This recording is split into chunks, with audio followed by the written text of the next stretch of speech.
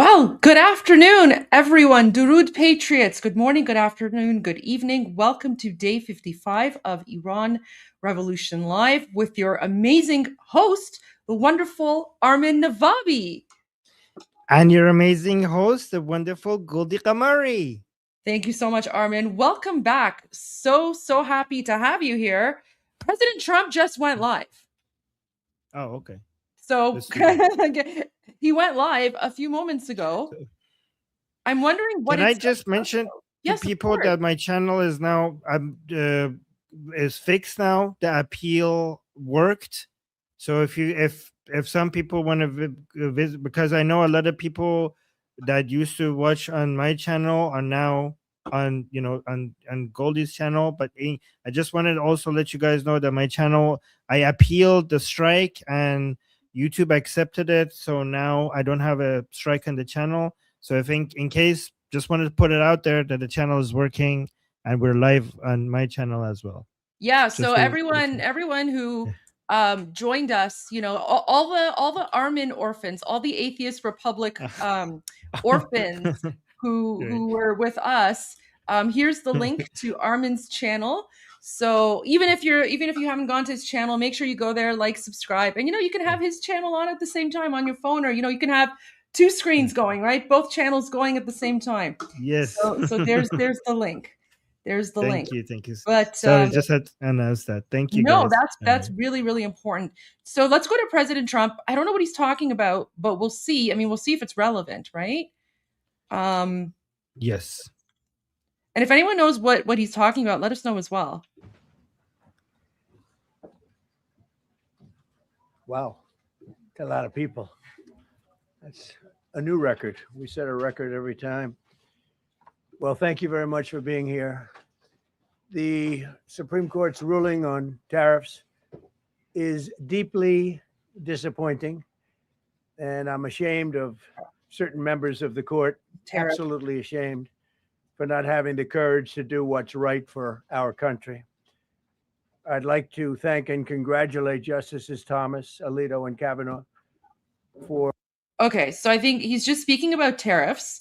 If someone is able to maybe keep an eye and let us know if there's a Q&A portion, or if he talks about Iran, let us know and we'll tune in. But if it's just about tariffs, then we won't play the whole thing, because we have a lot of news and updates and info to get to.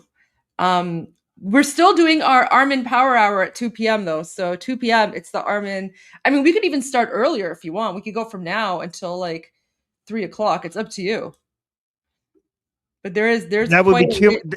That'd be too much power. That would be too much power. That would be too much Armin. People get Armin? I don't think so. You can never have too much Armin. You can never have too much Armin. But thank you. Why don't we start with the message from His Royal Highness King Reza Pahlavi? Yes, I was going to say that Anil Bunny just confirmed that she's going to be watching the White House, and she will let us know in case anything important. Thank you. So, thank you so much, Anil Bunny. Okay, so let's go to this one. This is actually a very important message, and it's also in line with the messaging of Iran Revolution Live regarding not being anti-Muslim. Even though me and Goldie disagree with Islam, we want to have unity with Iranian Muslims who are anti-Islamic Republic. Our disagreement over Islam is a disagreement that we have with them, but they are our Iranian compatriots, and we are in the same battle. Iranian Muslims who are against Islamic Republic, and we are in the same battle with them. And so this is a very important message of unity with Iranian Muslims who are against the regime. Listen, and when I say I'm anti-Islam, I'm anti-Islam in the government. I'm anti-political Islam. I don't want Islam anywhere near government or government institutions, or in any way, shape, or form informing anything relating to government or government policy. Or I don't want it in schools. I don't want it in public places. I think religion should be private, especially Islam, and just keep it at home. That's I know your opinion is a little different, but that's me. When I say I'm anti-Islam, it's anti-Islam in the government. So my position, okay, yeah, I mean, everybody has different positions, right? So my position is that I'm anti-Islam as a whole, not just in government, but I'm not anti-Muslim. And when I meet a Muslim, if they're good, decent people, my disagreement with Islam is just a disagreement. And if they're good, decent people, I could get along with them. But I'm against Islam everywhere, but I don't see that as a reason for me to be enemies of Muslims. I just have a disagreement with them. That's how I see it. Yeah. That's an excellent point. Excellent way of looking at it. Right. So, okay, did you want to? All right, let me. Oh, yeah. I have it. You want me to read it, or do you want to read it? People want to hear you, I think. Well, You I do a was good job. thinking, I was thinking we could put it in Chat GPT and have the very distinguished and dignified British voice read it. What do you think? Well, I think people prefer your voice over the Shakespearean chat GPT, but we'll see. But okay. Okay. What do you guys prefer? I think people like you reading. I think you do a good job when it comes to adding, the right right. emotions when it's needed. Okay. Yeah. All right. Okay. Yeah. I'll read it. So His Royal Highness writes, "My devout Shia compatriots, from the very first day, the Islamic Republic seized power in your name and in the name of your religion, and to this day it has produced nothing but poverty, misery, and crimes against humanity. You yourselves witnessed during the national Lion and Sun Revolution, as in the other uprisings of recent years, that the Islamic Republic and Ali Khamenei personally, in the name of religion and with the support of clerics, refrained from no crime, from shooting innocent citizens with live ammunition, including children and school students, to delivering final shots to the wounded in hospitals, and from torture, murder, and rape of detainees. All of this has been and continues to be done in the name of Shia Islam. They have turned mosques into bases of repression, chant Haydar, Haydar while aiming at their fellow countrymen's heads, and perform their prayers on blood-soaked prayer rugs. For those of you guys who've been watching Iran Revolution live for a while now, you'll understand all these references, right? We've shown you examples of how they've turned mosques into bases of repression. We've explained Haydar, Haydar, and the religious significance there while they're shooting Iranians. And of course, how they pray. The Shia clergy, who consider themselves the custodians of the faith, have failed this historic test. Whether by actively participating in or remaining silent in the face of these crimes. My message to faithful Shia who oppose the Velayat al-Faqih and political Islam is this. So Velayat al-Faqih means guardianship of the juristic council or something. Basically, Velayat al-Faqih, if I want to sum it up, it basically means that the dictator Khamenei is basically like the voice of Allah on earth. And so he's, Allah speaks to him, and everything that's ultimately decided comes from him. Right, Armin? It's pretty much it means that Shia Islam used to teach that you can't rule until the Mahdi is back, but Khomeini invented this idea of Velayat Faqih, meaning that the mullahs can rule in the place of the Mahdi and prepare things for him to come before he comes out from his hiding, right? So that's what it means, that we don't have to wait for the Mahdi to come back. We could rule in his stead until he comes back. That's what that means.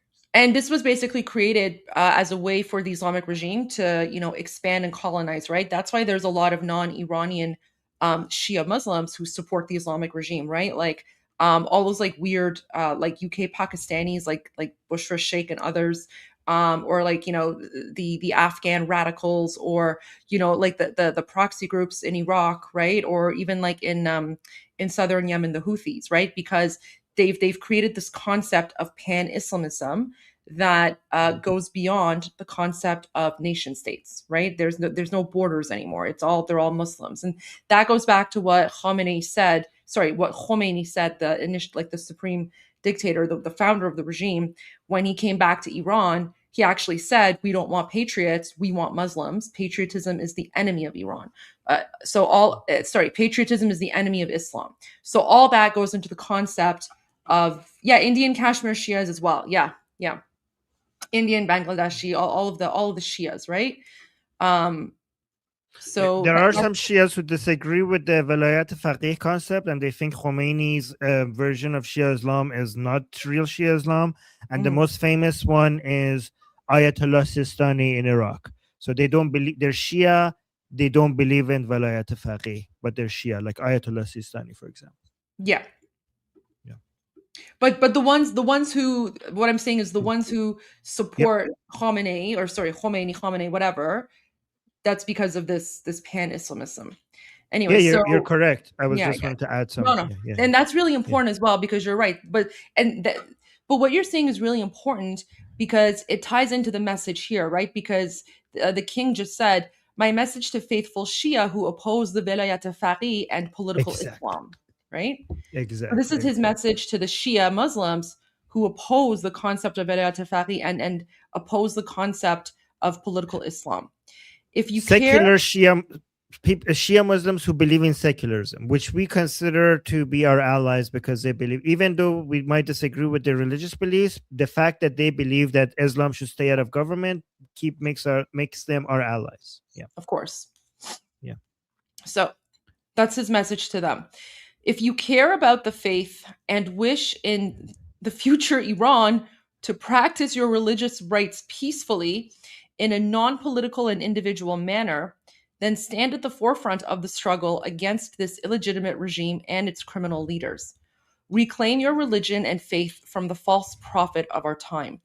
Do not allow the crimes of the Islamic Republic and the terrorist Islamic Revolutionary Guard Corps to be written in the name of your religion.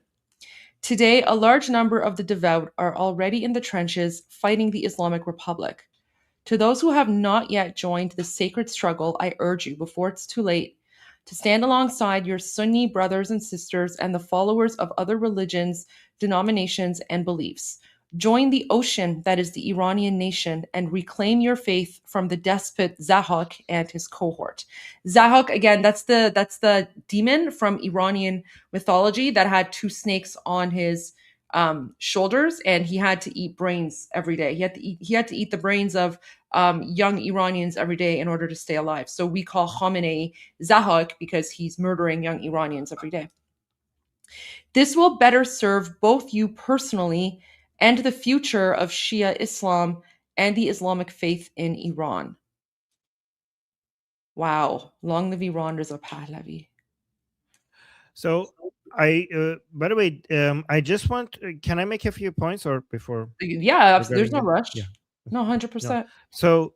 So first of all, when I read this multiple times, and we talked about it on the Persian channel, like we went to a lot of details regarding this. I mentioned on the Persian live show that this was written very intelligently, because it's careful not to suggest, because Prince Reza Pahlavi knows a lot of Iranians are not just un-Islamic but anti-Islamic, right? So look at the very clever balancing. Look at the very clever balance that he plays here. He says that the Islamic Republic is doing all of these crimes in the name of your religion, right? So some anti-Islamic Iranians might look at this and say, well, all of these is in accordance to Islam anyways, right? Like, it's according to Islam. Like, are we suggesting that Islam doesn't teach these? But if you read it, it doesn't suggest that. It's actually describing what's happening without making a claim whether it's one way or another. Like, there is no statement here with regards to whether what Islamic Republic is doing is or is not in accordance to Islam. It's written in a way to give the proper warning to Iranian Muslims that this is being done in the name of your religion without it saying whether it is or it's not in your religion. So basically, what Prince Reza Pahlavi needs to do is to keep us united. And this is challenging because some Iranians are Muslims, some Iranians are not Muslim, and some Iranians are very, very anti Islamic. How do I send this message out there to keep them all united on their fight against the Islamic Republic? And remember, this message was sent out because the Islamic Republic is trying to get the anti-Islamic Republic Muslims to be afraid of this revolution. So the Islamic Republic is trying to put propaganda out there that we, like people like us, me and Goldie, for example, Goldie and I, who are against the Islamic Republic, we are, once the Islamic Republic is over, we're going to be hunting down Muslims or something like that. We're going to come for the Muslims inside Iran. So the Islamic Republic is trying to scare Muslims, and the Islamic Republic is also trying to secretly infiltrate into the opposition and encourage some of us to become very aggressively anti-Muslim. So they could use that as a way to scare Iranian Muslims to not join Prince Reza Pahlavi and not join the opposition. And this was picking up just before this was posted. And Prince Reza Pahlavi neutralized, destroyed that propaganda plan by the Islamic Republic, but by posting this there, because we don't want to scare our Muslims who are fighting. Remember, guys, the 40,000 people who died in Iran, many of these people were Muslim.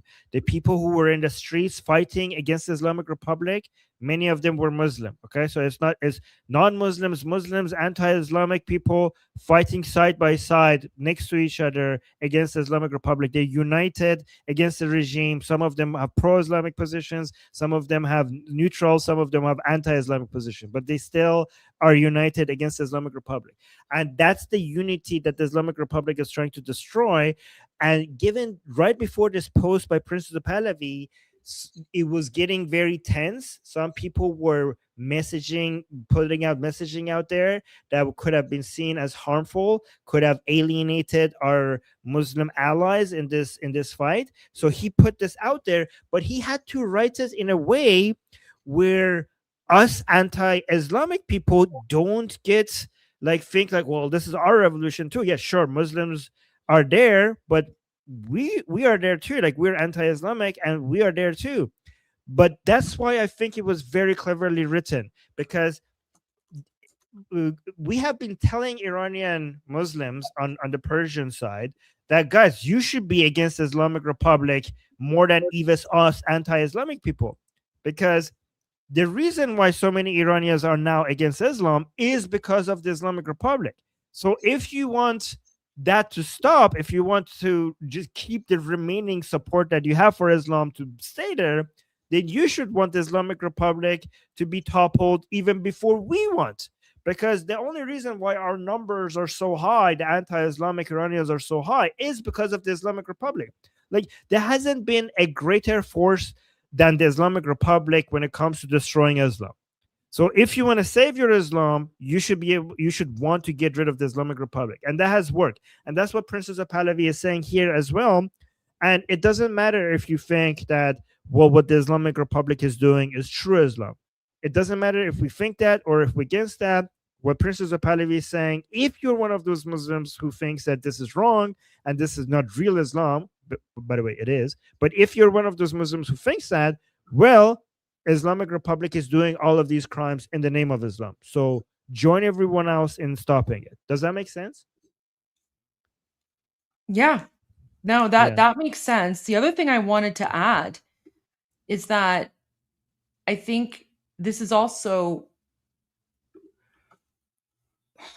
how do I explain this? It's also, like, he's basically saying to them, join the Iranian people and be a part of us, right? Because we're all, we're different religions, but we're all united as Iranians. And he's, we've all seen the very angry videos of, Iranians who are saying, we're no longer Muslim, we're going to kick Islam out of the country, like, we're going to, right? Because Iranian, like, these are Iranians in occupied Iran, right? They're very, very upset. They're very upset. They're heartbroken. So it's interesting that he also says, if you care about your faith and wish in the future Iran to practice your religious rights peacefully in a non-political and individual manner, then stand at the forefront of the struggle against this illegitimate regime and its criminal leaders. We have a lot of healing to do as a nation, especially when it comes to Shia Islam and Shia Muslims. So I do hope that the Shia Muslims take this seriously and join our side, because this I think this is the first step towards healing as a nation. Right. But they have to be on our side. And he's making it very clear to them. He's saying, you know, if you want to practice your faith, right? Like, if you want to be accepted by everyone else, you know, join us now while you still can, type of thing, right? So it's not a threat. It's more just like, you know, it's basically saying, you know, we have to start healing, and the first step towards healing is by, you know, being united against the Islamic regime and being united against political Islam. Right. And another way, I don't know, what do you think about this, Goldie? Another way I like to describe it is that I'm anti-Islamic, but I'm patriotic first, anti-Islamic second. And if you're an Iranian Muslim, what I hear first is that you're Iranian. And if you're Iranian, then I want my Iran to be the best, not just for non-Muslims, but for every single Muslim Iranian, because you're Iranian. And I care more about the fact that you're Iranian, and Iran should be an Iran that works for you. It should be safe for you. It should be prosperous for you. It should be secure for you. A prosperous Iran is an Iran that works for every Iranian citizen, including Iranian Muslims. And my bond with you over the fact that you're Iranian is stronger than the disagreement that we have over Islam. I 100% agree with you. I think love is stronger than hate. And I'm 100% on board. Like, I'm Iranian first. And I'll always be Iranian first. And so for me, an Iranian is an Iranian is an Iranian, regardless of religion or, you know, anything else. Like, if you're Iranian, that's all that matters to me. So I 100% agree with what you're saying. The king just put out a new message. Oh my God. I'm just posting the translated version here, and then it's a video. Okay. Let me just. Yeah, he just put this out like a few minutes ago.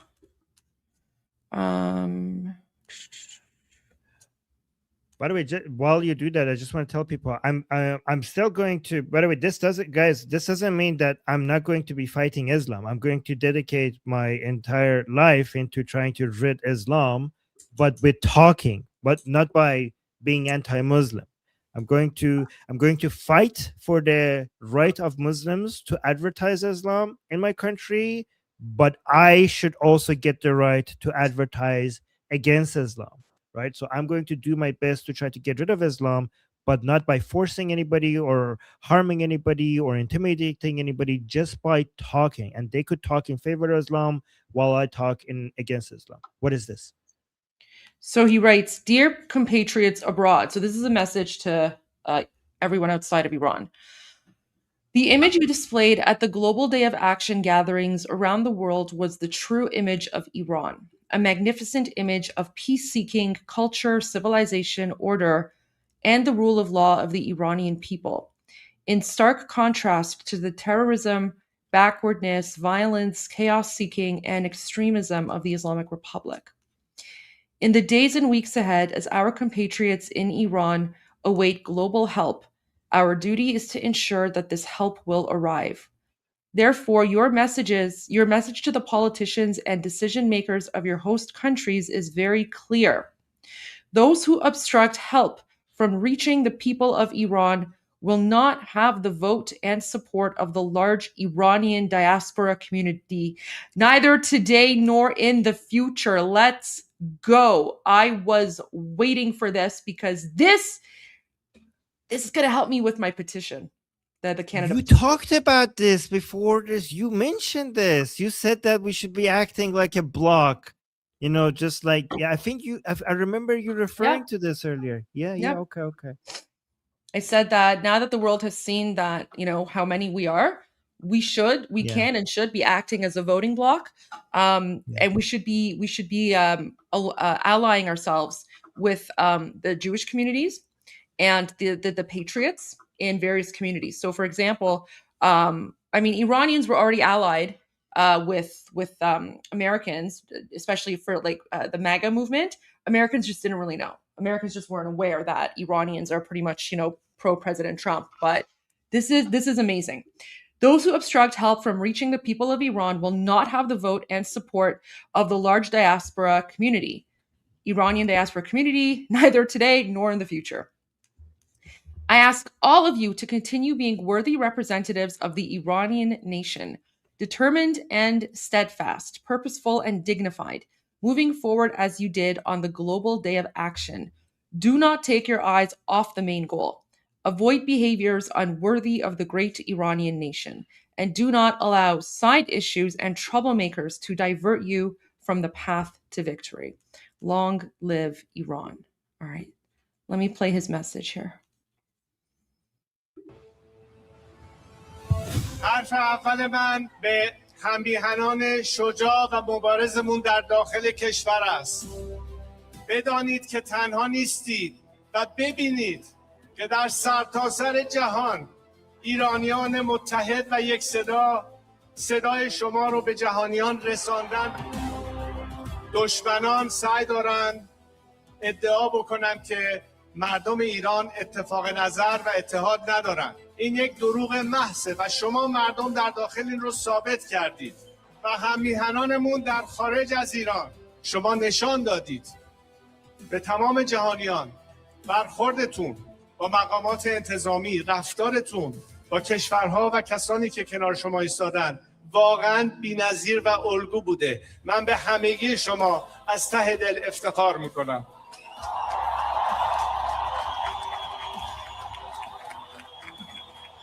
برخلاف این نظام فاسد سرکوبگر کودک کش، شما نماد یک فرهنگ و یک تمدن عظیمی هستید و در فردای آزاد ایران ثابت خواهید کرد به جهانیان که ما چه ملت بزرگی هستیم. ملت کبیری هستیم که ایرانمون رو پس خواهیم گرفت.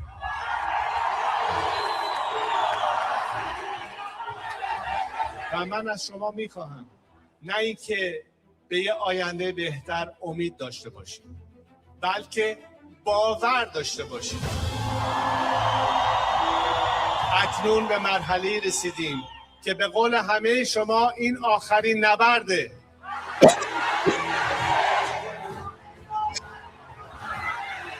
این همه جاویدنامان وطن فراموش نخواهند شد.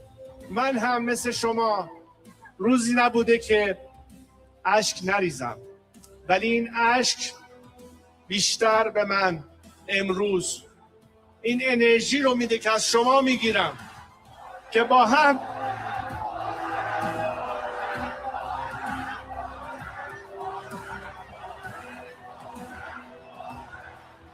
ما کشورمون رو آزاد خواهیم کرد و باز پس خواهیم گرفت.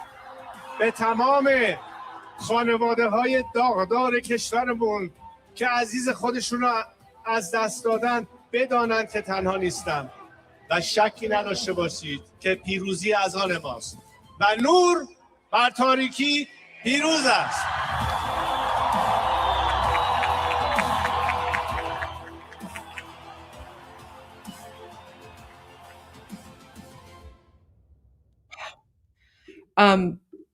Would you like to translate that, Armin? I think we should.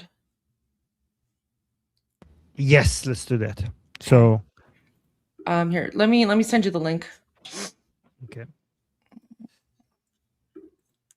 By the way, there is a post by a poll by Thomas Missy that I think is a bit urgent. Is it okay if I share that? Yes, really yes, quickly? yeah. Go ahead. Okay. All right. So, you don't need guys, to ask me if something is okay. Just do it. Oh my God. no, because No, because I want to make sure that I don't mess up the plan. There's Like no it's the communication. plan. Okay, that's Okay, fine. There's okay, the plan is we could just do whatever. okay. I think it's good. It's good to communicate, right? So Thomas Massey, who's an isolationist, who's against the United States, he's against Israel, and he's also against the United States attacking the Islamic Republic. He put out a poll. Oh, guys, this is going under 50%. We need your help. We need your help. This is urgent. There's only 6 hours left. Okay, we need you guys to respond yes to this poll. Okay, I'm gonna put this in the chat, and guys, please answer yes. So he posted this, and he's being very sneaky here because he added. Let me tell you what the poll is. Okay, so he said, "Do you want a U.S.-led war with Iran?" He posted this. He designed this poll in a way so that he get the highest amount of no's. Right. So you can see that he put for the if you guys have studied how polls work, you could see that how this was designed. So for the no, he included an explanation for why you should add no, but he didn't include that for the yes. He did two types of tricks to try to get the most amount of no's by including an explanation for the no, for why you should be voting no, without putting that for the yes, but by trying to divide the yes vote. He added a third option saying attacking is not war. So some people who might wanted to say yes, like if you add the 7% to this 49%, 40, like almost 50%, you would have a majority saying yes. But he actually divided it like this so that you could do so this doesn't become the majority. But even though he did this, he thought he would get an overwhelming amount of no's. But right now we got 50, almost 50, like we're a little bit under 50% yes. And you guys need to make sure that this poll doesn't work. So I'm putting it in the chat. Please go ahead and do two things. First of all, vote yes, but also share this tweet, quote tweeted, and ask people to vote yes, please. So we need you to do this for us. That would be very nice. Thank you. If you like this is a big deal. I mean, people who know Thomas Massey, they know that this is a very big deal. And he's trying to demonstrate that most people are against this war. So please try to make sure that this doesn't work out. All right. So let's go to here. Oh, by the way, Goldie, would you be able to share that? Oh, I'll wait for her to come back. All right, let me actually. I put it in the private chat. Sorry, I just went to turn on the heat because it was getting cold. No, I have that. I'm talking about the Thomas Massey. Oh, post. I did. Yeah, I've already voted on it and I've retweeted it. Awesome, thank you. All right, so let's translate this.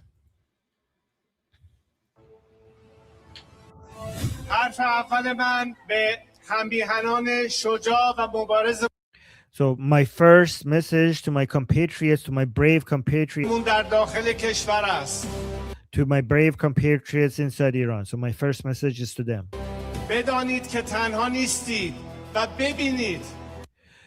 Know that you're not alone and see ایرانیان متحد و یک صدای شما رو به جهانیان رساندن. That all over the world, that the Iranians, united Iranians all around the world are sending your message, are basically amplifying your voice to the rest of the world.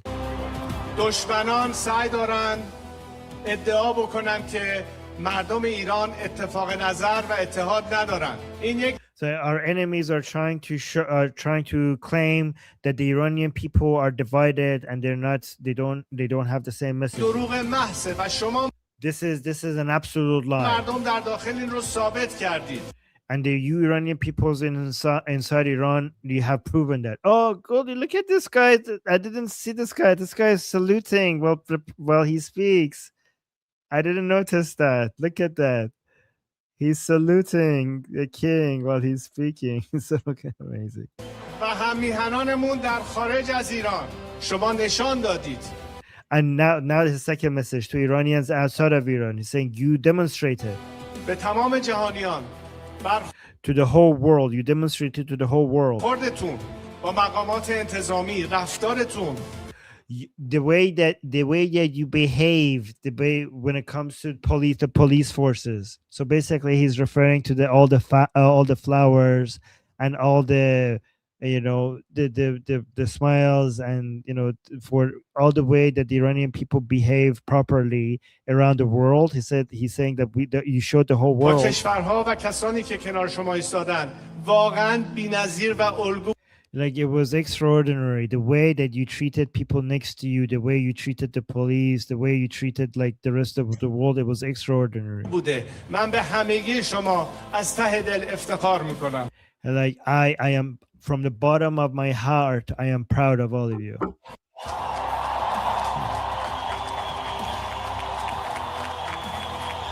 برخلاف این نظام فاسد سرکوبگر کودک کش Saying, unlike this child killing, suppressing regime, شما نماد یک فرهنگ و یک تمدن عظیمی هستید. you are the symbols of a great civilization. و در فردای آزاد ایران ثابت خواهید کرد به جهانیان And in a free future, in the future of Iran, in a free tomorrow of Iran, که ما you will prove to the world چه ملت بزرگی هستیم. that we are a great nation. ملت کبیری هستیم که ایرانمون رو پس خواهیم گرفت. We are a great nation that will take back our Iran.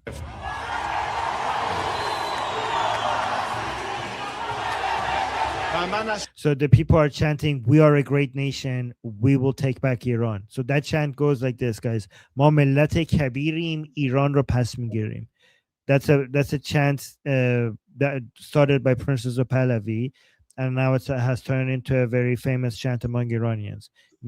The meaning is that we are a great nation. We will take back Iran. شما می‌خواهم نه اینکه به یه آینده بهتر امید دارید. So I want you. This is what I want from you. Not that to have hope for a better future. Not that to have hope for a better future. بلکه باور داشته باشید.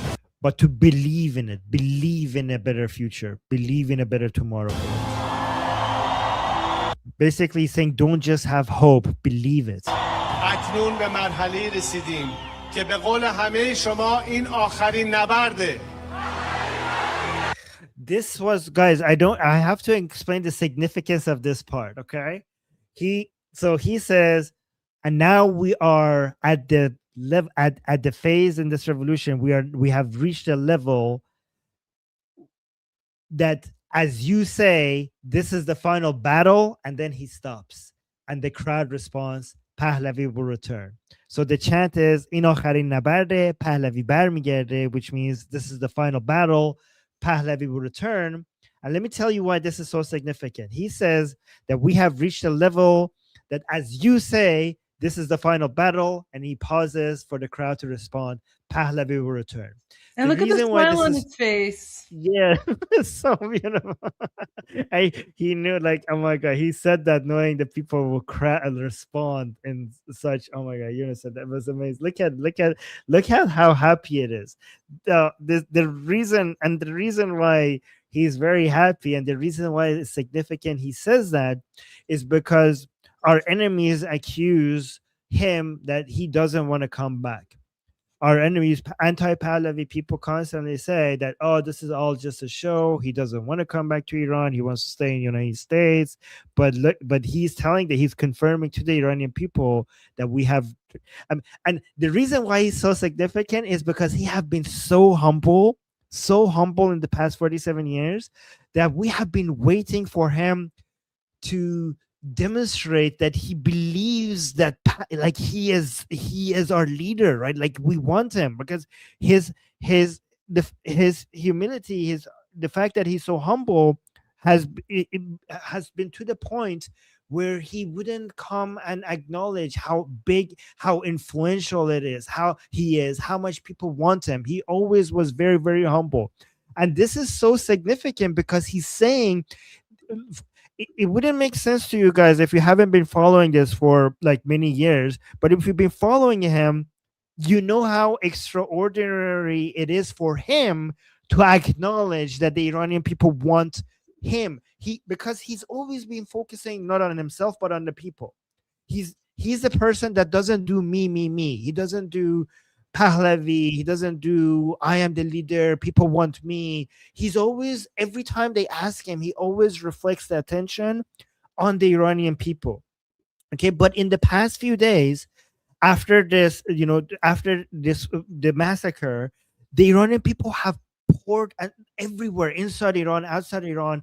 They have called upon him so much that he says when he goes and answers people, he says people want me, and we are not used to hearing him admitting that. The phrasing that he uses is, I'm here taking leadership at the call of the Iranian people.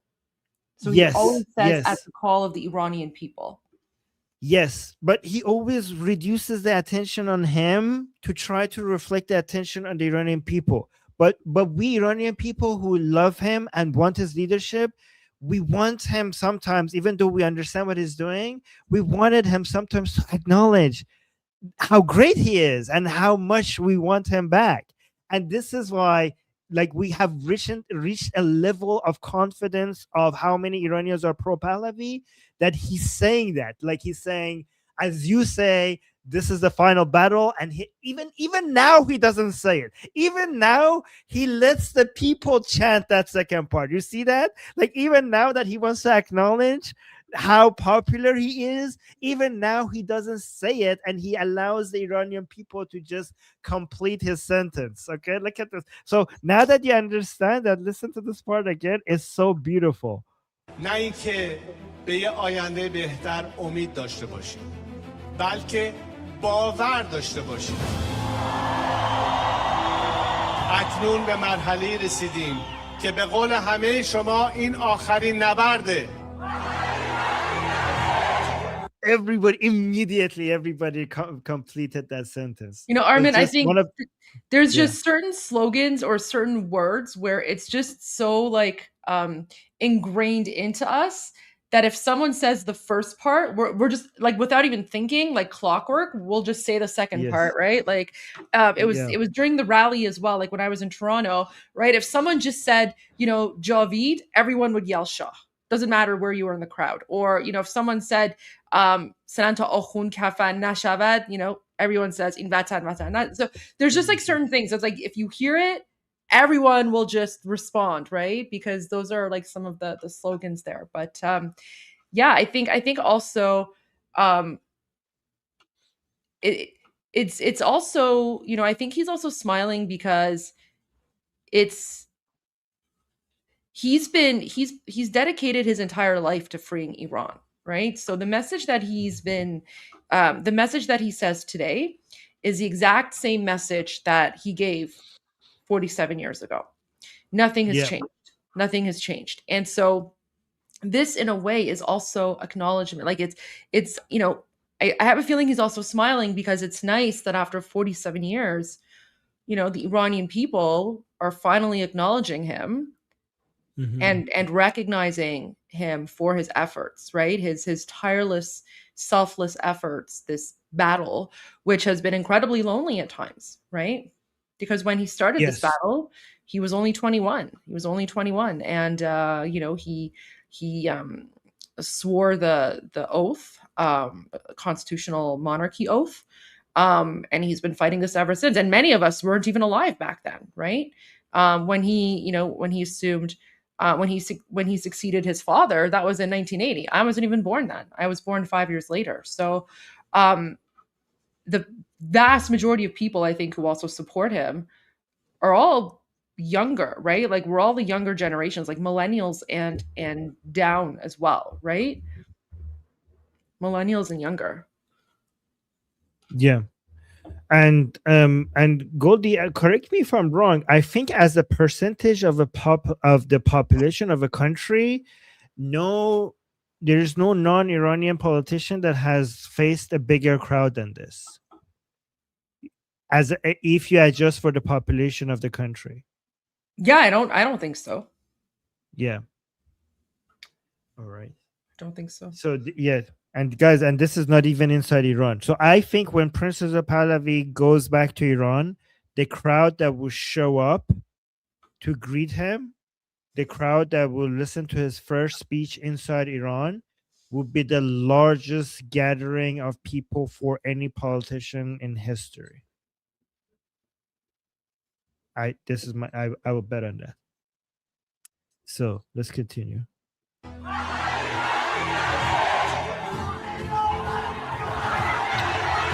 By the way, shout out to Yasmin Pahlavi, Our his beautiful wife, queen. our beautiful queen, because she has been such an amazing support for the king. And yeah, and sometimes she has been saying she has done things in support of the movement where certain things might have not been not something that Prince Reza Pahlavi could do himself. She stepped in and she took those positions, as she said the things that Prince Reza Pahlavi couldn't. So she has been a major support for the revolution, and she is fierce, by the way. She is fierce, and she doesn't, she I don't even know how to say, but she comes when people attack Princess of Pahlavi, she comes and she destroys them. Like, she comes in, she's very fierce, and that's why some people who are anti-Pahlavi, when they can't attack, because Princess of Pahlavi is very, very calm and professional, and speaks in a way that is fit for his position. And that's why so many anti-Pahlavi people cannot really attack him. So they go after his wife, because his wife is a lot more fierce, and they call her a radical. They call her, like, she goes after the MEK, the leftists, the pro-regime reformists, and she doesn't hold back. She does not hold back. And we love her for that. She says the things that our king can't say, basically. Yes, exactly. She says that. Yeah, she says the things that our king can't say. Exactly.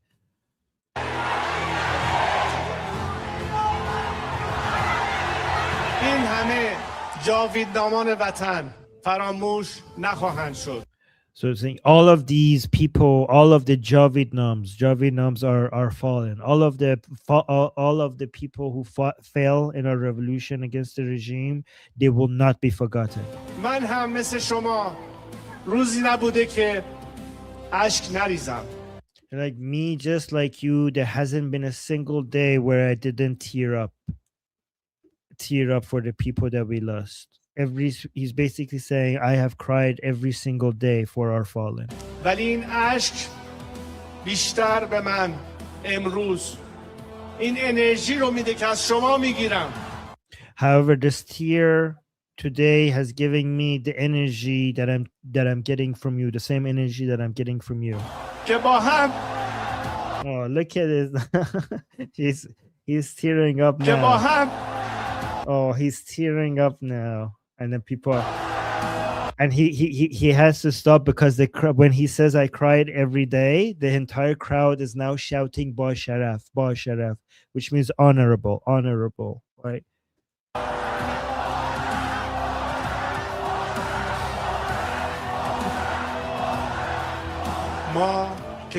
And then the crowd is chanting. The crowd was chanting Ba Sharaf, which means honorable.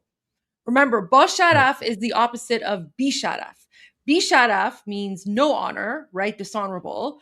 Bi Sharaf is what I called, chunky yogurt and charandi marandi on Piers Morgan. By the way, I might be going back on Piers Morgan next week. Oh, amazing. That's fantastic. See. Not confirmed yet, but let's see. But here they're chanting Ba Sharaf, which means honorable. So they're calling the king honorable. Okay. By the way, Iran was mentioned by President Trump, and I have the timestamp. Neil Bunny sent it to me. Excellent. So we'll have to look at that after. After that, let's go to that.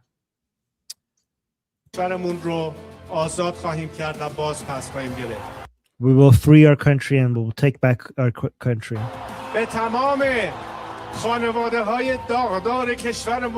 Guys, you can see he's tearing up.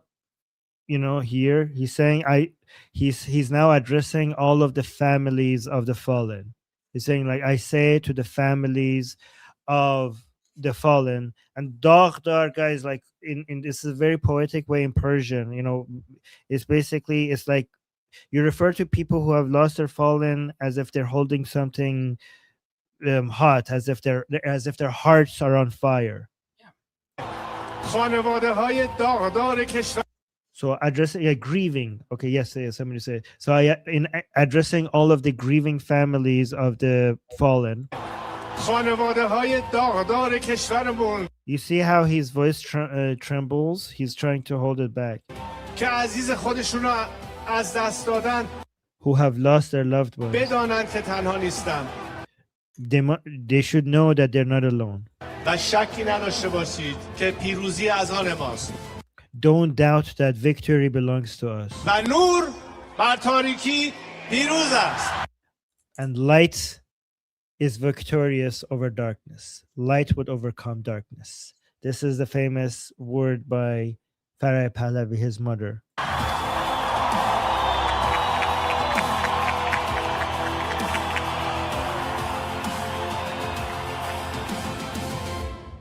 That was perfect. Goldie, thank you so much for sharing that with us. That was perfect. That was wonderful. Why don't we go to what President Trump said, and then we can. Oh, we're in the Armin Power Hour now. So there you go. All right, Armin Power Hour. Okay. Okay. Well, let's do. I mean, this is the most important news that we could cover right now. So let's do that. 107. Thank you, Albany. There was another time that Neil Bunny watched one of these White House videos, like spent hours watching them, and we didn't. And she found the timestamps, and we didn't watch it. So I just want to apologize to Neil Bunny for the other time. She spent like a whole terrible. Yeah, sorry, Neil Bunny. Well, I'll try to make sure. Yeah, okay. All right. So I think it's gonna start in 13 seconds after I play it here. He's not a choir boy.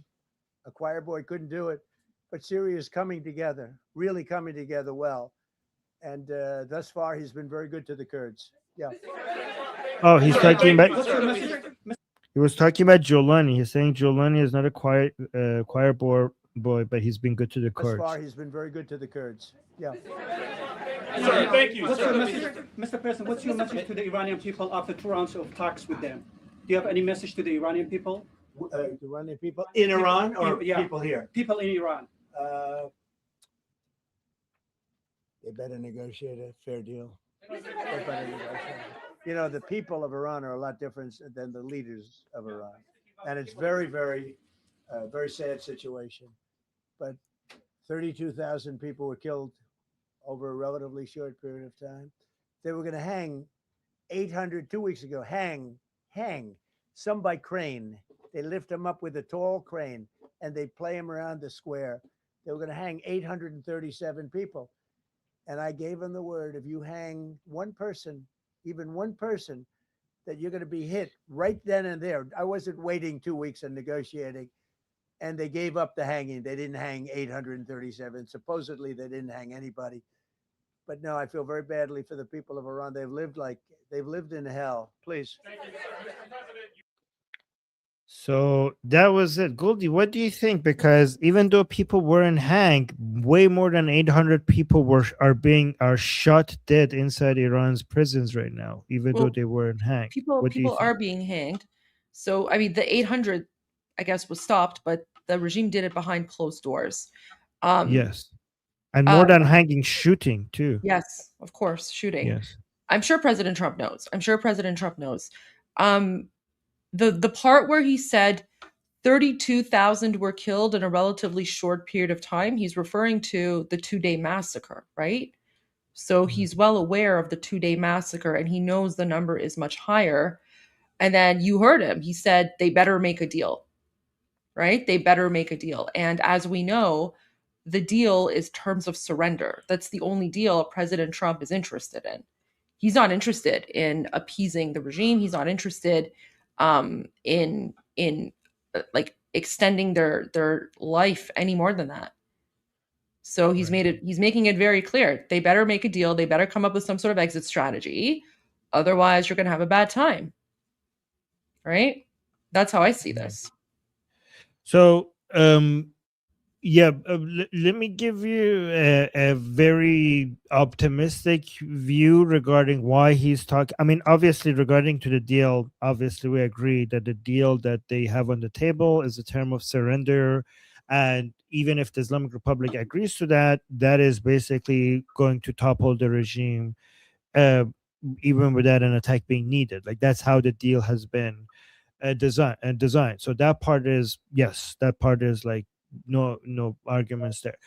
But some people might be upset that even regardless of the deal, this way of referring to the fact that the Islamic Republic didn't hang 800 people is missing the point that thousands and thousands of Iranians are being shot dead, and that 800 is nothing compared to the number of whatever. And to me, if I want to have a charitable take, I would say that he's saying that because he wants to keep the Islamic Republic, have an excuse for why they didn't attack right away, just so that they could disarm the Islamic Republic as much as possible and give them some hope that maybe he's not going to attack, just so that they could start the war exactly when they need to.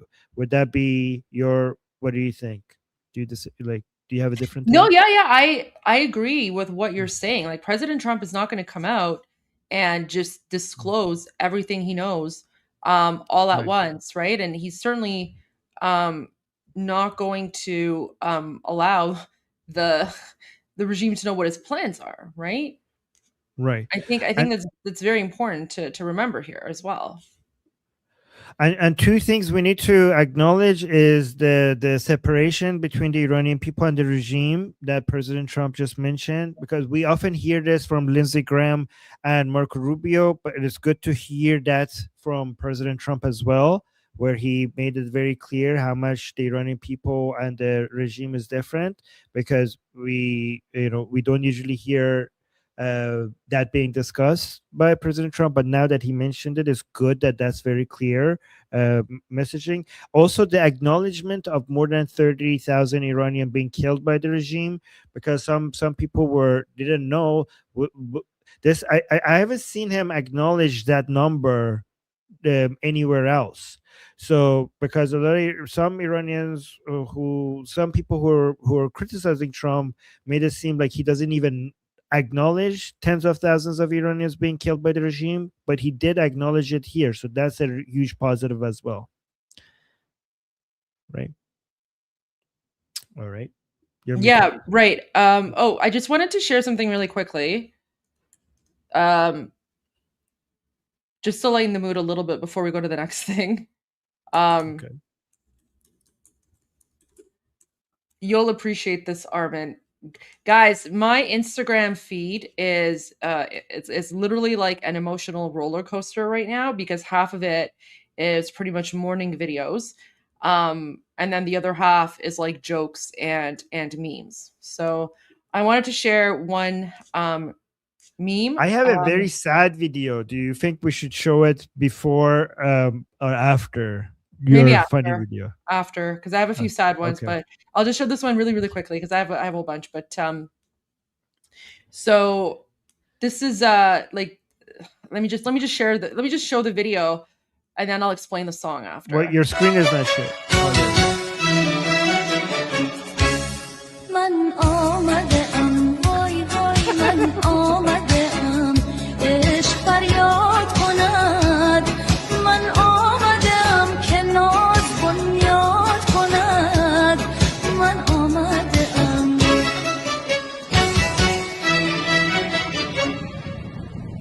So the song, it's like a very famous, like old song, and the woman is singing "Man Amadeam,"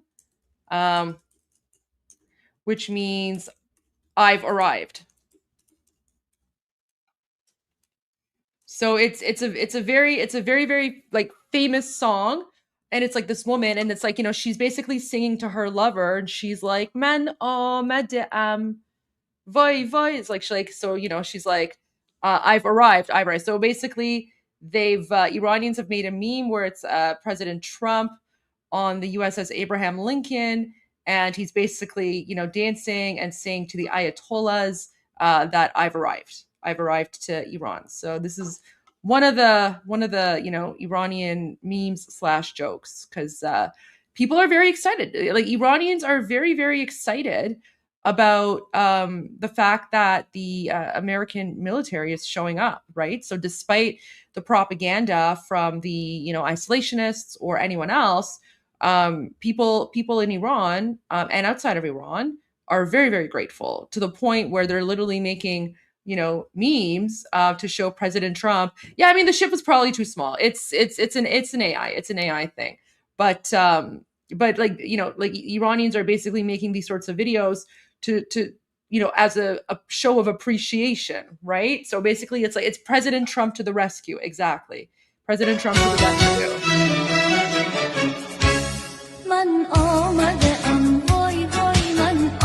And then, you know, he's like dancing in Persian.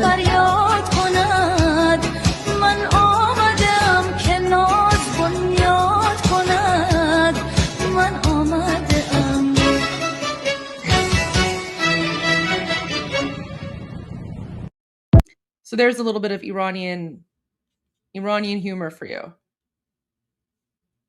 Okay, back to you, All right. Orban. Okay, this is a tough one to watch. Is that okay, guys? Yeah, we should watch it. Okay.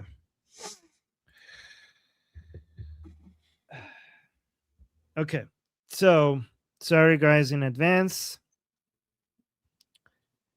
So this boy, his mother was killed by the regime during the protests, and his video is now going viral among Iranians. The way he speaks about what's happening is on a different level. Like, he's 10 years old, but the way he speaks makes him look like he's like a very wise man. Like, it's, but let me just should I just play it through? It's 2 minutes and then translate it, or should I? Okay, Play so it I'm through gonna and play it through translate. once. Yeah. No, sorry. Play it through once and then then translate. Yeah. okay, I'll play it through once and then I translate.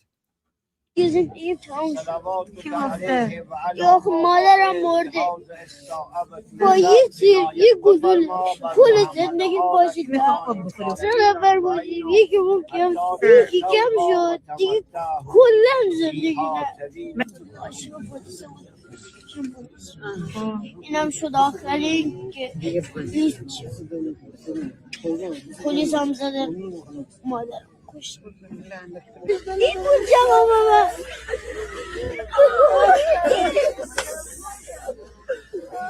بخاطر دست آزرده که من به دنیا آمدم کلا نقل مگه من چقدر سن دارم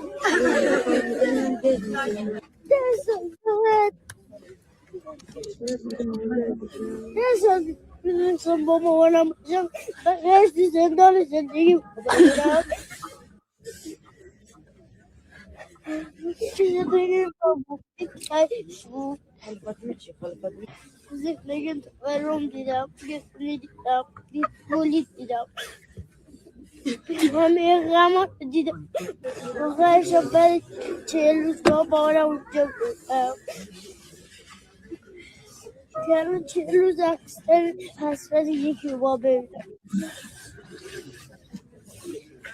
از خدا یه چیزی میخوام برای بلا رو سر من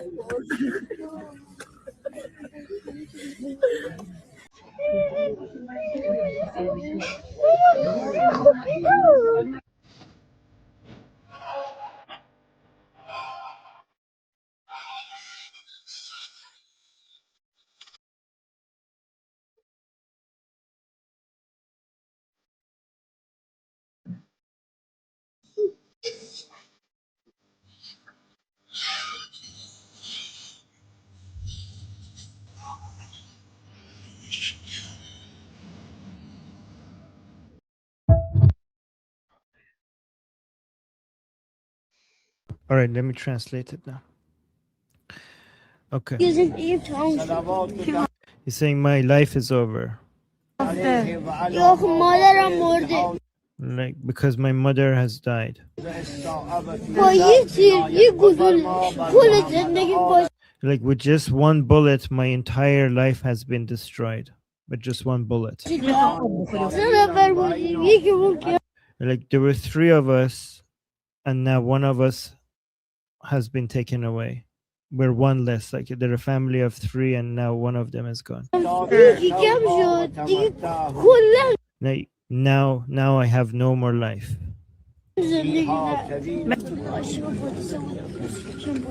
Like I used to love police. I wanted to be a policeman. اینم شد آخرین که Now I don't want to. This is the end of me being a police. پلیس هم زده مادر Police killed my mother. این بود جواب من. Was this my answer? Was it because of this? بخاطر دست زندگی من به دنیا آمد. Like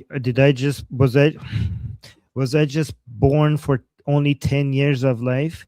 Basically he's saying that there's no more life for him after this. So he's saying was I just born only to live for just 10 years?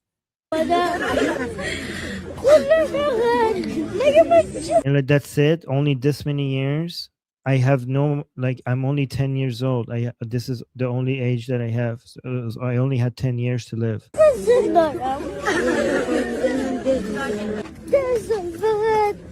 Only 10 years.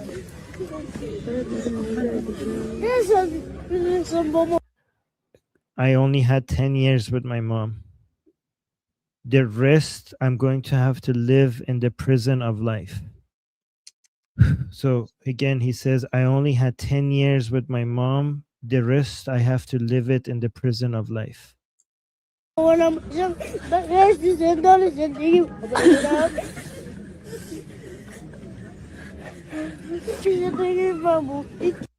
This was my life. Was this at the end of my life?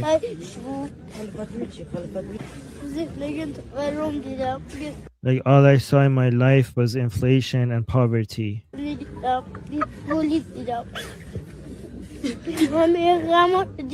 I saw all sorts of sadness and misery.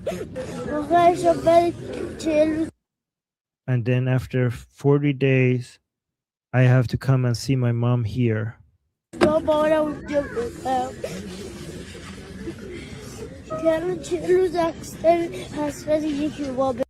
You know, this is, by the way, guys, this is the 40th day and memorial for his mom death. And saying,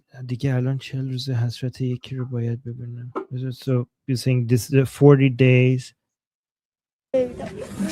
So basically talking about the 40 days of misery that he had to go through. He's saying, I want only one thing from God. I want only one thing from God. Why did God do this to me? So he wants only one thing from God. He's saying he wants to know, why did God do this to him?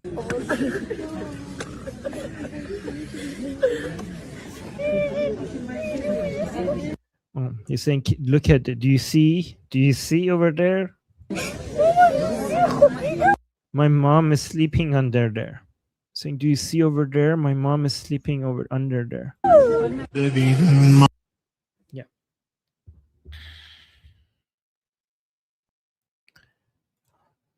So this video is going viral on Iranian social media, and they asked me to share with you, so I did.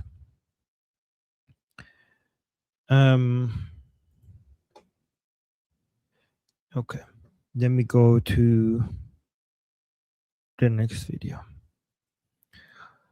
So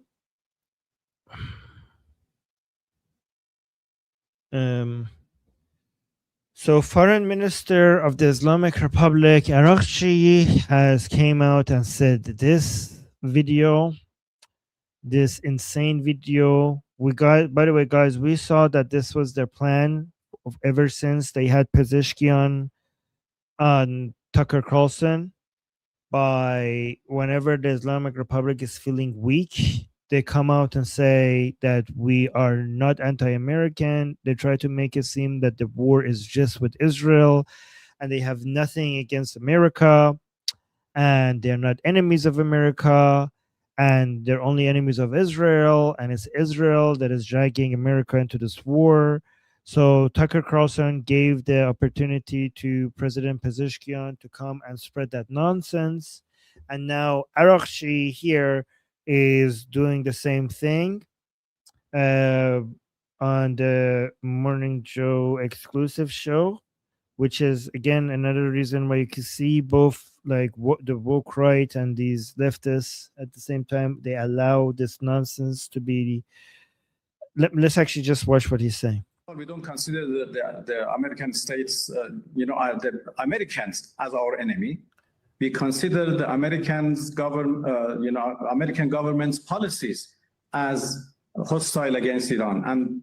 And when those hostilities are stopped, then we can perhaps consider having a bit different kind of relations. We don't consider the So they're saying he's suggesting that the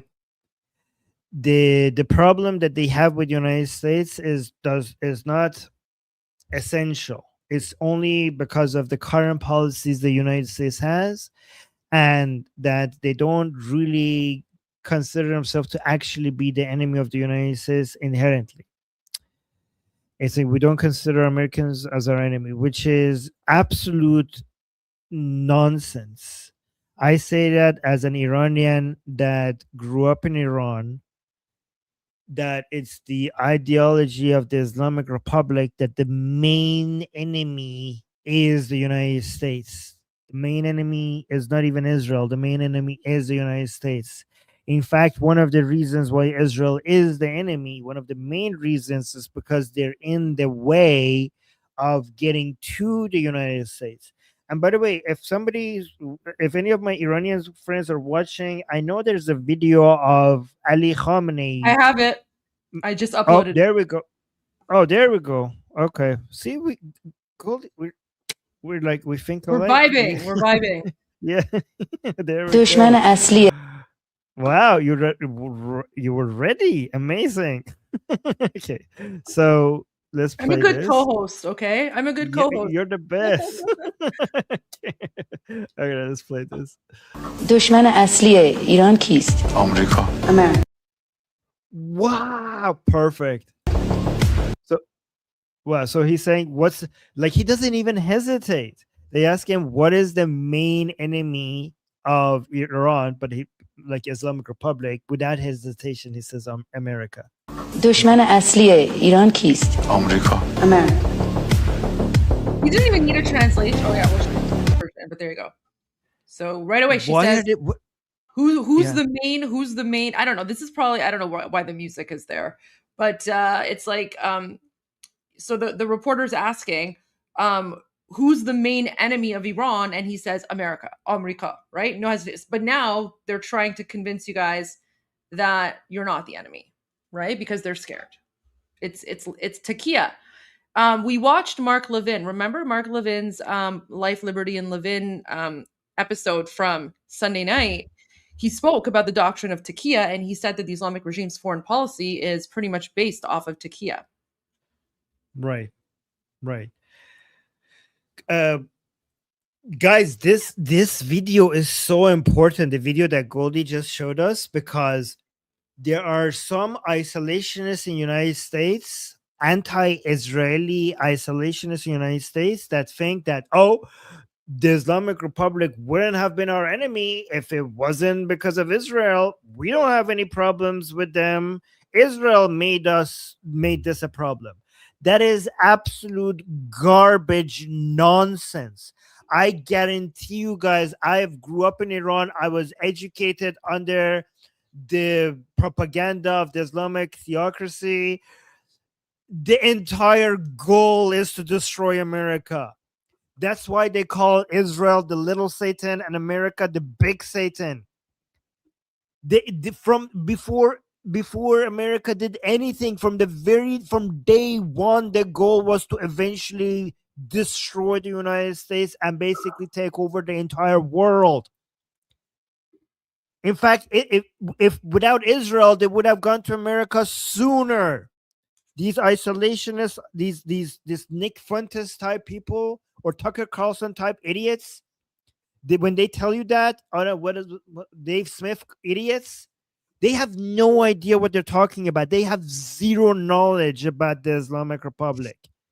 Their entire goal is to destroy America because they see it as the main holder of world capitalism and the imperialism and kofr, which means the lands of the infidel. Like they believe that they Islam inherently divides the world into Dar al-Kufr and Dar al-Islam, inherently, from the very beginning, from the beginning of Islam, right? And according to the Islamic Republic, the leader of Dar al-Kufr, which means the house of unbelief, the leader of that is United States, not Israel. Without Israel, the Islamic Republic would have came from United States sooner. Israel hasn't made Iran a problem. Islamic Republic has. Israel is actually the solution. I don't know if you have we played this, Goldie? This was from 9 hours ago. No, I haven't played this yet. We should watch it. Okay, so let's watch this. Here now with more on Iran and Cuba and America's dominance on the world stage under Trump. Texas Senator Ted Cruz. Senator, how can you describe this other than freedom is on the march around the world?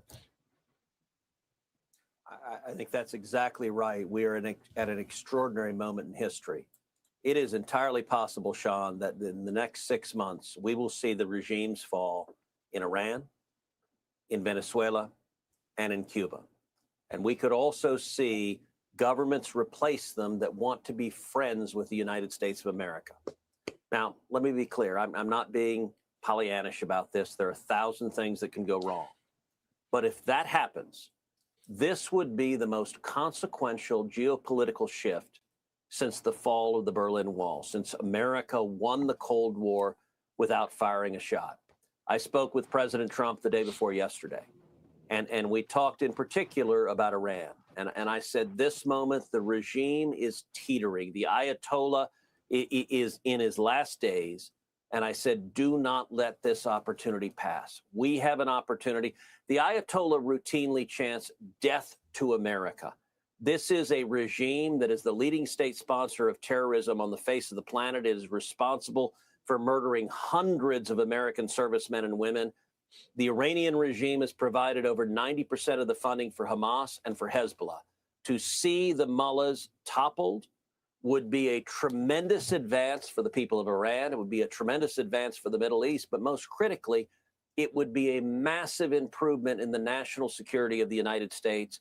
I believe President Trump is providing the leadership that is necessary, and it's making our country a lot safer. You know, we keep hearing the president would prefer a deal, and I believe that about President Trump. The president was very clear. He gave him 50 days to give up their nuclear program. They wouldn't do it. They've never, ever, ever agreed to any place, anywhere, anytime inspections by the U.S. They're not going to agree to that now. So it seems to me the only negotiation is, do you want to leave on your own, you know, after you plunder the country and fill your planes? I mean, these people understand what's happening, like especially when it comes to not just nuclear, but also the missiles.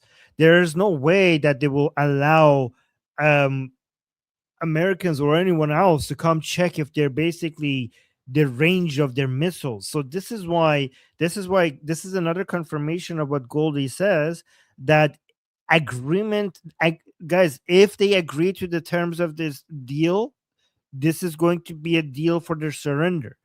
So it's not going to happen. It's very unlikely that it's going to happen, but we should actually, for once, want for a deal to happen. Because we're basically talking about the toppling of the Islamic Republic with a war or without a war. We're not talking about the Islamic Republic not being toppled. We're just talking about the method of it being toppled. So honestly, even if they do a deal, that would be just the toppling of the Islamic Republic without war. I mean, I don't think that's possible, but if it was, that would be ideal. But after I leave, other men are going to come behind me. And those men are not going to take no for an answer. Noriega didn't say yes. And of course, we went down there. We arrested him on January 3rd. We arrested him. We prosecuted him for being a drug trafficker. And he was sentenced to over 30 years in prison. He died in prison. Donald Trump gave the exact same offer to Maduro. You can leave. You can live a life of wealth and opulence away from power. And Maduro told Trump no. And on January 3rd of this year, we sent the Delta Force down there. We apprehended him. He's going to be prosecuted. Nicolas Maduro will die in prison. The Ayatollah and the mullahs have a choice. Do you want to be forcibly removed, or do you want to accept the opportunity to leave? I hope the Ayatollah has more sense than Noriega and Maduro had. What do you say to those that really don't seem, in my mind, to understand the Trump doctrine? I agree with them. I agree with the president. No forever wars, peace through strength. But that does not mean isolationism. And there are some Republicans that define what American foreign policy to be. Sounds to me like isolationism. Yep. Look, President Trump is not an isolationist, but he's also not an interventionist. We are not going to see a ground invasion of Iran. We're not going to see hundreds of thousands of troops on the ground. We're not going to see massive American casualties. But the president is willing to defend American national security interests. He ordered the B-2s to bomb Iran's nuclear facilities. That was the single most important national security decision of the first term. And I got to say, the isolationists are wrong. They keep wanting Donald Trump to be an isolationist. And that's not who he is. Yeah, so guys, the isolationists are not America first.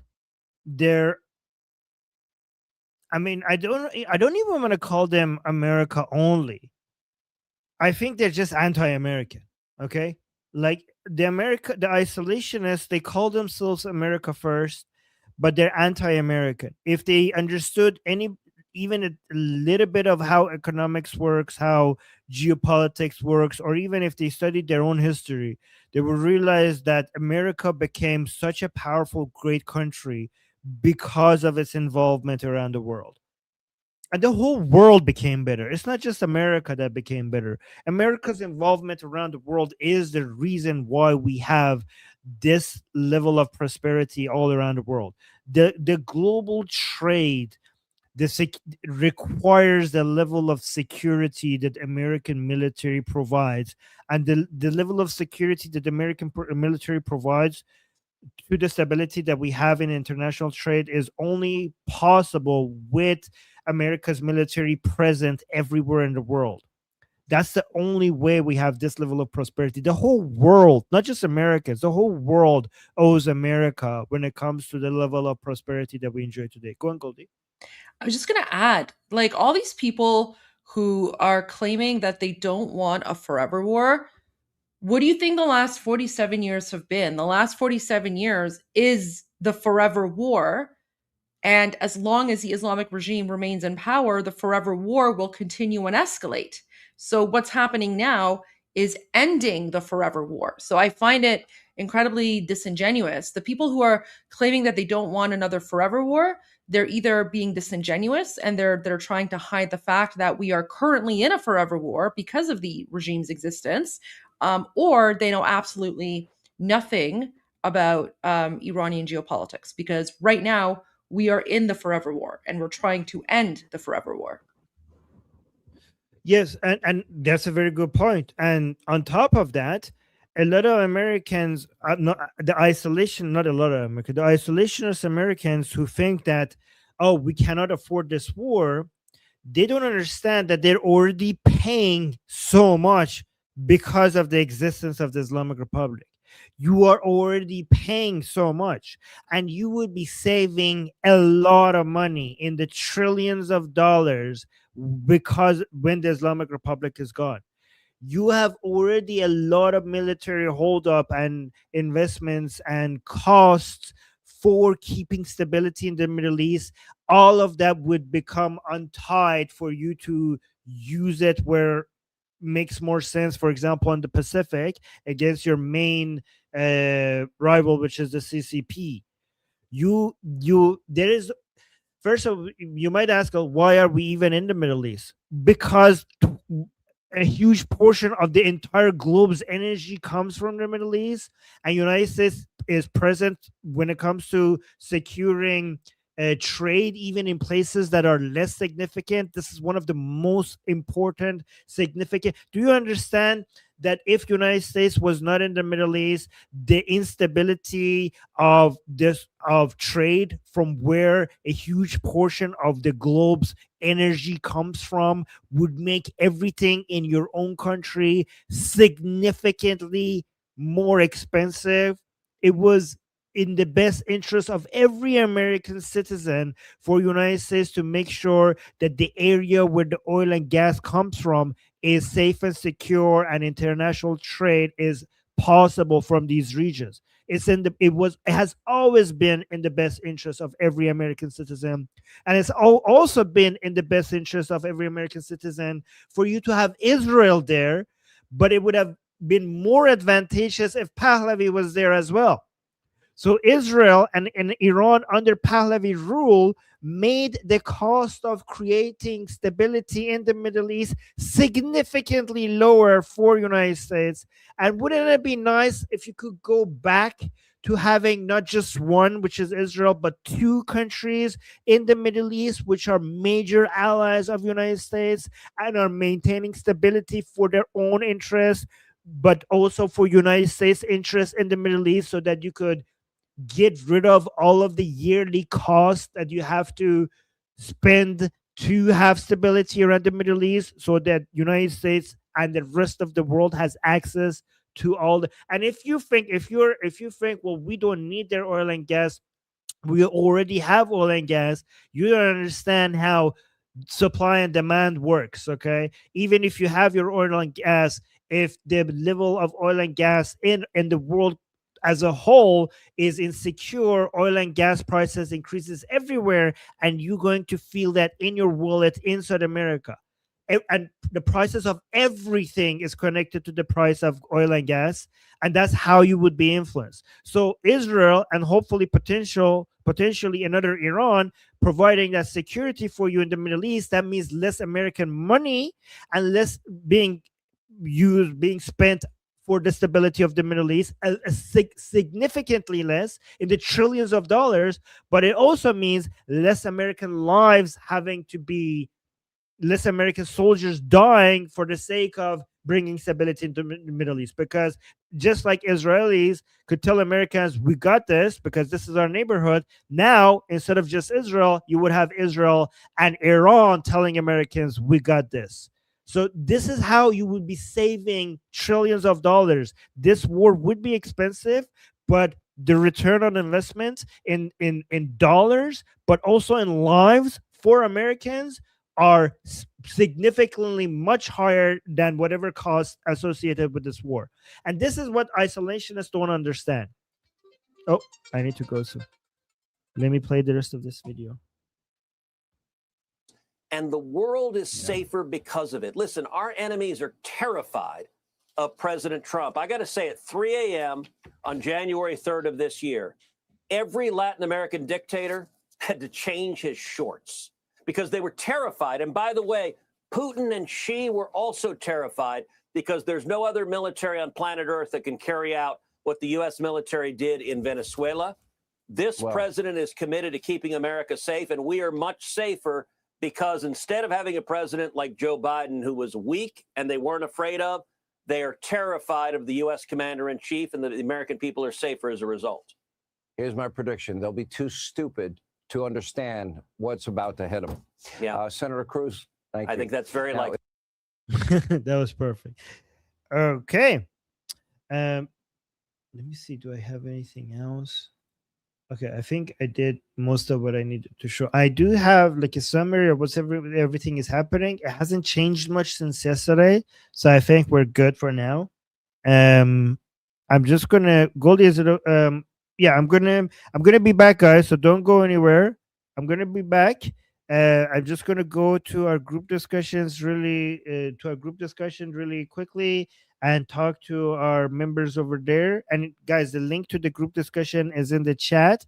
I will pin it on my channel in case guys want to come talk. So if you want to come talk to me and ask me any questions, geopolitics, Iran, the future of Iran, Islam, geopolitics globally.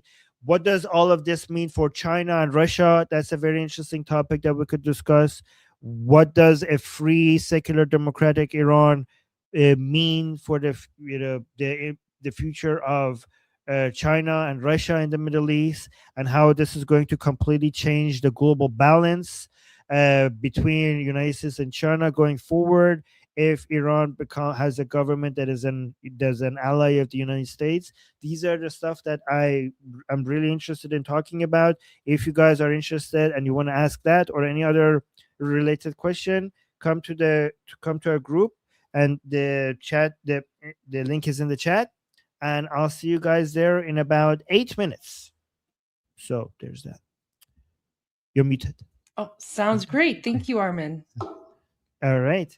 So I'll be back, Goldie. Okay. I'm. By the way, thank you guys for being patient with me with my channel being a mess. Sorry, it was my fault. I played something that I don't. No, it wasn't. It wasn't your fault because we were playing it on my channel too, and I didn't get copyright striked. So it's not your fault. Right. It was YouTube being weird. But I'm glad that we got it sorted out. So okay. There you go. I'm back now. All right, guys. I'll see you guys in about 2 hours. And bye. Bye. Oh, I'm Israel Chai, Javid Shah, Payandera. There you go. See you in a bit. Okay, guys. I need to take about a 15-20 minute break. So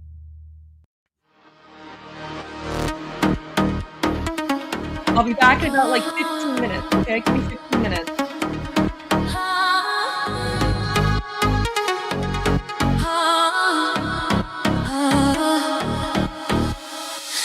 آخرین نبرده پهلوی برمیگرده صدای ایران بلنده حق به حق دار میخنده اینا اینا اینا اینا اینا اینا اینا اینا اینا اینا اینا اینا اینا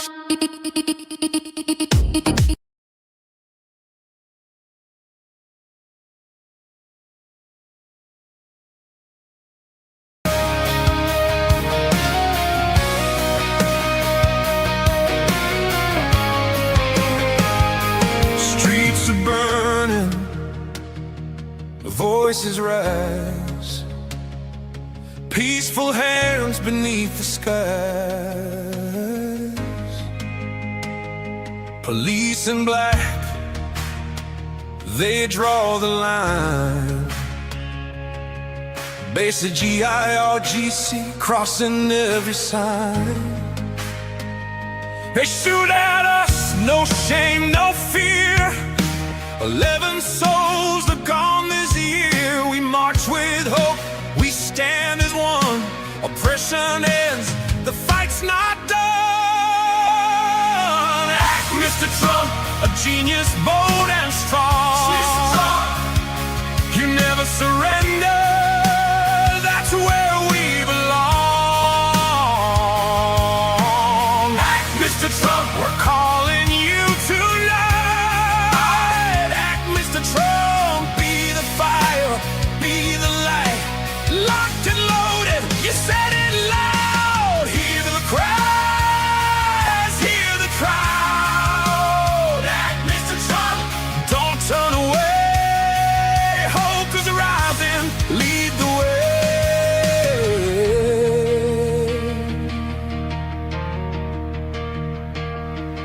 We don't ask for war trains, just freedom breaking.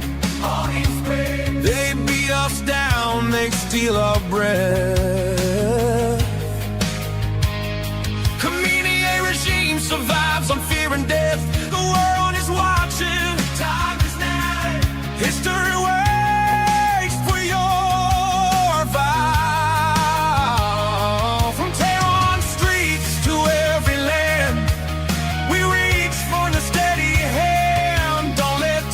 bureaucrats rewrite you out. Don't let them say trap always chickens out. Act, Mr. Trump, a genius, bold and strong. You never surrender, that's where we belong. Act, Mr. Trump, we're calling you tonight. Act, Mr. Trump, be the fire, be the light. Lock the loader, set it loud. Hear the cries, hear the crowd. Act, Mr. Trump, lead us to God bless the USA. We believe in you. Meet the Crown Prince, hear his name. Reza Pahlavi, our hope and flame.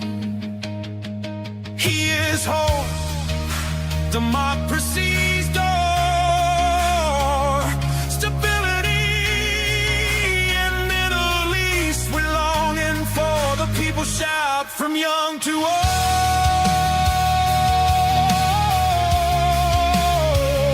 One leader, brave and bold. Friendship, peace, a future free. That's the iron we want to see. Breathe life for PB, let him stand. USA's with your hand in hand. Strength of creeds and clear and true. A safer world starts here with you. Our Indians say it loud and proud. We love you, Trump, above the crowd.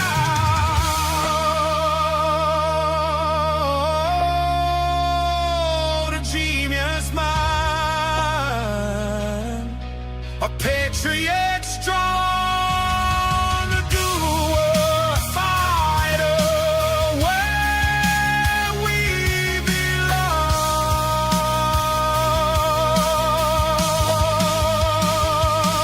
belong. Act, Mr. Trump, history calls your name. Act, Mr. Trump, light the flame from broken streets to freedom strong. The new dawn comes when red, Mr. Trump.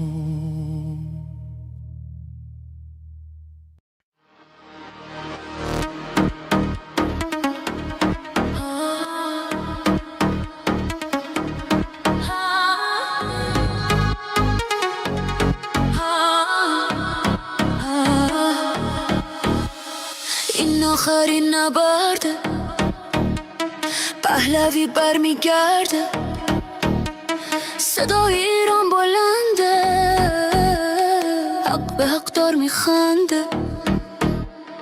اینا اینا اینا اینا اینا اینا اینا اینا اینا اینا اینا اینا اینا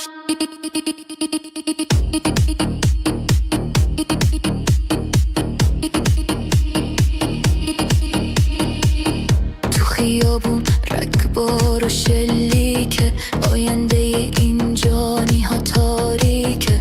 فقط برای حقمون خواستیم داد بزنیم، نمیذاریم این که شروع به فنا بدیم. اینترنت و برق و آب رو قطع کردن، توی دل تاریکی جنایت کردن، چراغا رو خاموش کردن که خون بریزن، مال دیگه از این خوندا گریزن.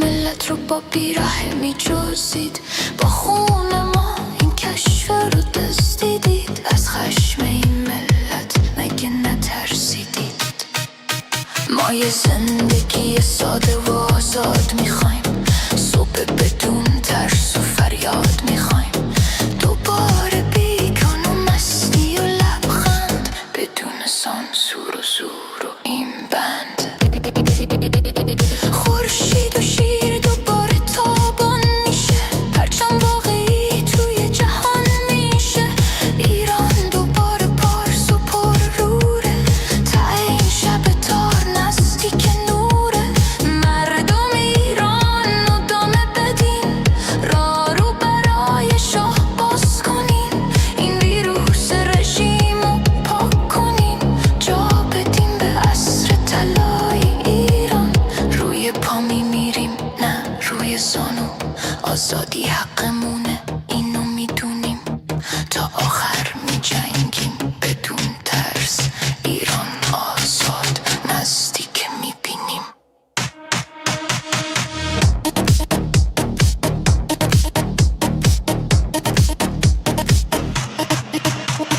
این آخرین نبرده پهلوی برمیگرده صدای ایران بلنده پهلوی برمیگرده با بازگشت شاه ایران بهش میشه تقدیر ما از نو نوشته میشه عدالت و افتخار زنده میشه دشمن ایران شرمنده میشه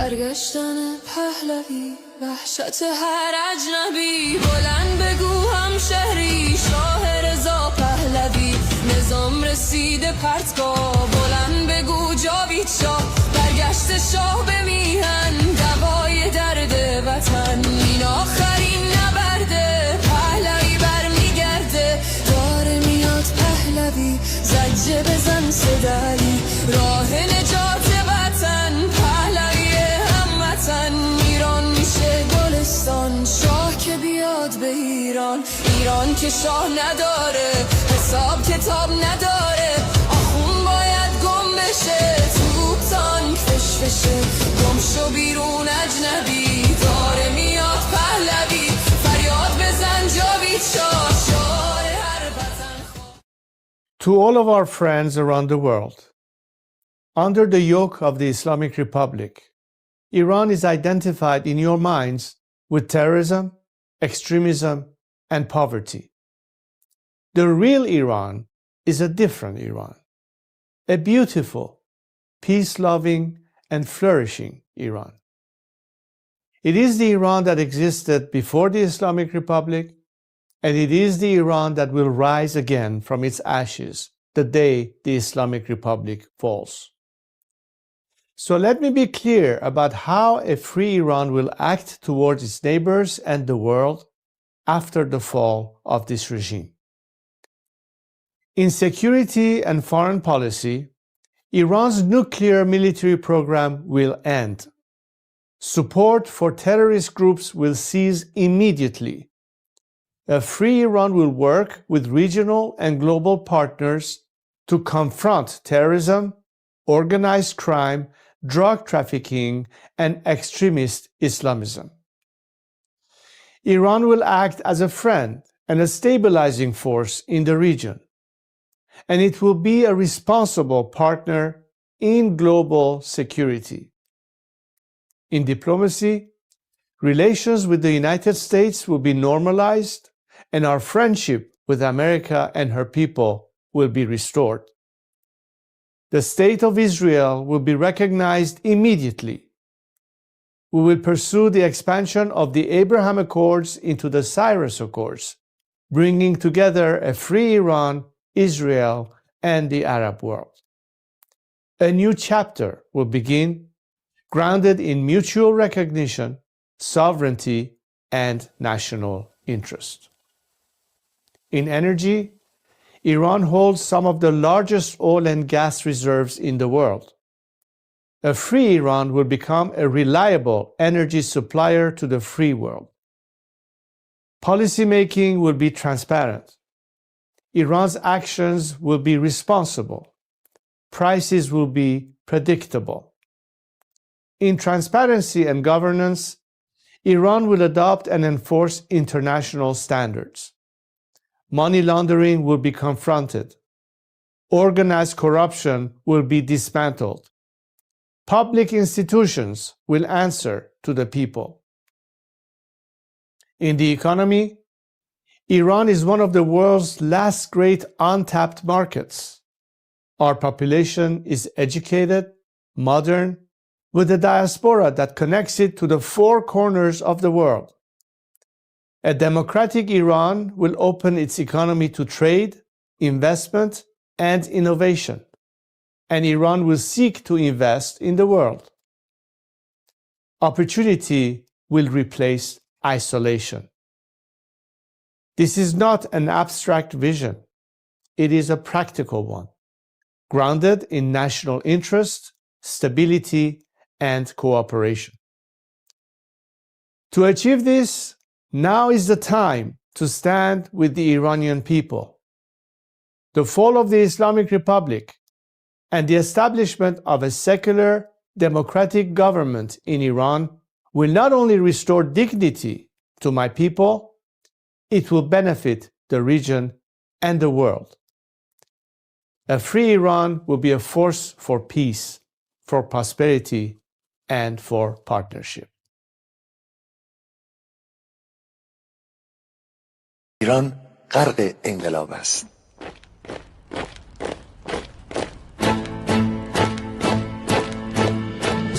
کشور یکی دگر فرا گرفته گویی اهورا مستا دوباره در نور خود مرا گرفته اکنون سرودی سر میدهم باز فارغ از رنج و تشویش ایران غرق انقلاب است به پیش به پیش به پیش ایران غرق انقلاب است به پیش به پیش به پیش هن ای پدر هن ای پسر برخیز و با ما شو هنگام تا درد آن تجربه تلخ ما را نکشیده در خواب بگذار هر دم بغرند گرگ‌ها دم لباس میش ایران غرق انقلاب است به پیش به پیش به پیش ایران غرق انقلاب است به پیش به پیش به پیش ای کارگر ای برزگر راحت کنون ادامه دارد در این زمان که پرتو یزدان از هر سو بر تو میبارد پس پیش به سوی آزادی از بحر خزر تا کیش ایران غرق انقلاب است به پیش به پیش به پیش ایران غرق انقلاب است به پیش به پیش به پیش خلقا به پا بحر دفاع از استقلال و آزادی تا بشکنیم پشت ارتجاع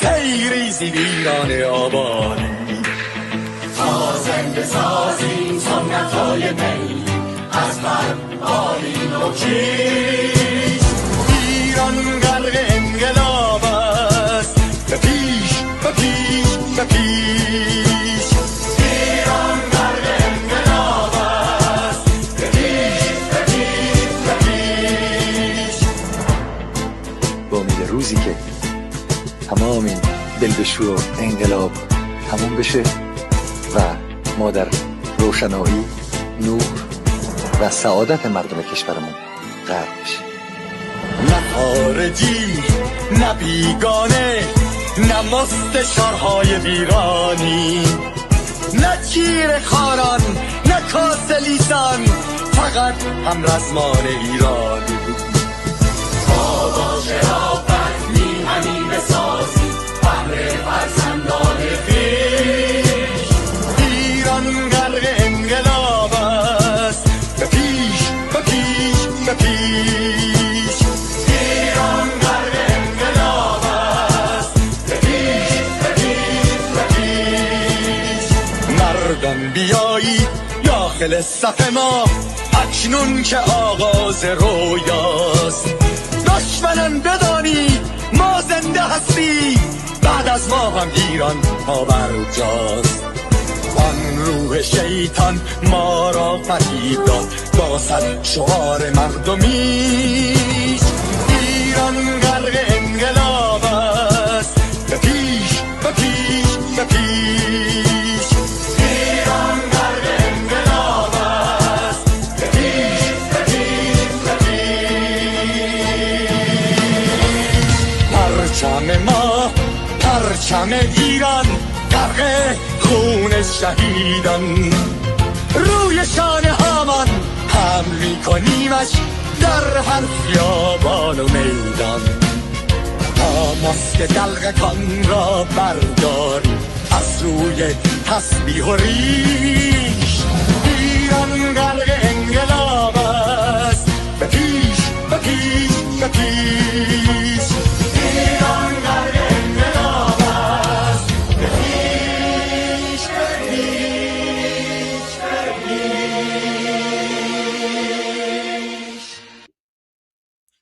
All right, guys. Oh, look at this comment. Manham Iraniam. Thank you. I love that. Thank you for your support. So amazing. All right, let's go to the interview that His Royal Highness King Reza Pahlavi had with Stefan. Stefan's a good friend of mine. He's the owner and founder of Visegrad 24. I know him quite well. We talk all the time on WhatsApp. Fantastic person, huge supporter as well. Huge supporter. So let's go to that interview because I've heard great things. I haven't watched it yet because I was waiting to watch it here live with you guys. So this came out yesterday. Okay, here we go. Actually, let me change the format of the screen here. There we go. Let me do it like this so that the comments won't, like the chat won't block the video. Okay.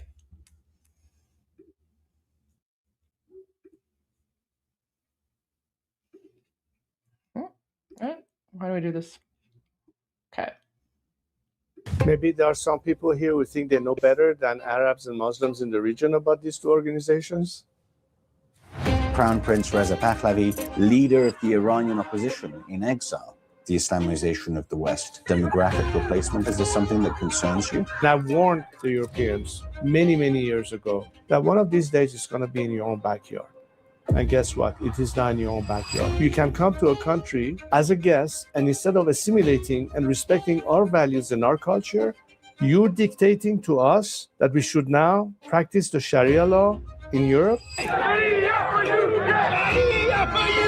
They'll end up like Iran pretty soon. Nothing good came out of this so-called Sharia law. The massacre is exceptionally brutal. Unprecedented in modern history. 36,000 dead. A regime so desperate that it massacres its own people, that it has to import over 5,000 militias that are not even Iranian nationals, from Lebanon, from Palestine, from Afghanistan, from Iraq, to do the dirty job and Iranian people on the street. That the media doesn't talk about. What is it that you would actually like Western governments to do in practice?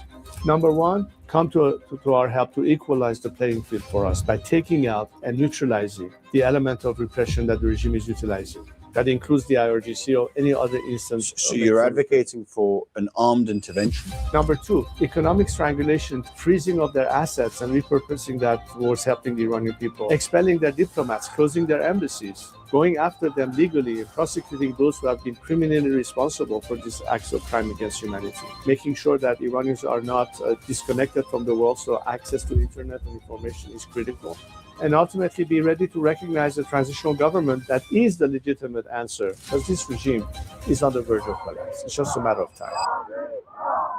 My name is Stefan Thompson. I'm the founder of Visegrad 24, and today I'm here with Crown Prince Reza Pahlavi, the unofficial or official to some people, leader of the Iranian opposition in exile. Reza, what a pleasure to be here with you. It's good to be here with you. Thank you for having me. Thank you so much for your time. We're meeting in very specific circumstances. There has been an insane crackdown. The massacre is exceptionally brutal. Tell us about what is happening to Iran and what it feels like from your perspective. No words can describe the degree of violence that has occurred. The minimum numbers that we have had was over 36,000 people just in the Tehran area. The numbers could be wider.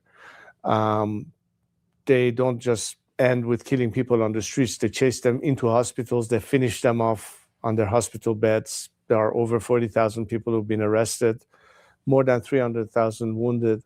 Women are being raped in jail. It's really atrocious in terms of the level of violence that has been utilized. Despite that, Iranians are still resilient. They've been chanting slogans from the rooftops every night since that massacre. You have seen a wide level of support for them in the Iranian diaspora worldwide, from Australia to Canada to here in Europe. And everybody is up there backing each other up and supporting each other in this revolt. I mean, we are right now at the stage where we are dealing with an occupying force, and everybody is hoping that the world will come to the rescue and deliver us in terms of, a sort of a humanitarian intervention that is necessary. This is the only way that we can find an opportunity to actually rise against a regime that very unfairly has all the advantage of repression, and only the world can help us by equalizing the playing field for us. So everybody's awaiting some action to be taken sooner rather than later to save lives, in reality, to have less casualties in our struggle for freedom. Some of the videos that have been emerging from Iran are absolutely horrific, including a video that particularly moved me was a video of IRGC forces driving a car and literally driving over protesters. Now, these videos have been proliferated on social media, mostly on X, where we've had Iranian diaspora members and dissidents and people who stand against the regime who have been the voice of the people of Iran. What is very marking to me as I watch your struggle and the struggle of the Iranian people against the Islamic regime is that the mainstream media has been broadly silent about the scale of this crackdown. You've just said the figure 36,000 dead just in the Tehran area.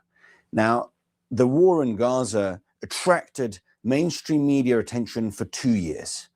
Tens of protests in every single capital city, every week, every Saturday, hundreds of thousands of people coming out. Why is the mainstream media, in your opinion, not as interested in the plight of the Iranian people as they were in the plight of the people of Gaza? Indeed, social media has been key to report back to the whole world what's happening on the streets of Iran.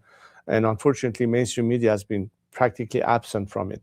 Is it because maybe it doesn't fit their narrative in some way? Is there a double standard going on? I leave that to the public opinion's judgment, but clearly it has been quite absent from describing something that has been unprecedented in modern history. Over 30,000 people in less than 2 days being murdered. And yet it seems like that's not a big enough of an issue for mainstream media to cover. And, you know, at some point they'll have to be accountable in a way. Not covering such a tragedy is either complete ignorance or worse, almost like playing to the regime's hand and its instrument of propaganda that has always been masking all their dirty work. A regime so desperate that its total darkness massacres its own people. A regime so desperate and weak that it has to import over 5,000 militias that are not even Iranian nationals from Lebanon, from Palestine, from Afghanistan, from Iraq to do the dirty job and kill Iranian people on the street. That the media doesn't talk about. I think many Iranians like me are quite frustrated by what should be the most obvious thing for a reporter to do is just to report the news. Hopefully they'll catch up to it and, wise up to understanding that it is a moral obligation to cover this. As a journalist, you could not be oblivious to this level of genocide. Just want to go to, I see someone had a super chat here. Let me just respond to that. So the X post you mentioned yesterday keeps getting removed, maybe copyrighted. It's the song played during break before the Shah speech. That song, it's on YouTube. You can find it on my Iran Revolution Live playlist. If you go there, you'll find it. It's the song that was published by the the person who made the song. So it's available. You can find it on the Iran Revolution Live playlist. There have been a number of protests organized by the diaspora. Some very moving images outside of embassies, the lion and sun flag flying. Every time I see it, I get slightly moved. My family was in exile. I'm half Polish, and my family was also in exile. So your plight is sort of familiar to my family story in and of itself. So I find it emotional from that perspective. The diaspora is bringing attention to the horrors happening in Iran today. What is it that you would want the Western world to do to actually help the Iranian people? Telling the story is one thing. Getting the images out is something that even people like me can do. But what is it that you would actually like Western governments to do in practice? When you have leaders beginning to take a very strong stance, example, Chancellor Merkel, that talks about this regime having lost complete legitimacy. Well, when a system becomes illegitimate, then you have to, by the same logic, say, well, what is therefore legitimate? Is it the aspiration of the Iranian people that finally needs to be acknowledged? Because for 40 years, the West has, in essence, conducted a foreign policy of appeasement with the hope that somehow this regime will change its behavior and will become reasonable enough to come to the negotiating table and stop its strategy of unleashing radicalism and extremism and terrorism regionally and beyond. That hasn't happened. Meanwhile, we are where we are today as a result of a regime that has always been thrown a lifeline for 4 decades, and to this day haven't shown any resemblance of the ability to transform itself into something other than what it is. And it cannot, because as I say, what they are doing is in their DNA. They are not compatible with a democratic free world that respects human rights, that values individual liberties, that protects the right of minorities, religious, ethnic. This is a regime that has basically been there only to export an ideology at the detriment of the Iranian people and against the interest of the free world. So when we look at the free world, what do we expect them to do? Number one, you can certainly help us by making sure that Iranians who are defenseless and unarmed vis-a-vis such level of brutality come to our help to equalize the playing field for us by taking out and neutralizing the element of repression that the regime is utilizing. That includes the IRGC or any other instance. So you're advocating for an armed intervention? That is a humanitarian intervention, because the instrument that kills people on the streets can no longer be tolerated by the world. And it's not the first time it happens. I mean, sometimes wars ended on the result of intervention of that nature. Example, Second World War. Sure. You know that very well, as somebody from Poland. Number two, economic strangulation in terms of any revenue that the regime is utilizing to fund and keeps its war machine going on. Freezing of their assets and repurposing that towards helping the Iranian people in their various campaigns, from labor strikes and others, for instance. Expelling their diplomats, closing their embassies, going after them legally and prosecuting those who have been criminally responsible for these acts of crime against humanity. They can also do more in terms of making sure that Iranians are not disconnected from the world, so access to internet and information is critical. And that will be an instrument that will be of tremendous help for us in every phase of the game. And ultimately be ready to recognize a transitional government that is the legitimate answer to the aspiration of the Iranian people against a regime that has lost complete legitimacy. These are the kind of tangible steps that I think the world can take to help us. And at the end of the day, they will realize that this is, in fact, not just because it's good for the Iranian people, but it's good for their own interests as well. One of the things that is misunderstood perhaps about Iran is how influential that country is in the Middle East and what role it has played, including in the Israel-Hamas war. The Israelis weren't just fighting against Hamas, they were fighting against a number of proxies. Could you tell us more about the role that Iran plays as a destabilizing force in the Middle East? But again, the regime trying to establish its modern-day Shiite caliphate and export it to the world is using a lot of its proxies to conduct that. So whether it is their support for Hamas or Hezbollah or the Houthis, for instance, and all the way to European soil and even the Western Hemisphere, having terrorist organization or having sleeper cells that are funded by structures that are directly linked to Khamenei, the supreme leader, targeting, for instance, British citizens on British soil. Could you give us some examples, Reza, of the operations that Iran has carried out in Western nations to destabilize Western nations? Well, in fact, I presented in detail the whole mapping of the structures and institutions that are disguised as so-called foundations or centers that are directly under the authority of the supreme leader, Ali Khamenei, who operates on European soil, in this case in Britain, and how they're targeting British citizens, the Jewish community, journalists, dissidents, and what have you. And they have that spread out. That's not even before we start talking about the money laundering operations that they also have. And a lot of it, again, ties to the IRGC and why the prescription of the IRGC keeps popping up as one measure that needs to be taken. That's a subject in itself. But these are the kind of ways that the regime so far has Yeah, I just want to say, you make a very good point, Angela. Like King Reza Pahlavi has always said that his only goal right now is to transition the country and to be that transitional leader.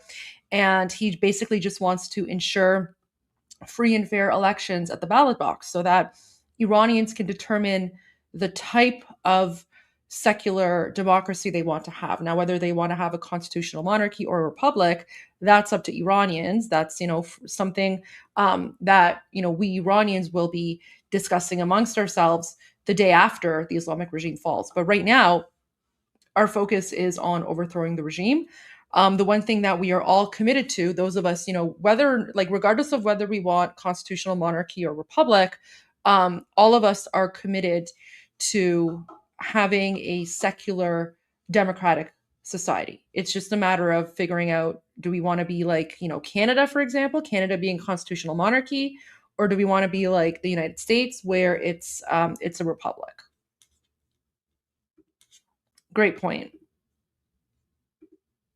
Conducted to undermine regional stability and, by its proxy war, achieve two things: A, create that instability that they thrive on, but also to deflect attention from themselves.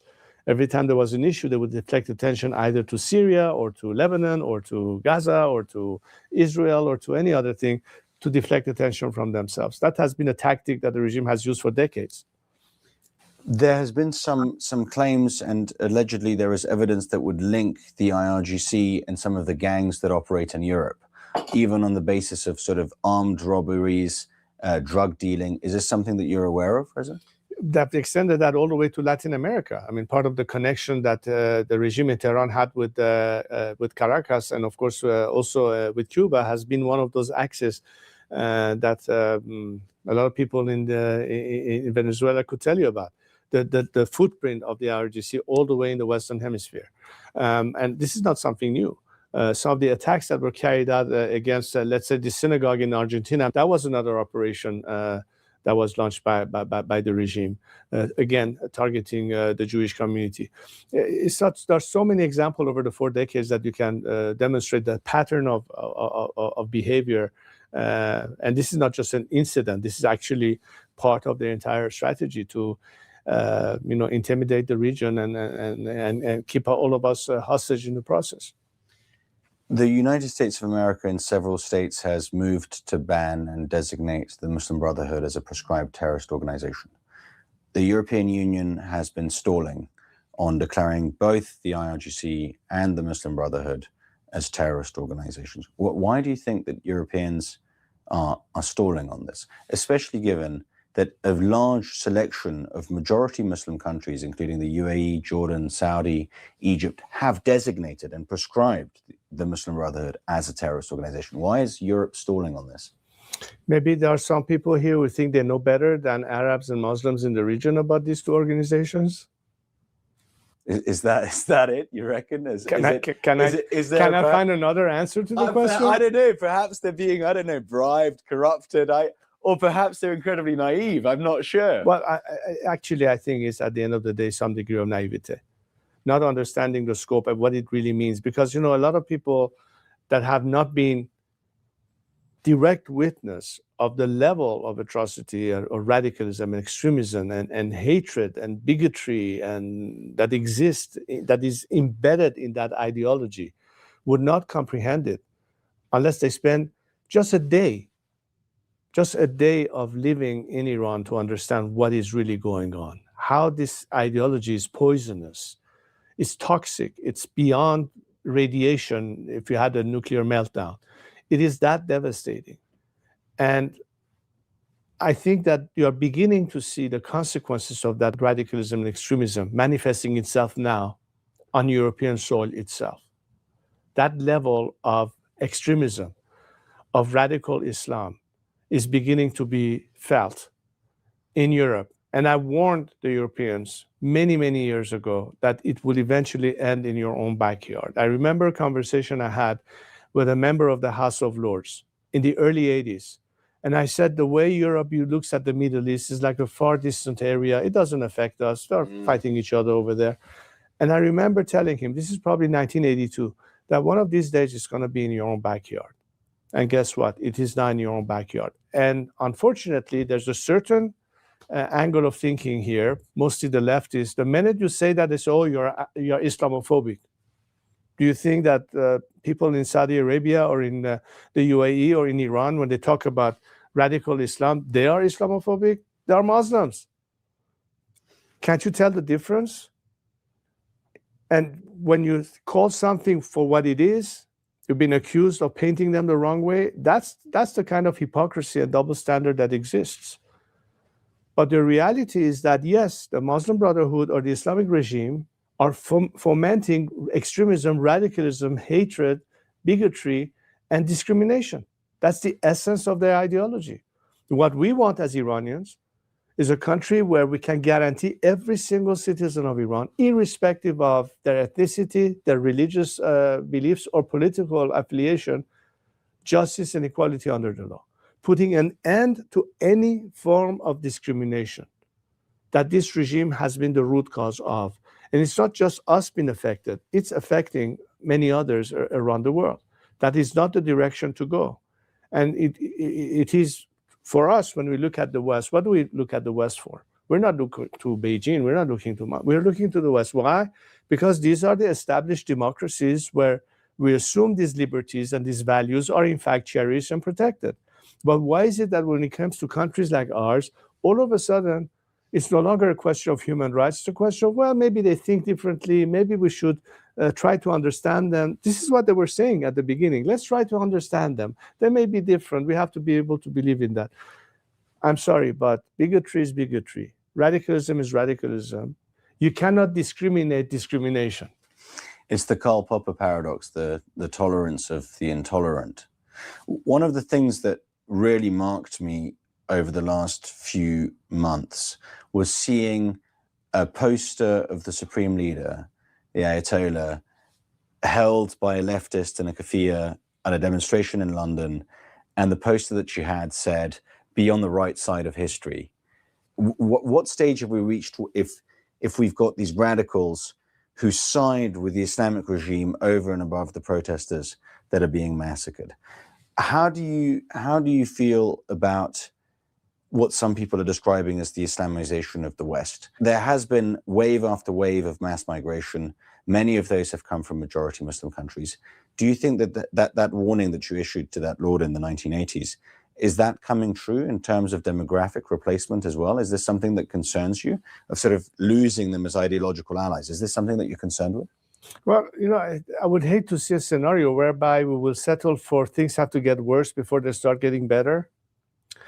In that light, let's say, for instance, that you are one of these Western countries. I will use one example specifically only because there's a reason I'm bringing this up. Belgium, let's say. So I know this gentleman who actually wrote a book about Iran, who is doing some research as well as some teaching. And he was telling me that my apartment is 1 mile away from the Royal Palace in Brussels. Yet in my own district, there are some Islamists that are pushing legislation to conduct not only the Sharia law, but to segregate buses so women and men ride in separate buses in Brussels. Now I ask you as a European, have we come to a point where this country says not only you can come to a country as a guest, and instead of assimilating and respecting our values and our culture, you're dictating to us that we should now practice the Sharia law in Europe and incorporate it into the system? If that's the way Europe wants to end up like, then honestly, I'm lost for words. If that's where we have to get to that point. What I'm telling you is that Iranians, and I know many other countries in the region, are desperate to liberate themselves from this extremism, from this radicalism, that nothing good came out of this so-called Sharia law. Because in the name of Sharia law, the first thing that Khomeini did was to undo what the previous regime had brought in terms of equality, women and their rights with the family law plan. That was the first thing that they abolished. And then everything took a downturn. This is the consequence of a regime that was advocating Sharia law. We know how disastrous it's been. Just look at Iran and the state of affairs there.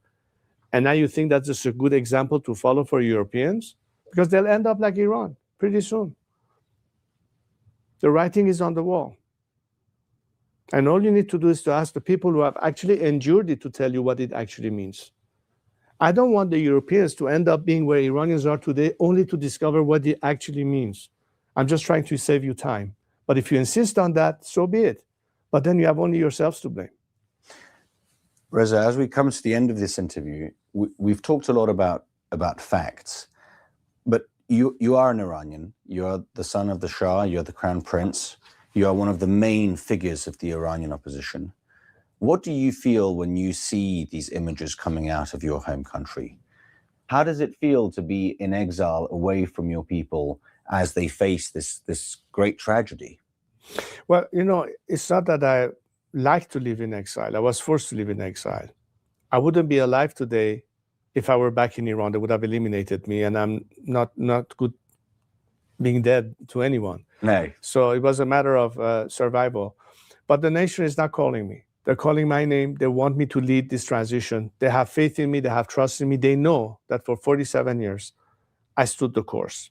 I stood committed to my values. I told them that's what all I want for Iran is to have a secular democratic system to replace this religious dictatorship. Iran and Iranians deserve better than that. A country with such level of history, such level of culture, such level of talent. I mean, look at the world today. Yes, many Iranians had to be forced to exile as well or migrate. Most of them are running the show in many of these countries as successful entrepreneurs, doctors, scientists, and they would have preferred to do that back home. But their only the crime was they were either Jewish or Baha'i or Muslims or maybe a member of the LGBTQ community or even atheist, and they couldn't be in their country as a result of immediate persecution. That's what I say. Iran deserves so much better, and we proved it before. Iran was there. Iran was one of the most successful growing economies in the Middle East. Other countries will come to take model out of Iran. The Korean delegations would visit Iran. From other countries, they will visit Iran. Our GDP was 5 times that of North Korea at the time. Today, we've become South Korea. We can't even compete with the first 150 economies of the world, although we have gas and oil, Iran and its potential. That's not what Iran deserves to have. And as an Iranian, I'm passionate about, and I'm not talking about blind nationalism. We are in a real world. We like to be able to be friends with our neighbors. We have that kind of relationship so long as it's based on mutual respect and fair trade. But I think Iran can do so much better, and we've proven it before. And I know we can do it 10 times better if only the opportunity is given to us. And I think the opportunity will come soon because this regime is on the verge of collapse. It's just a matter of time. What can expedite its collapse is for the world this time to take strong stance with the Iranian people and help us bring together a regime that has been no good to anyone, but only its own survival, and is willing to do anything, including killing tens of thousands of people just to survive. This cannot fly anymore.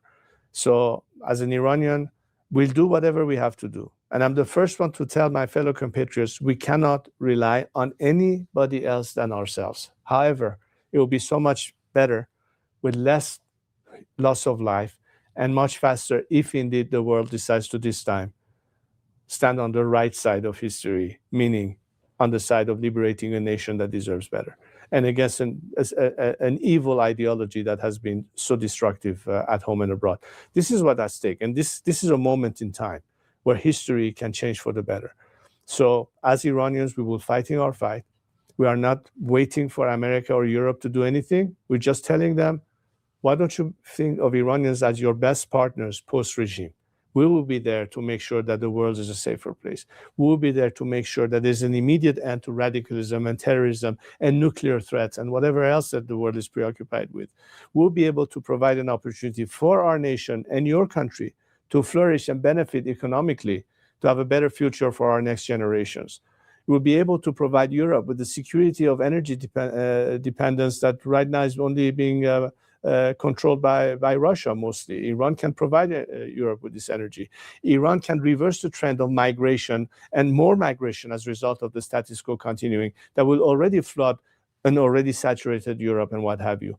Plus, we will eliminate all this radicalism that is now affecting European communities as well, and so on and so forth. There are so many more things at stake here than just talking about the principle of liberty. Nobody disagrees with that. But for God's sakes, let's cut the double standard and the hypocrisy. This is your opportunity to tell the Iranian people, we're with you and not against you. That's our expectation in a very pragmatic way, and we will remember. We will remember who was with us in these hard times and who wasn't. It's as simple as that.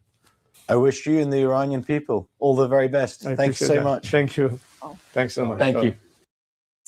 That was fantastic. Stefan is great. Nobody disagrees. Stefan is so great. I'm proud to call him a friend. So we were just messaging on WhatsApp earlier today. People, we're with you and not against you. That's our expectation in a very pragmatic way, and we will remember. We will remember who was with us in these hard times and who wasn't. It's as simple as that. I wish you and the Iranian people all the very best. Thanks so much. Thank you. Thanks so much. Love that. That's amazing. Okay, let's go to some breaking news that's coming out, and I also want to share some messages from people in Iran. So, John Fetterman always stands on the right side of history. I mean, I don't know why he's a Democrat, because he should be a Republican, but he always stands on the right side of history. We appreciate that. I think Oh, and let me increase the volume a little bit here. The volume seems a bit low. There we go. Clearly I was the only Democrat last year, like how could you allow Iran to acquire a nuclear bomb? Now, people have always said that, well, he actually did something to actually prevent Iran from doing that. If they have 900 pounds of near weapons grade uranium, why wouldn't you strike that? Why wouldn't you hold them accountable that way? And now here we are again. And now we've demonstrated that's the only thing Iran ever responds to is strength and power and hit them. And if they want to hit them again, because I don't think you can't really trust and negotiate with them. You can't negotiate with cancer. You have to attack it and go right at it with superior force. All right. I love how he said you can't negotiate with cancer. 100% true. That's interesting because that's actually the analogy that I've been giving quite a bit, where I'm like, the Islamic regime is like a cancer, right? That's infected the country. And in order to get rid of cancer, sometimes you have to have surgery. And the surgery does harm the body because you have to cut in the body and, cut the body in order to get to the cancer cells. But ultimately, you do that in order to get rid of the cancer so that the body can heal. So I really appreciate that he's also using that cancer analogy when it comes to Islamic regime, because Iran really is like a sick country that's been infected by cancer. Trust and negotiate with them. You can't negotiate with cancer. You have to attack it and go right at it with superior force. All right. There you go. And then, so now apparently a couple of congressmen, Mike Lawler and someone else, they put out a joint statement where they're basically claiming, or they say that they oppose the Masih Kana War Powers resolution to prohibit the use of force against Iran. So apparently the Democrats, for some reason, the Democrats are trying to prevent the United States from going after the Islamic regime, which is incredibly shameful. The Democrats are standing on the wrong side of history.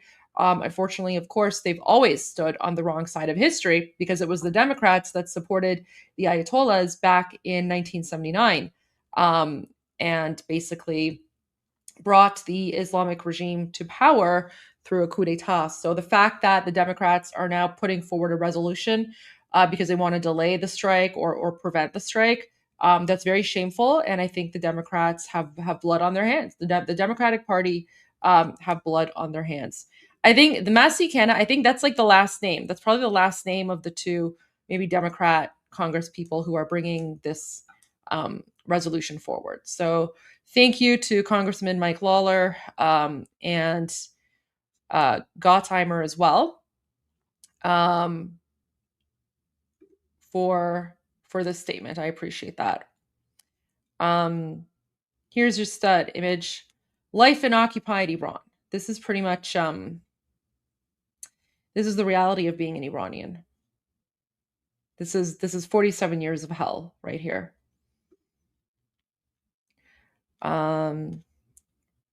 Mark Levin says, get Khamenei, there's nothing to negotiate. I agree. Oh, look at this, guys. Look at this. Look. So look how savage these Palestinians are, okay? So apparently last night, Iranians were holding a vigil for all of the murdered Iranians. And then this Palestinian savage shows up, and she is holding a picture. Oh, he's a rhino. Massey's a rhino. Oh, is he the one that's doing the poll? Oh, I see. Okay, so Massey's the one doing the poll. I see. Okay, so well, shame on him. Anyways, I'm glad that others are speaking out, and I'm glad that John Fetterman is speaking out as well. Thank you for the clarification. And guys, for those who don't know, rhino means Republican in name only. So basically that's like a term for saying like fake Republican, basically. Yeah, so look at this. Like look at the honestly guys, like just looking at this video, you can already, compare the difference between like a civilized society versus like a savage barbarian, right? So Iranians are peacefully holding, a memorial to honor the murdered Iranians.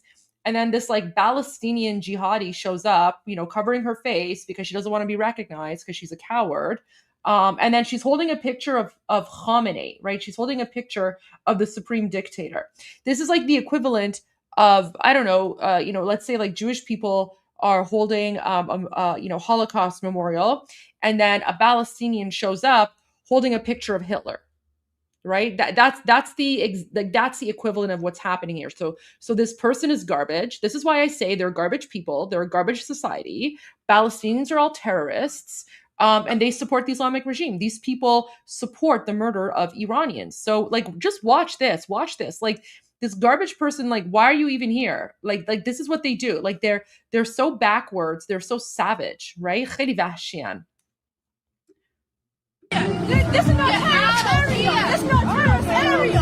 This is a Persian area, not a terrorist area. Get out. So I like how this girl, she's like, this is a Persian area, not a terrorist area. Get out, right? So the opinion and feeling that I have about Palestinians, it's not just me. It's pretty much the vast majority of Iranians, because they're all terrorists, right?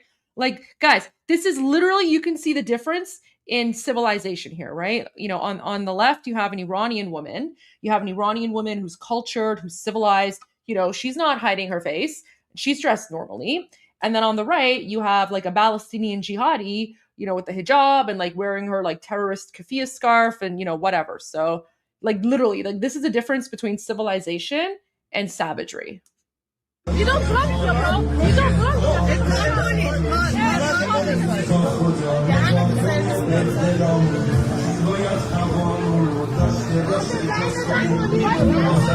Anybody comes in, I take care.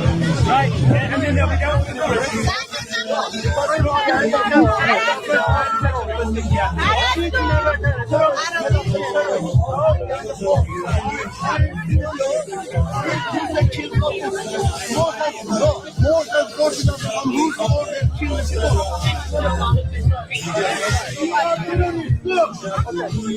I think this is in London, if I'm not mistaken. I think it's somewhere in the UK. You are terrorist way.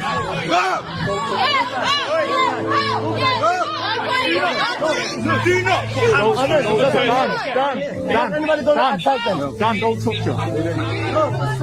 Don't touch it all, Don.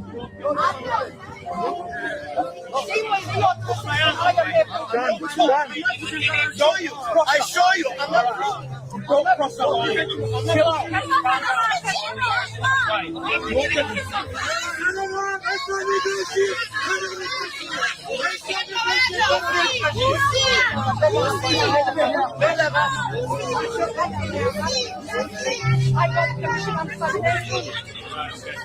I'm not coming into anyone's faces. I'm thinking what to do. This is however, your sole presence, so everything here is fine. Your presence. So the cop is saying everything here was fine. Your presence here is what's causing the disruption, right? This is not fine. We are protesting pornography. get that. Innocent, but you just need to leave the area. Your presence here is demonstrating peace. I just want to get a couple of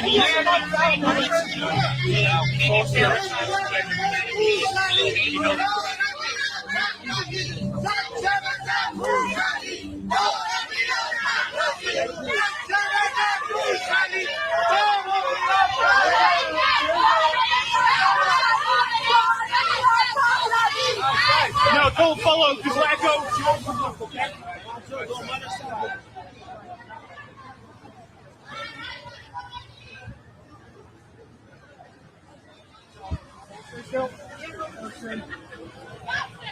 There you go. Have a nice night. You too. She's not even Iranian. She's not even Iranian, and she's holding a fucking picture of an alien. So there you go. Not even Iranian, but this garbage terrorist person is showing up to an Iranian memorial solely for the purpose of causing problems, right? And then I made another post and I'm like, anti-Semitism is a mental illness. So this is an account. We all know this account. This account, like he's in occupied Iran. He's been posting a lot for years, right? So he posted recently, "Dear American friends, I'm an Iranian living in Tehran. I want to tell you that Iran is not like Afghanistan or Iraq. If your government attacks the Ayatollah regime, we will overthrow the regime from inside immediately.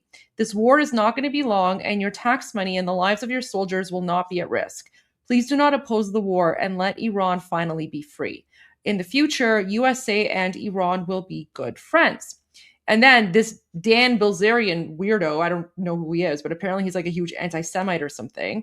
He responds and he's like, "The Jewish Mossad agent is lying. Surprise, surprise." So guys, honestly, like anti-Semitism, it's a mental illness because for some reason, these weird psychos, it's like anything they don't like, it's Jewish, right? Anything they don't like, oh, it's a Jew, oh, it's Mossad, oh, it's whatever, right? So just literally the insanity of these. And as you can see, no one's buying these arguments anymore. Like no one's buying this nonsense because like this is the same logic, like this is the same line that they used when Hamas was attacking Israel.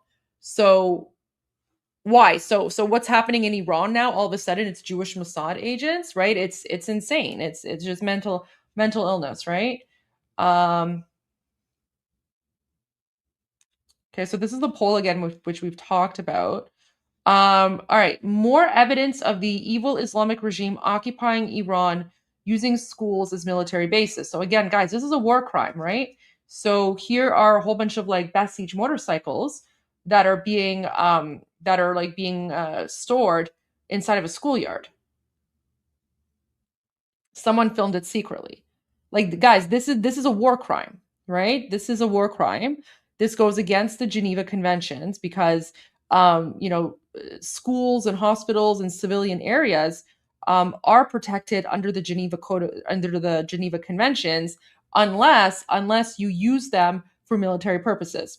Once you use a school or a hospital or residential area for military purposes, that space loses its protection and it's no longer protected under the Geneva Code. So this is like the exact same strategy that Hamas uses in Gaza. And as you can see, the Islamic regime is doing the same exact thing in Iran all over, right?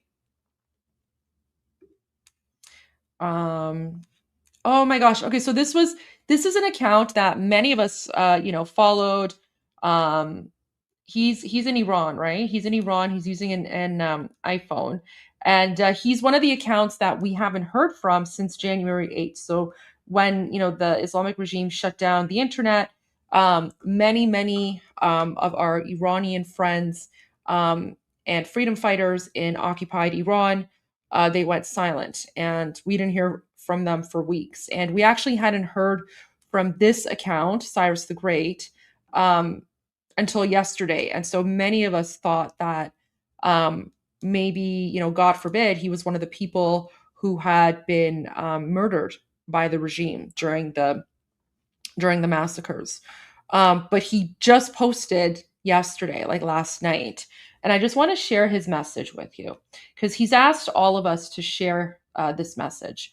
So, hello to all the dear people of the world.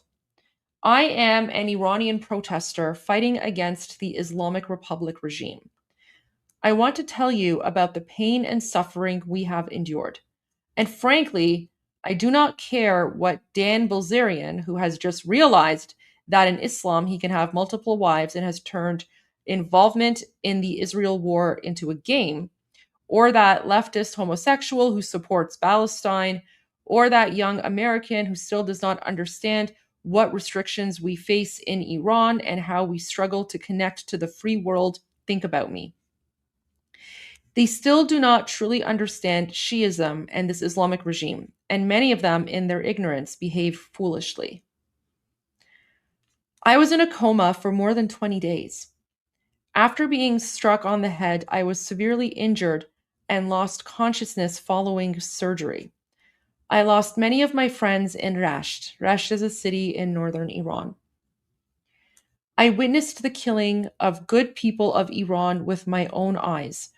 A massacre unlike anything seen anywhere else in the world. We are at war day and night. At any moment, we may once again be captured by the Islamic Republic. Yet despite all this, we will continue our struggle. We, the people of Iran, will show the world through our courage that we will ultimately destroy this evil regime. Of course, we know that for many of you, our lives do not matter and that human rights no longer hold any real value in this world. In a world where the loneliness of a monkey in China receives more attention than the massacre of more than 40,000 people in Iran, where groups only care about human lives when it serves their own interests, what hope can we have for human rights? But now I address foreign countries, especially those in the Middle East, not to seek pity, but to secure your interests and the future of your people. Whether you support the people of Iran or not, we will continue our fight against this Islamic Republic. Even if this regime reaches an agreement with the United States, we will continue until we rid our country of it. This struggle will not only benefit us, it will help bring peace to the region and the world. If you know Iran's history and understand the extremism of Shiite ideology and the rulers of the Islamic Republic, you will realize what a grave mistake it would be to give this regime another opportunity. If this government regains money and power, it will once again destabilize the Middle East. Now I speak directly to neighboring and Middle Eastern countries: Turkey, Oman, Qatar, Saudi Arabia, Iraq, Syria, Bahrain, Jordan, and others. We, the people of Iran, see your efforts to preserve this cursed regime. What are you afraid of? That Iran may become strong again? That its people may live freely once more? You should not fear this. On the contrary, a free Iran, where its people regain their strength, could make the Middle East a safer place. Iran could attract more tourism to the region. A free Iran could be a strong and reliable partner for you in the future. Stop supporting this regime. No matter how hard you try, you cannot end our fight against the Islamic Republic. We will eventually succeed, and when that day comes, we will not forget which countries stood beside the Islamic Republic. Our leader for the transitional period after the Islamic Republic is Crown Prince Reza Pahlavi. Trust his words and know that by supporting him, you will help create a brighter future for the Middle East. Stand on the right side of history, not alongside the killers of the Iranian people. So that was his message that I wanted to share. I'm very happy he's back. We were very worried about him. Oh, guys. Okay, so it's that stupid British white couple again, okay? That, you know, they were arrested by the regime on charges of espionage. So apparently now this couple wants to begin a hunger strike on March 4 because they're accusing the authorities of violating the country's constitution. Really? Really? Do you think that a brutal Islamic dictatorship that just slaughtered 90,000 people in the last month, do you think they're going to care about your weird hunger strike?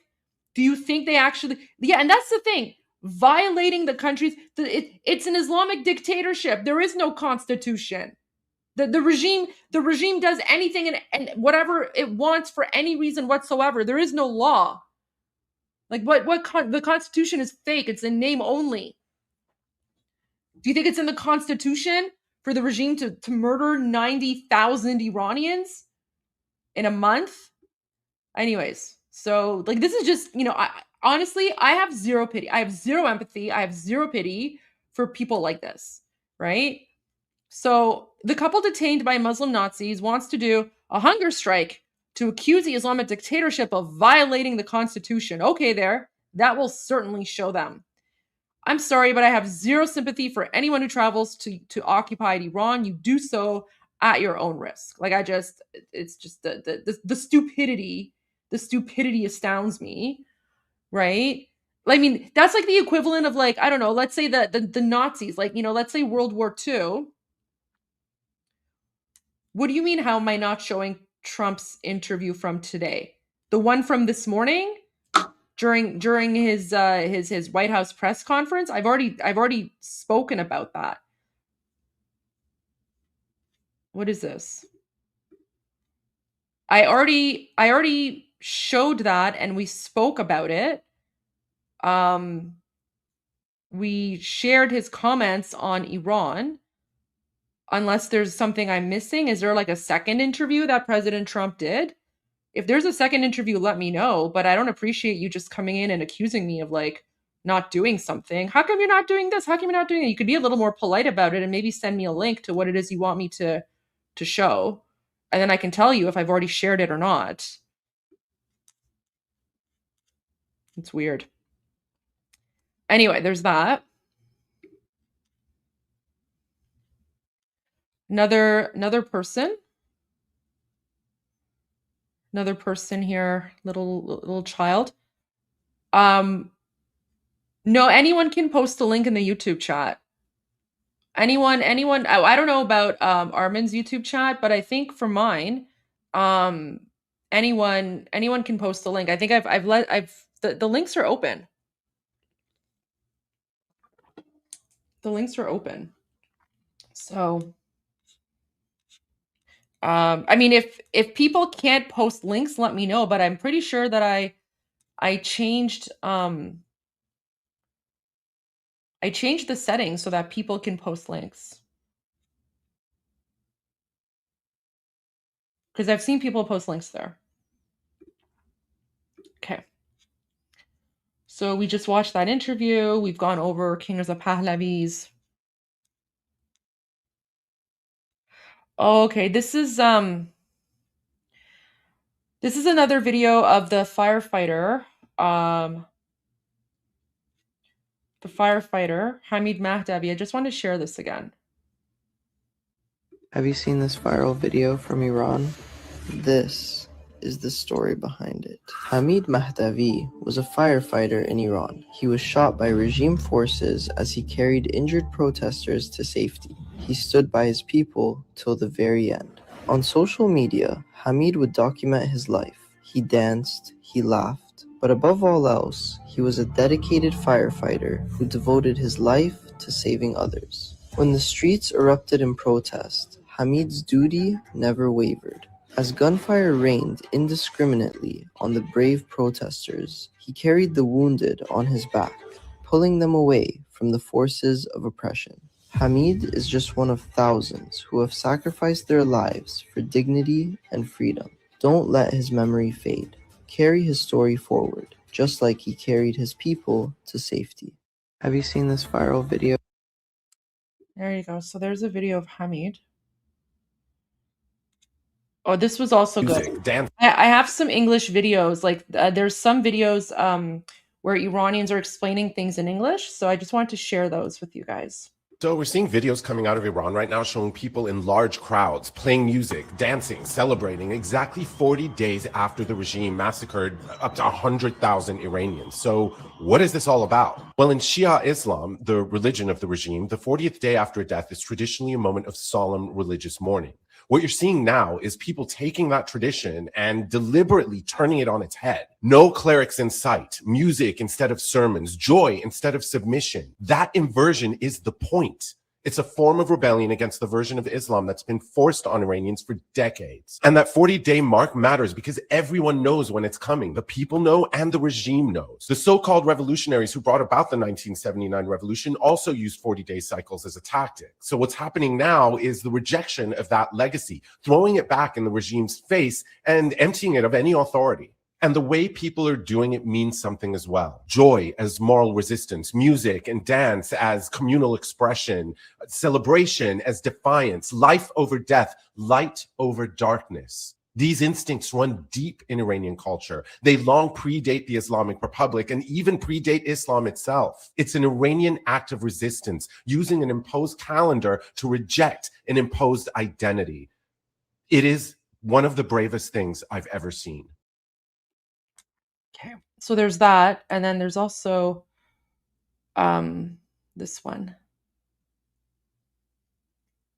Country where people dance at funerals, not out of joy, but out of defiance. There is a country where they dance beside the graves of their loved ones, so the enemy cannot claim victory. There is a country that refuses to surrender, even in grief. There is a country that stamps its fate on the graves of its youth, to break the silence forced upon them. There is a country where freedom costs the lives of the young. There is a country called Iran.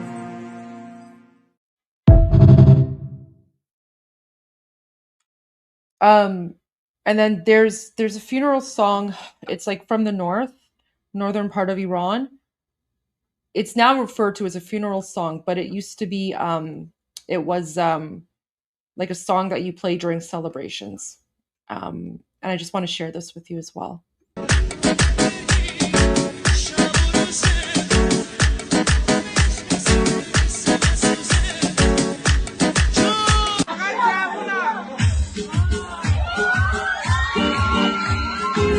So I just want to say, so the caption here says before January 8, right? So they're saying before January 8, this was the most cheerful and most celebratory song in the northern part of Iran, this particular song. So this is before the January 8 massacre.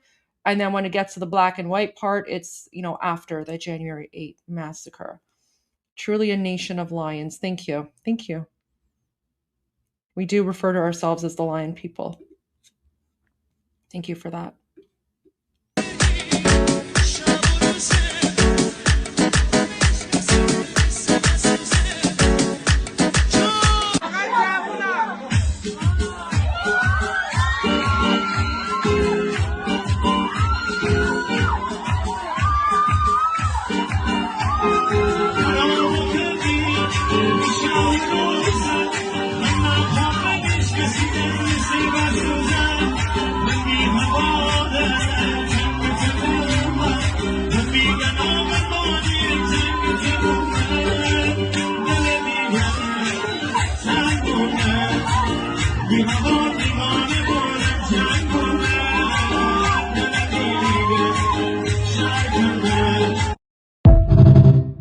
I can't translate the song because it's in one of the northern dialects. I think it's Mazandarani, if I'm not mistaken. So I'm not as familiar with the northern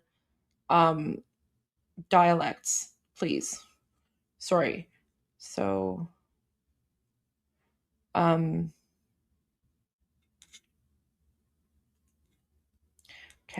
It's Mazandarani. Yeah, it's a beautiful song, but I don't speak the dialect, so I can't translate, sorry. But it is a beautiful, beautiful song. Okay. Let's think about this for a second. Persian people are one of the most proudest people you'll ever meet. We're proud of our history, our culture, our heritage, our food, our hospitality. Just the list is endless. We love our country so much. And many people can attest to that.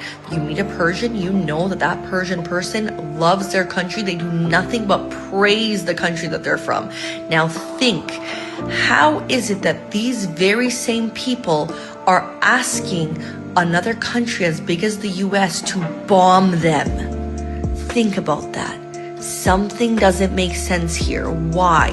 How bad must the monster ruling our country be for people who have this much love for their country to be asking of such a thing? That in and of itself should tell you all you need to know about the regime. Makes a very good point, right? We don't see this as war, right? Like we don't see this as an attack. We see this as liberation. So we're asking for liberation. So yeah. And the situation is horrible. There's another video that I want to share. This is a young woman who is getting ready to go celebrate her brother's birthday. So let's watch this together.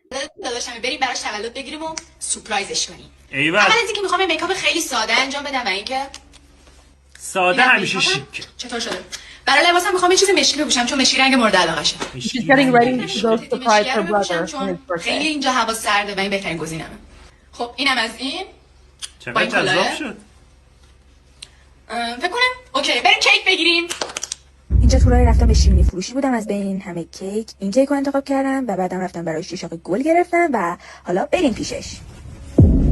سلام قربونت برم من تولدت مبارک جیگر طلا قربونت برم من خیلی دلم برات تنگ شده تولدت مبارک.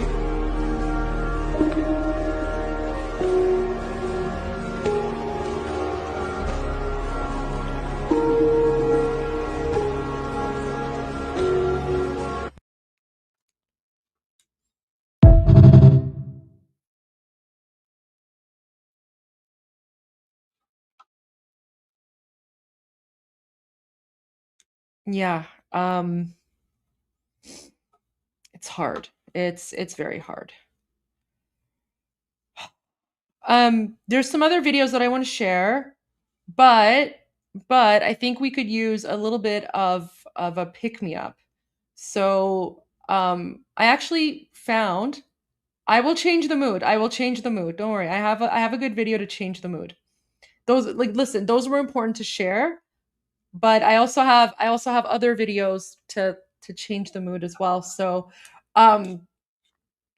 I want to share this video of this American guy on Instagram, and apparently he does food reviews. And so he went to a Persian food restaurant, and so he's giving his review as an American. And I just want to say, I absolutely love this. I absolutely love this. Like, I always love to see non-Iranians going to like Iranian restaurants and trying new foods and stuff. So this guy, he's fantastic. And then there's so like all the Iranians are like giving him love in the comments, and they're like, oh, you should come to this place or that place. So here we go. Does Iran have the best food in the world?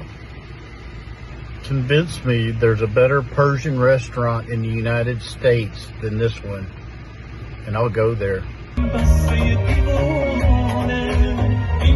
Dig it! With the TripAdvisor customer review rating of 4.4 out of 5.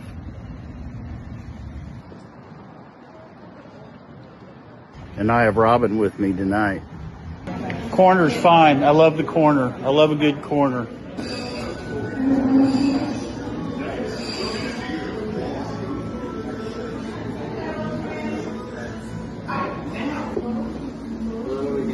Oh, you're not my server? Yes, he's going to be the new server.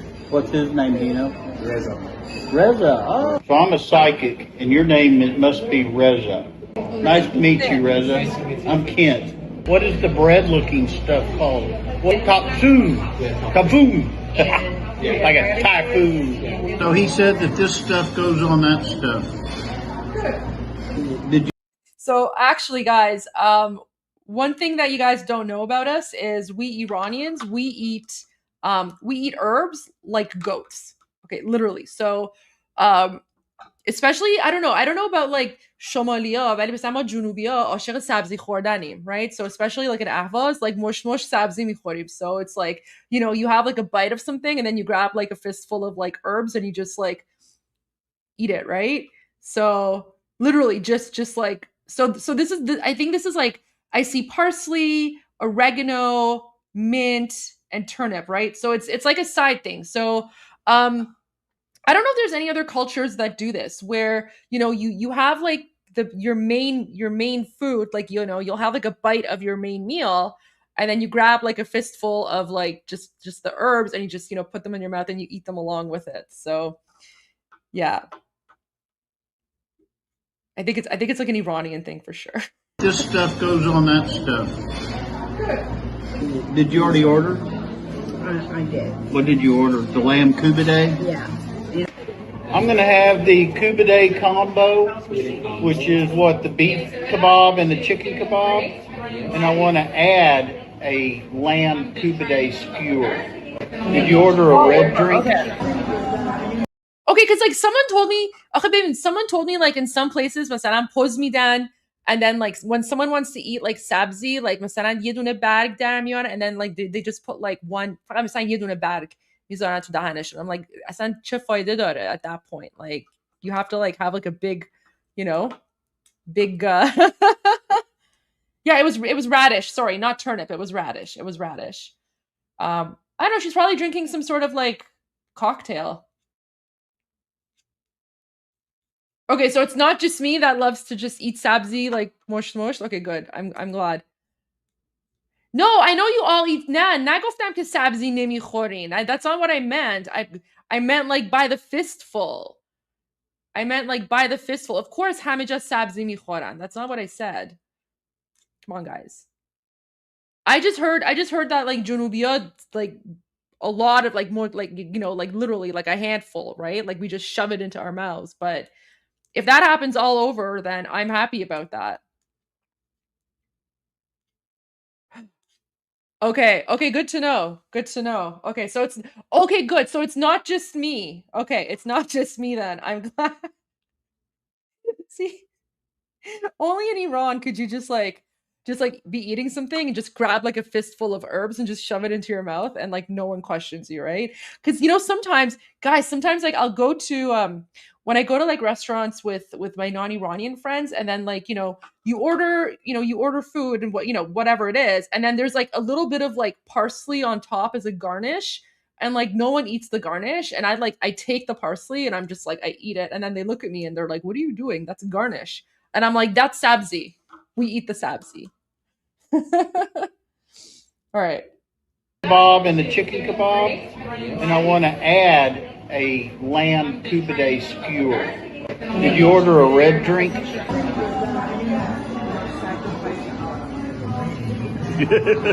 How you doing, sir? Good to see you. Are you good? Doing good. Are you the manager, owner? The manager. You're the manager? Yes, sir. And what's your name? Lucio. Lucio. Yes, sir. I'm Kent. Nice to meet you. And honey, not only are you looking good tonight, but your food looks good too.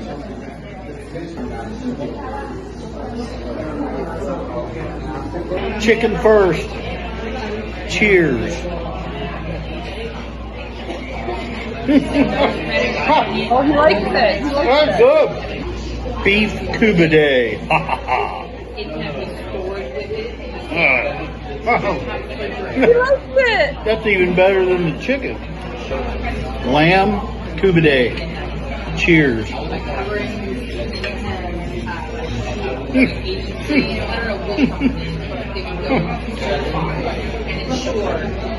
That's the best one.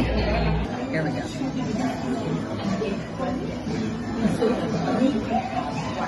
Good? So cute. Would you like to taste some food? It's excellent. Some of the best I've had. Everything is excellent, Lucio. Everything is groovy. One of the best meals so far, and for me. There you go. So one of the best meals he's ever had. And then what's really sweet is, in the comments section, you don't we have a lot of food without lamb, so you don't have to eat lamb.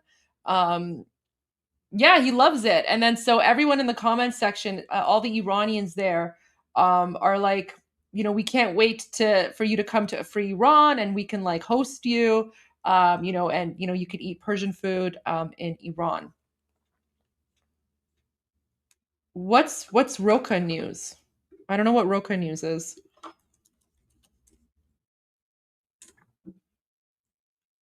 Do you have a link or something?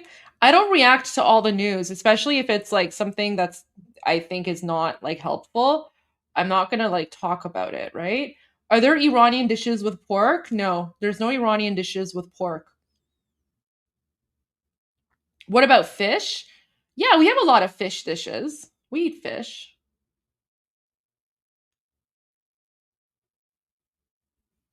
منم گرسنه شدم. Now I'm like craving like Persian food. Now I'm like craving Persian food. Yeah, like the main like meat that we have is beef, chicken, and lamb. Beef, chicken, and lamb. What kind of fish? I don't know, whatever's local to the area. You can just like Google that, I guess, but yeah, no, there's no pork. Like honestly, I'm not a big fan of like pork in general. Like I will eat bacon. I'll have like pepperoni on pizza, but I'm not a fan of like, I don't know, lamb pork chops or like, like a big ham. Like I can't do that. I don't know, it's just because I wasn't raised, like it's just, not really in our cuisine. So I can't really do like a big thing of ham. But like, bacon, oh, I love bacon, like bacon and eggs. I can have pork and like if it's like thin sliced, right? Or sausage. I like hot dogs. I like sausage. Pulled pork. Yeah, I like pulled pork. That's really good. Pulled pork is really good. But I just like, like a giant leg of ham or like pork chops. For some reason I can't do that. I don't know. There's something about the texture. But when it's like bacon is amazing. Pork belly is fantastic. But yeah. So there you go. There's something to lighten the mood a little bit. All right, let me find a few other things. Let me just bring more videos up here.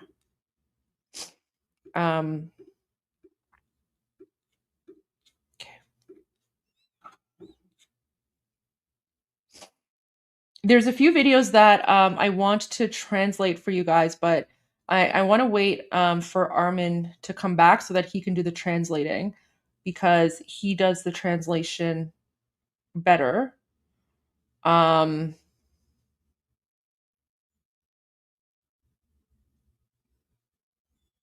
Okay, there's one here that I can share. This is the insanity of Islamic regime TV. Let me just play it for you, and then I'll go back and I'll translate. This is what like this, crazy Iranian woman said on Islamic regime state TV. زنهایی که خودشون رو میپوشونن، یعنی در حقیقت این حجاب به نفع خودشونه، جوانتر میمونن، شادابتر میمونن، نه فقط به خاطر این، از چشمهای مرد اشعه‌ای تولید میشه که به صورت زن میخوره، پیری زود دست میاره. یعنی این مستنده. بله.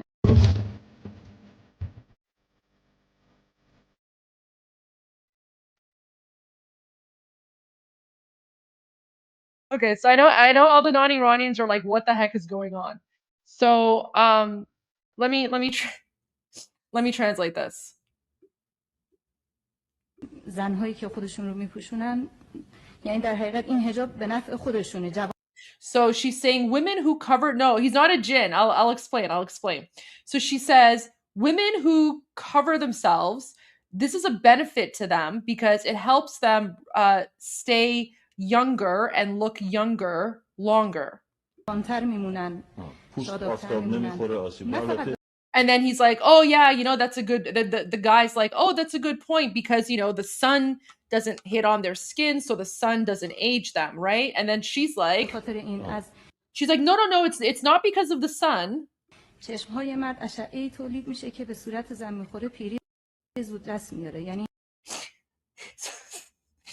she says,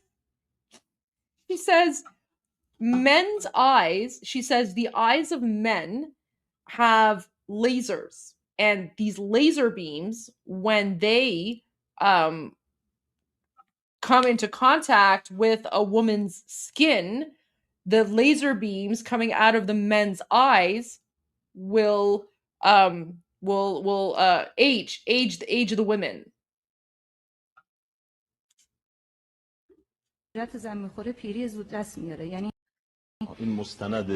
And then he's like, in mostanade, like is this confirmed? And then she's like, yes.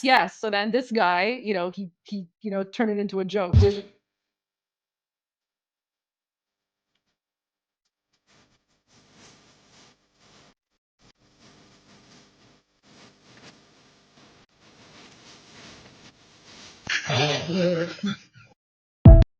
There we go.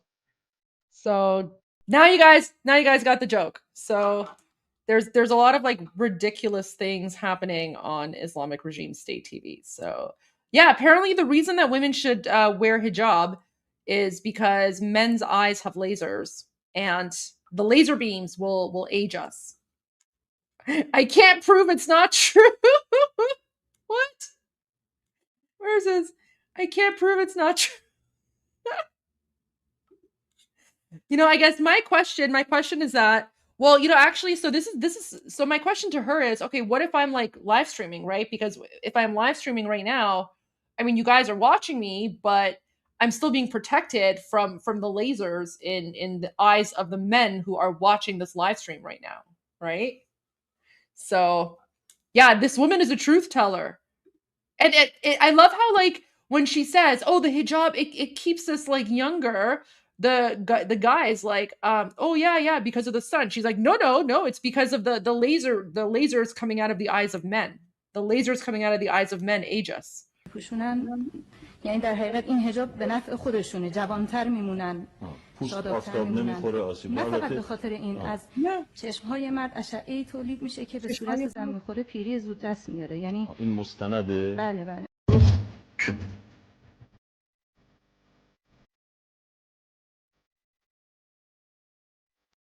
There you go. So there's one. There's another one from Islamic Regime State TV.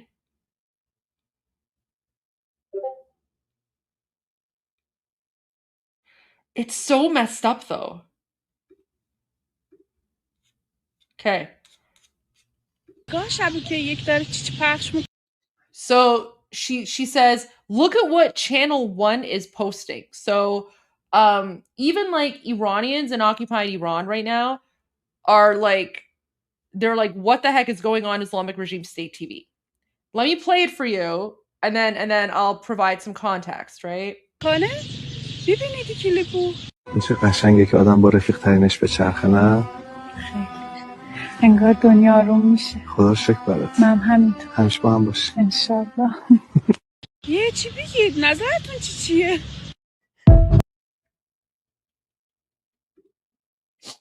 So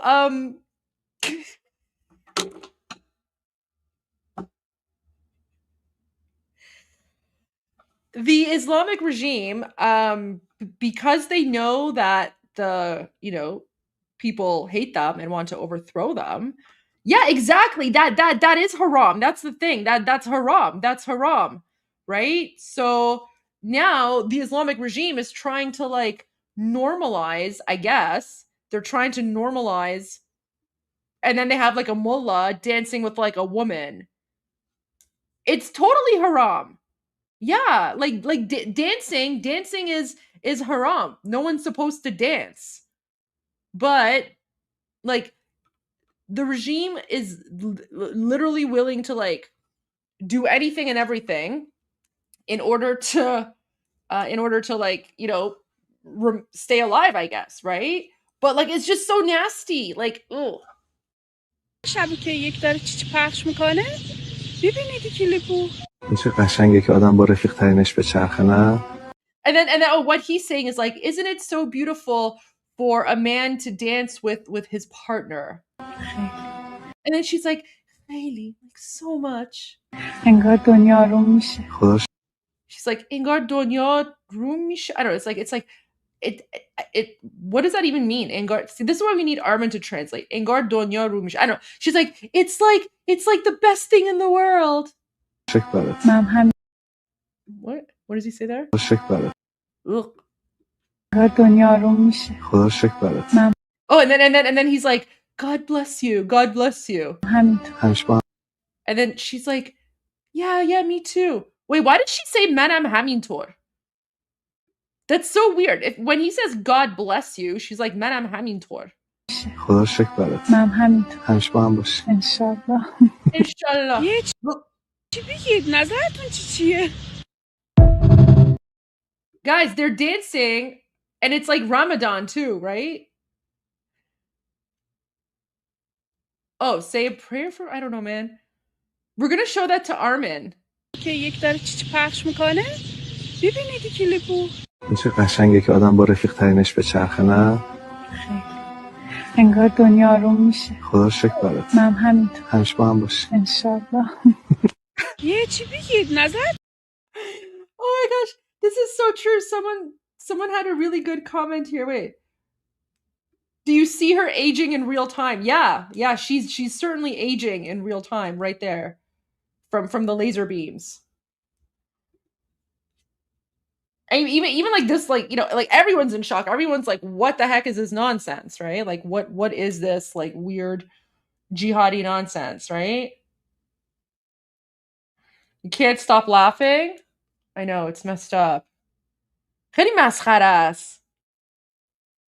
Like between the you know, the laser eyes and the, you know, now the dancing mullah, and then guys, remember the English singing mullah, right? You remember him? The English mullah? Like Islamic Regime TV.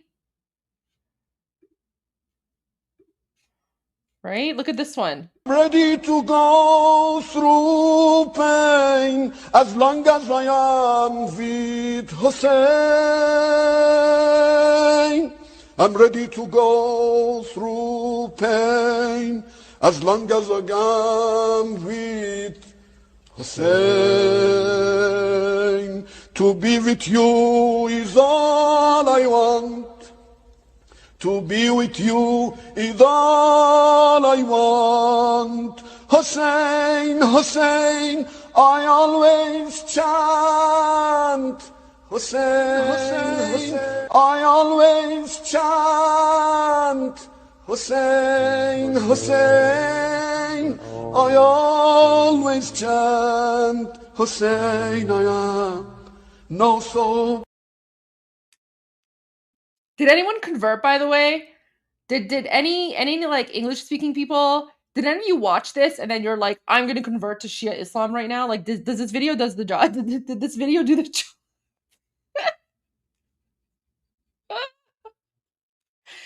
Oh my gosh, there you go. There you go. Okay. All right, so Savak, was that enough of a mood booster? Because I know that some of the things I was sharing before were a little dark, so not yet. We'll get you. Don't worry. The mullahs will get you. The mullahs will get you. Oh, I can't share that, William. That's a little bit tarbiyati. I appreciate the super chat, but I can't share that.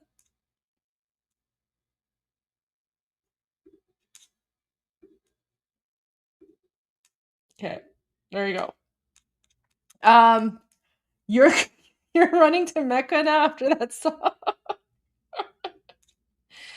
Oh my gosh. Okay. All right, let's go to some news now. I think we've cheered up the mood in the chat enough, because I mean, I told you guys, it's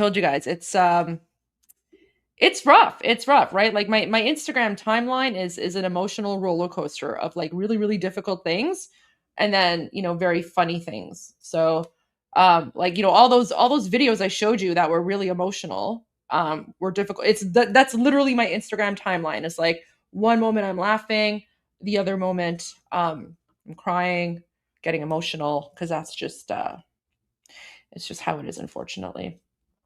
Okay.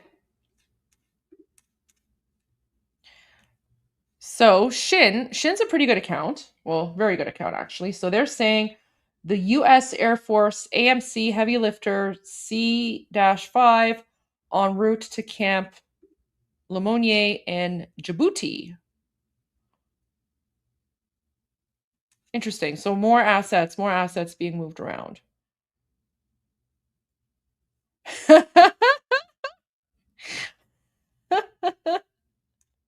So, guys, after the news of the F4 crash last night, a lot of Iranians are joking around and they're basically saying the war hasn't even started yet, and the Islamic regime is already down one person, right? Like they're already down one casualty. So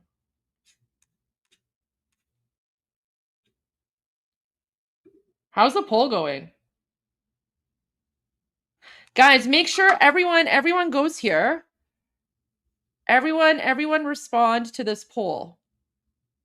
As you can see, I've already responded because I have the check mark there. Let me put the link here in the YouTube chat. So please make sure. And then let me just do this. I already retweeted this, but I'm going to do it again. If you haven't already done so, please vote yes. Thank you. All right. Oh, wow. So Iranians in occupied Iran are now sending photos to media outlets. So this is a homemade flag. This is a homemade flag, and you can see it's got it's the crowned lion and sun, the one that's, behind my head there. That one there, right? So Iranians are sharing these photos basically to, tell each other and tell the world that guys, I'm not going to post interviews with of random people. This is Iran Revolution Live. I'm only going to focus on actual Iranian news. I actually don't care what podcasters or other people say, especially if they're talking nonsense. Like that's not the purpose of this channel. The purpose of this channel is to focus on Iran and legitimate news, and then of course things that we think is good to share in terms of sharing Iranian context and culture. But I have zero interest in platforming I don't know, some crazy jihadi Islamist who's talking against Iranians and supports the regime. I have zero interest in doing that, because those people exist. They're going to exist regardless, and there's no point in giving them any attention. Petito is great. Petito messaged me earlier today. He's great, just doing things. So okay, this is from Otaq Khabar Manato. So they're saying the 40th day memorial ceremony for the eternal Javid Nam, Mershad Qaedi in Nurabad, Fars province. So this was for the 40th memorial of this particular Iranian, Mershad Qaedi. You can see that his friends wrote Javid Shah, right? So on the stone, they're writing Javid Shah, and then they have a flag of the lion and sun crowned flag. And then wow, literally just this is very brave. This is very, very brave. So I mean, again, this is homemade, but you can see he's out in public, right? He's out in public, which is and all these Iranians are being targeted by the regime, right? Because they don't want the regime doesn't want Iranians to go out and honor the murdered. So this is incredibly brave for him to do this. I haven't seen Tusi yet. I haven't seen Tusi, unfortunately. I'm keeping. Let me go check his channel. I don't know. Maybe he's busy. He could be busy. Let me go to Tusi. And poor guy probably needs a day off too. Yeah, no, nothing yet. Maybe he'll go live later tonight. Who knows? But there you go. And then of course there's this one, and then this one. So again, the bravery of Iranian people is right. Very brave people. So this one says, they played a cheerful song and we sank into the deepest sorrow that the saddest instrument played within our being. Guys, so again, like all these cheerful songs, it's they have a new meaning, right? So it's like these cheerful songs, it's rough.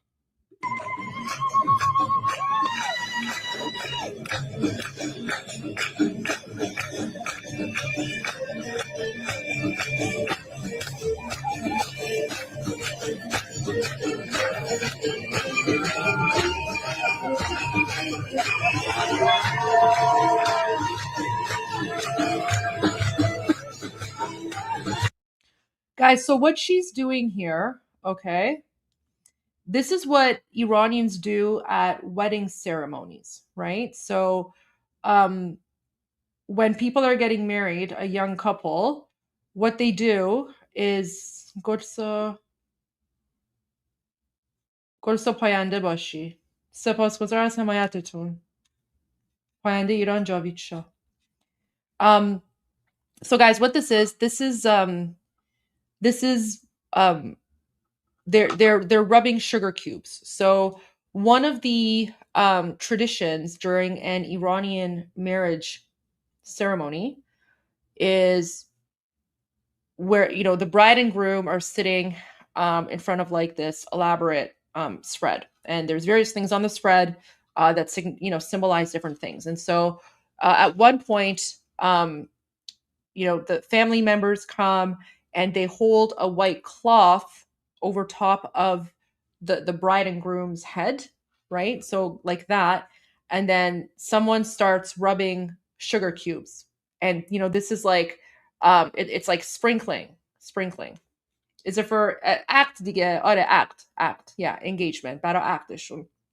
So they rub the sugar cubes, and the sugar basically like starts sprinkling down, and it basically symbolizes having a sweet life, right? It's like giving sweetness to the life, to the wedding, to the relationship, right? So it's kind of like a way, like a symbolic traditional way of blessing the couple. And it's a pre-Islamic tradition, right? It has nothing to do with Islam. It's Iranian culture.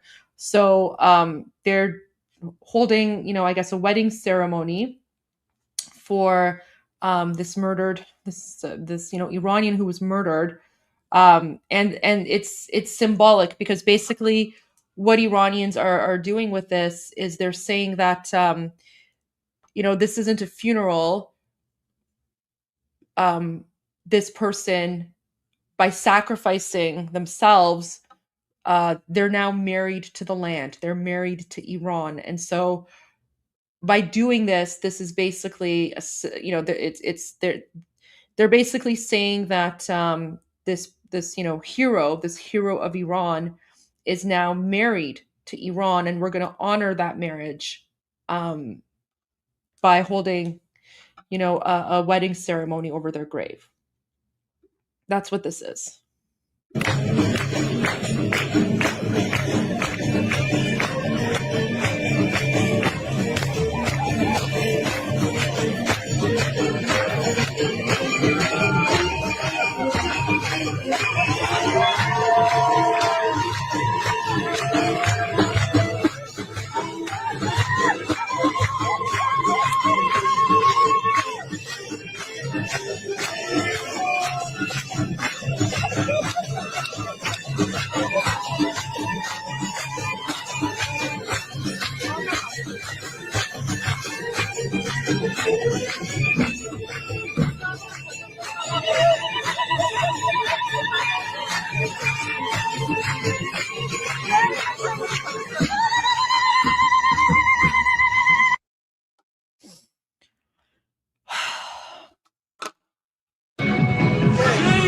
him.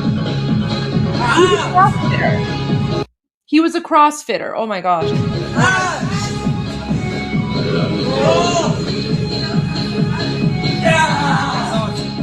همه شما عالی عالی بود عالی بود ماشاءالله ماشاءالله دمتون گرم. So that was him. That was him before he was murdered.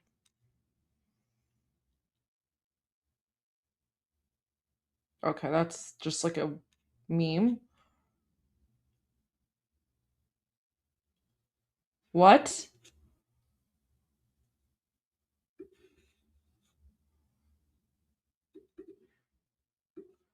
Huh.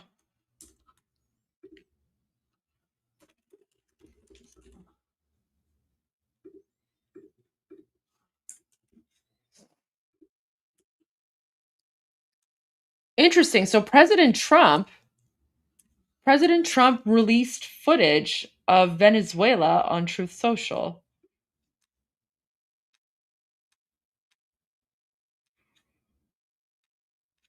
What was this?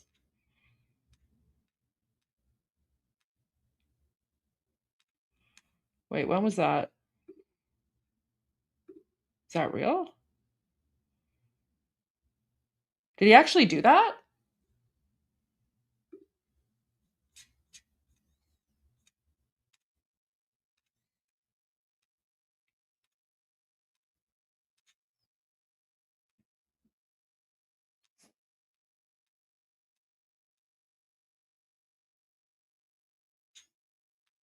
I don't see anything.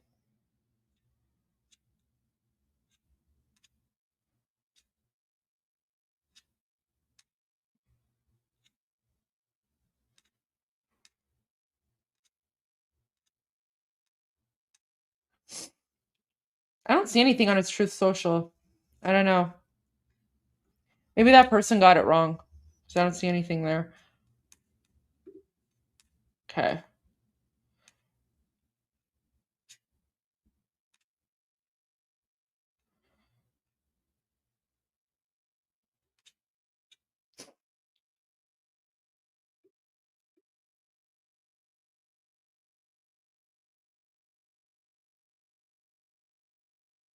So here's a memorial. Oh, the video's not working. Video's not working.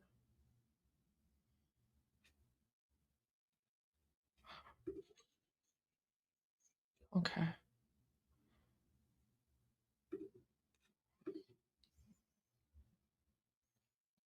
Okay, so this is I'm going to hold off on this one until Armin comes so that he can translate, because this is a 5-minute long and we appreciate Armin translations much better than my translations. I'll just put the link there so he can see it. Okay. So there's that one.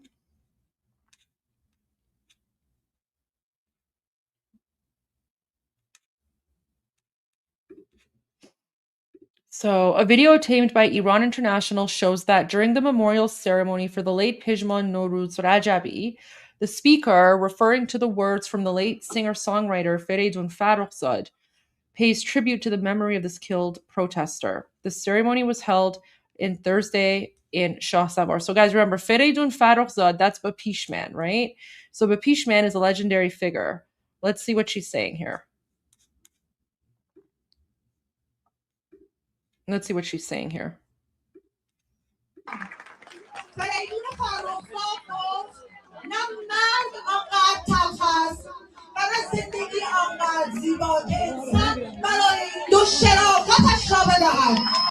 So she's saying, Feridun Farrokhzad, Bapishman, he said that death is not so bitter and life is not so sweet that one must give up their honor, right? So basically they're saying don't sell your honor, right?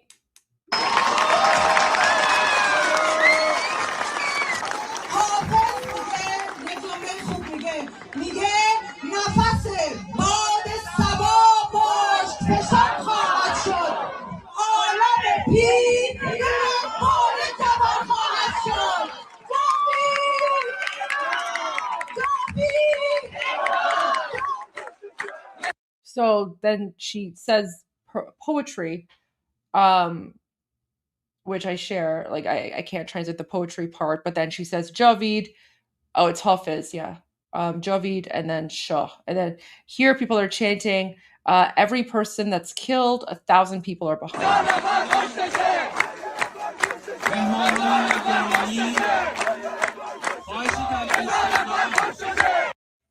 There we go. Okay. I want to now go to, I think Fox News just posted something. I want to watch this because Fox News posted this about an hour ago. I think it probably has to do with what we saw this morning. But because it's new, let's just watch it again. President Trump turning up the heat on Tehran. His ultimatum, strike a deal or bad things will happen. Good morning. I'm Dana Perino. Bill Hemmer is off today. Hi, Bill. Hey, Dana. Good morning to you. Happy Friday to you as well. I'm Bill Malugin. This is America's Newsroom. The president says he's giving Iran 10 to 15 days to give up their nuclear program. This, as American military assets are flooding into the Middle East in what is reportedly the biggest buildup since the Iraq War back in 2003. So the Wall Street Journal reports President Trump is weighing a limited strike to force the regime's hand. The president says the ball is in Iran's court. What is the goal if there is a U.S. military strike? Well, we're going to make a deal or we're going to get a deal one way or the other. But with a military strike, is it to wipe out their nuclear program? I'm not going to talk to you about that, but we're either going to get a deal or it's going to be unfortunate for them. And since they 10 days, give them a deadline firm to make a deal? I would think that would be enough time, 10, 15 days, pretty much maximum. And Jackie Heinrich is joining us live at the White House with more on this. Jackie, good morning to you. Good morning, Bill. For days, U.S. officials have said Iran is ignoring the U.S. red lines on zero nuclear enrichment, instead floating proposals that would allow it to continue for civilian use or suspend it only for the duration of President Trump's term. And now Iran this morning is out with a bold new claim that the U.S. isn't asking for zero enrichment at all. The U.S. side has not asked for zero enrichment. What we are now talking about is how to make sure that Iran's nuclear program, including enrichment, is peaceful and would remain peaceful forever. And in return, Iran, does some confidence-building measures to ensure that its program would remain peaceful. President Trump has said in no uncertain terms that the U.S. will accept nothing less than zero enrichment, including saying this on camera. Here's a flashback to last week. Would you accept anything less than zero nuclear enrichment? We don't want any enrichment. We don't want enrichment.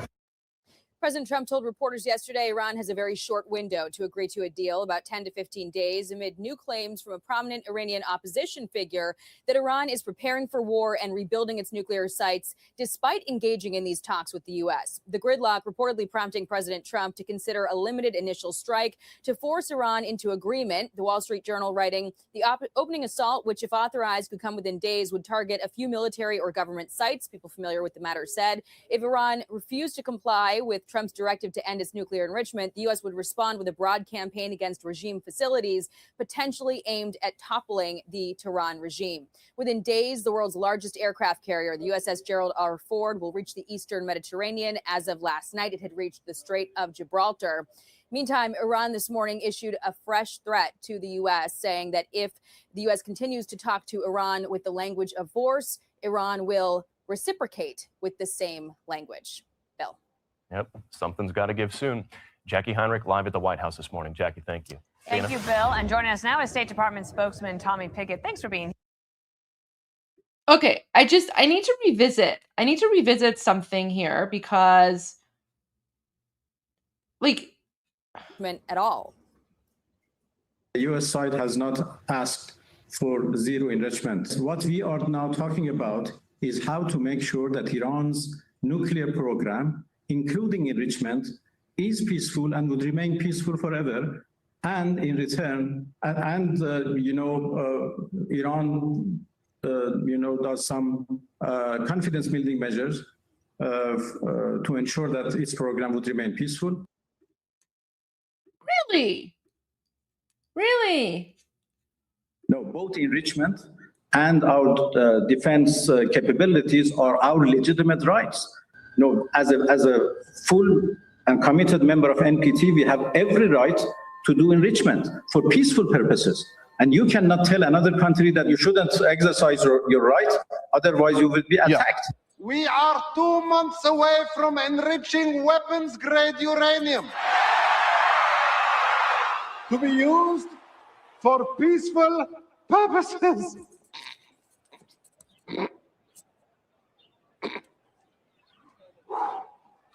It will be used only for medical research and clean energy. It will, and will certainly never be used to attack oh boy. Yeah, peaceful purposes. Okay. These people are insane. President Trump has said in no. Did you notice how his tone has changed as well? So, like a few weeks ago, he was saying, we have every right to, enrich uranium for peaceful purposes, and no one has the right to tell us what we can or cannot do. And now he's begging. US side has not asked for zero enrichment. What we are now talking about is how to make sure that Iran's nuclear program, including enrichment, is peaceful and would remain peaceful forever. And in return, Iran, does some. The reporter is not impressed. He does not believe Al-Chi, right? Confidence building measures to ensure that its program would remain peaceful. President Trump has said in no uncertain terms that the U.S. will accept nothing less than zero enrichment, including saying this on camera. Here's a flashback to last week. Would you accept anything less than zero nuclear enrichment? We don't want any enrichment. We don't want enrichment. President Trump told reporters yesterday Iran has a very short window to agree to a deal, about 10 to 15 days, amid new claims from a prominent Iranian opposition figure that Iran is preparing for war and rebuilding its nuclear sites, despite engaging in these talks with the U.S. The gridlock reportedly prompting President Trump to consider a limited initial strike to force Iran into agreement. The Wall Street Journal writing, the opening assault, which if authorized could come within days, would target a few military or government sites. People familiar with the matter said if Iran refused to comply with Trump's directive to end its nuclear enrichment, the U.S. would respond with a broad campaign against regime facilities, potentially aimed at toppling the Tehran regime. Within days, the world's largest aircraft carrier, the USS Gerald R. Ford, will reach the eastern Mediterranean. As of last night, it had reached the Strait of Gibraltar. Meantime, Iran this morning issued a fresh threat to the U.S., saying that if the U.S. continues to talk to Iran with the language of force, Iran will reciprocate with the same language. Bill. Yep, something's got to give soon. Jackie Heinrich live at the White House this morning. Jackie, thank you. Thank you, Bill. And joining us now is State Department spokesman Tommy Pigott. Thanks for being here today. Can you help us understand what precisely is the problem that President Trump is trying to solve here? Well, look, it's been clear from the beginning of this administration that Iran's their destabilizing actions of the regime there must end. And we've been very clear about what those destabilizing actions are. We've had a maximum pressure policy from the beginning of this administration that was bent on denying the Iranian regime the revenue they need to do things such as fund their nuclear weapons program, such as fund terrorist proxies across the region, such as fund their ballistic missile program. You have a regime in Iran that instead of funding water, food, and energy infrastructure, wasted their vast wealth on these malign activities. And President Trump has been very clear that those malign activities must come to an end. The foreign minister was on Morning Joe. I think you might have seen that just now in Jackie's piece. He had one other thing to say about the military buildup. A win-win deal is when U.S. is absolutely confident that Iran's nuclear program is peaceful and would remain peaceful, and for Iran, sanctions are lifted. I'm not, referring to military build-up around us because that is absolutely unnecessary and unhelpful. A diplomatic solution is at our reach. So the military buildup is unhelpful. Maybe the reason that you look like a scared cockroach right now is because of the military buildup, right? It's because of the military buildup, right? Peace through strength. So I don't know what's going on in these negotiations, but for some reason the negotiations have been going so bad that the military buildup is like increasing, and President Trump even now just said 10 days to like 10 to 15 days, right? That's that's this guy. Like that's IRGC. IRGC has done such a bad job at negotiating that who knows? You know what? Maybe he's a Mossad agent. Maybe he's like, I don't know, maybe he's tanking the negotiations on purpose because he wants the regime to attack, or sorry, the United States to attack, right? So who knows? Maybe he's sabotaging the negotiations because he's a Mossad agent. And this was a strategy all along. Who knows, right? But whatever's going on, the negotiations are so bad that you know, it's made the United States send even more military assets there, right? There seemed to be, at least from his perspective, trying to say that there's confusion about zero enrichment. Is the president's policy zero enrichment? Well, the president has spoken to this. The bottom line is that the Iranian regime cannot have a nuclear weapon. The president has been very clear. It's something he repeated just yesterday at the Board of Peace meeting, that historic meeting that global coalition brought together. He is pursuing peace. He wants to be a peacemaker. He is a peacemaker. He's a deal maker. But you cannot have peace in the Middle East if the Iranian regime has a nuclear weapon. That's the bottom line. The president has been very clear on that. Okay, here's a map of the military assets that are now in the region. So the president building up some firepower in the region if he needs it, right? So he's saying he has flexibility. When he says 10 to 15... Guys, the Mossad agent was a joke because everyone says Ghani is a joke. So like it's like an inside joke for Israelis and Iranians where they say Ghani is a Mossad agent. So now it's like anyone who does like a terrible job, we're like, oh, maybe they're Mossad, right? It's a joke. I don't actually think he's Mossad. I just think he's an idiot.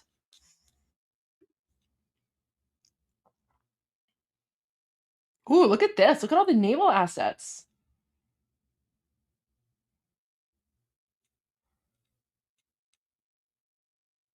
Wow.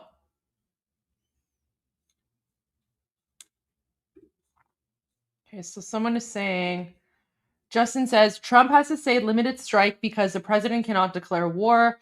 Only Congress can declare war. However, the president does have authority to defend against immediate, clear, and present dangerous threats. Yes, and a few weeks ago, last week maybe, I can't remember, President Trump came out with that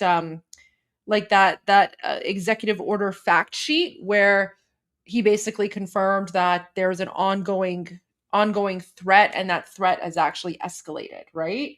And you know, to be quite frank, we don't want war, and we don't see this as a war anyway, right? Like we see this as liberation, right? From our end, we see it as liberation. Yeah, no, I agree. It's definitely not war. 15 days. Does he mean from today? Well, that's up to the president. The president is going to make that ultimate decision. I'm not going to preview what he might say, but I think it's important to say that Well, someone commented that we're not seeing the submarines. Yeah, that's probably on purpose. Right? There's probably a very good reason why we're not seeing the submarines. Yeah, it's a rescue mission. It's not war. It's a rescue mission. And we Iranians love it. You know what? After this, I'll play some of the other memes for you. I'll play a few more memes for you. The president means what he says. The last time the Iranian regime refused to make a deal, we saw Operation Midnight Hammer. So if anyone doubts that the president means what he says, they just need to look at history to see that he does. And do you feel that the military might gives diplomacy more of a push? Well, fundamentally, President Trump believes in peace through strength. When it comes to our force posture in the region, Secretary Rubio has described that our force posture reflects the interests we have in the region, reflects the fact that there are U.S. troops in the region, reflects the fact that there are our allies in the region. But fundamentally, President Trump has built the most powerful military in the history of the world, but believes in peace through strength. We see it around the world when it comes to solving conflicts and pursuing our national interests. One last question. When the protesters so bravely went out and said, we've had enough, and the president said help is on the way, is that help included in this planning, whatever the 10 to 15 days is, in this diplomacy? Does something happen for those people who are desperately seeking change and more freedom in this plan? Well, a few weeks ago, we saw President Trump stop the execution of hundreds of protesters. We've seen action from the State Department's perspective about leveling pressure against those officials or individuals that were involved in the brutal suppression of those protesters. We've seen those actions being taken here from this administration already. This is something the president has been monitoring incredibly closely. He's been very clear with the regime. It's something he continues to monitor among all of these different issues that we've already been discussing here. All right, Tommy Pickett, thank you so much. I'm sure you'll have a very busy weekend. Thank you. Thanks for having me on. There you go. So, all right, let me go to some of the memes while we're waiting for Armin to come back. Okay, here's the first one. Oh, snapper.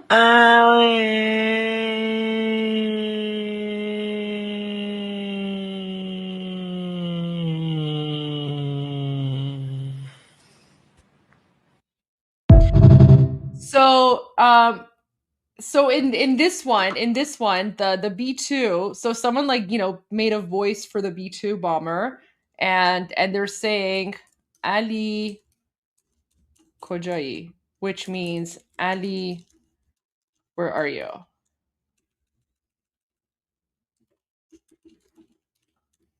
Okay.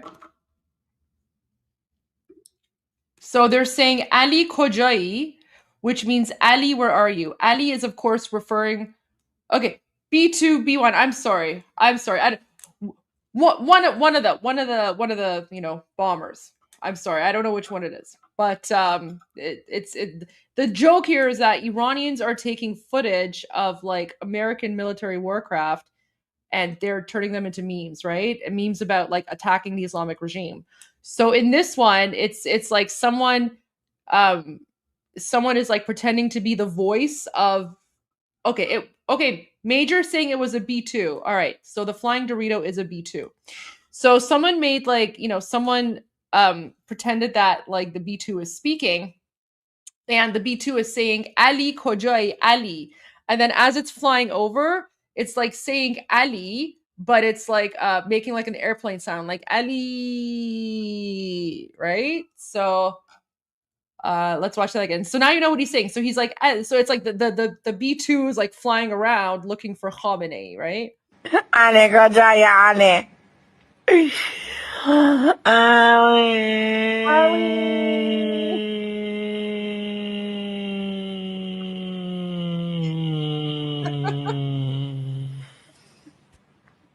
So there's one. Okay, so the next one, I have to explain the next one as well.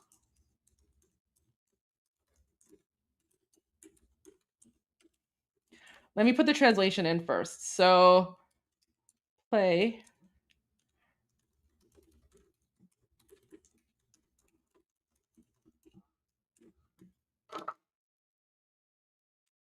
Okay, so the next one is a play on words. Okay, so the song is like a love song, right? So it's this woman and she's singing Bezan ta man beraksam. And in that context, Bezan means play music. So she's like, play music for me so that I can dance. But Bezan can also mean hit it, right? So someone took the lyrics of that song and now they have like the B-2 bomber, and then you hear the woman singing in Persian. She's like, hit it so I can dance, right? So it's a play on words, where the song originally means, Bizan dige, like play the music, but in this context, it's like Bizan means bomb them. So it's like bomb them so I can dance. Here.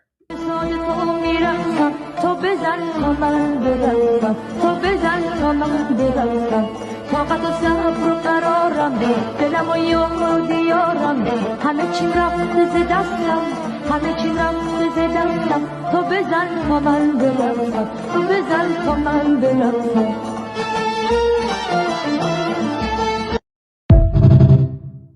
There you go. So that's that one. As you can tell, it's like a really, really old song, but like there's so many like songs now that Iranians are like using to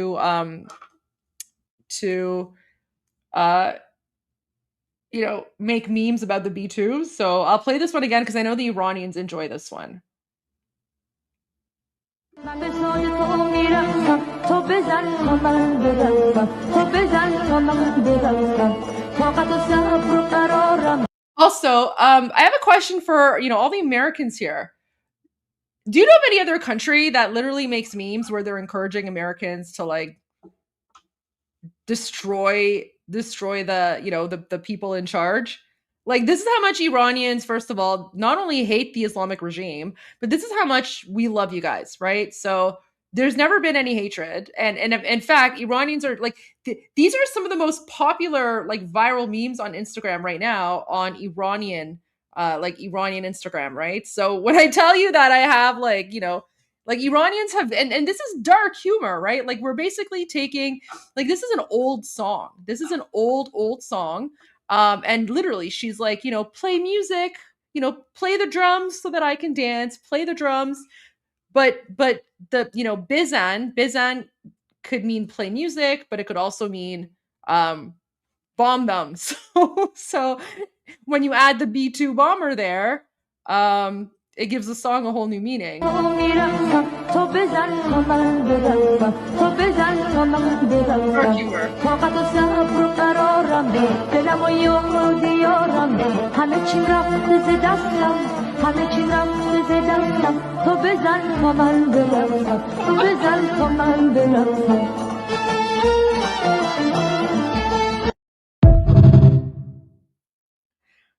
There you go. So there's that one. Okay, and then now there's another song. Let me put the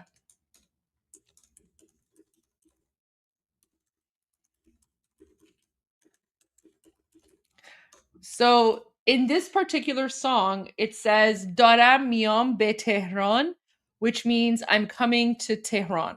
So again, it's just supposed to be like a fun, chill song about someone who's visiting Iran, right? So he's like Daram miam be Tehran, which means I'm coming to Tehran. And again, Iranians have taken B2 footage and they've put it to this music. So here you go.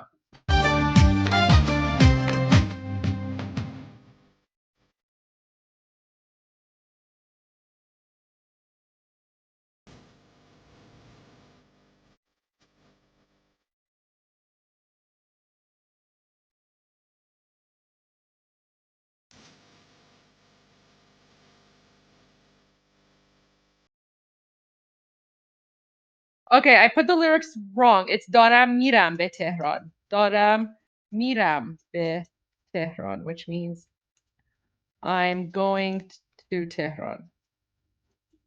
Okay.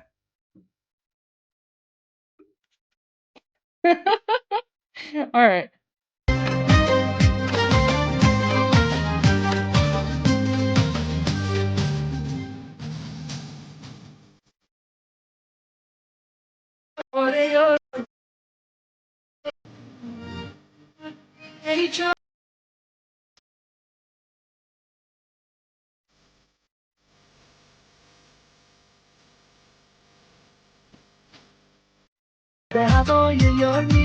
And then there's Mush Ali, right? There's Mouse Ali.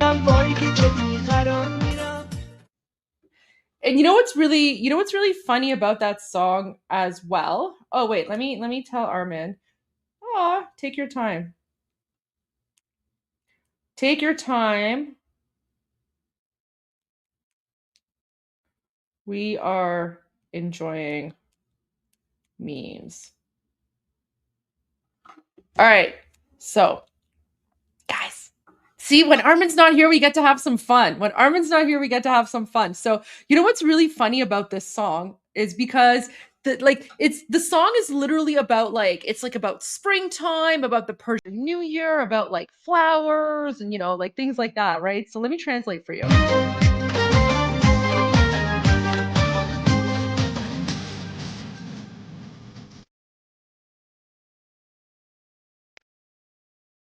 So he's like, "Hey Bahar, oh spring, oh spring, oh sky.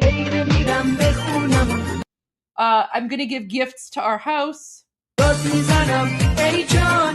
And then I yell, oh my love, oh my love, oh my love. So basically the lyrics are like, "Oh spring, oh sky, I'm here to give presents to everyone, and I yell from the bottom of my heart, my dear, my dear, my dear, I'm coming to Tehran, I'm coming to Tehran." That's basically the lyrics. Oh no, Armin! I've been exposed! Armin caught me! Oh no! Oh no! Oops.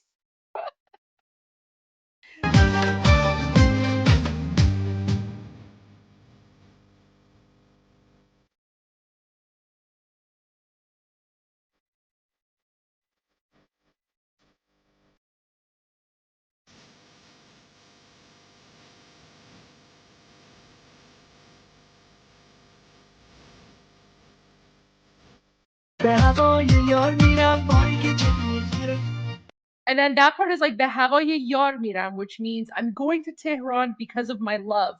And then at that point, with when they say my love, it's of course Mush Ali, right? So basically, Iranians are trolling the regime, and they're saying like the Americans are coming to to say hello to Mush Ali in Tehran. So there's that one. And then okay.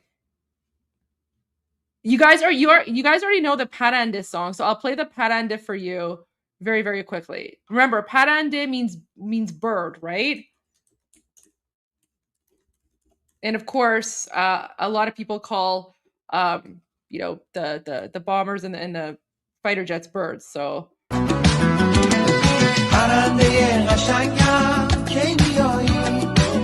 it's saying, "My beautiful bird, when will you come?"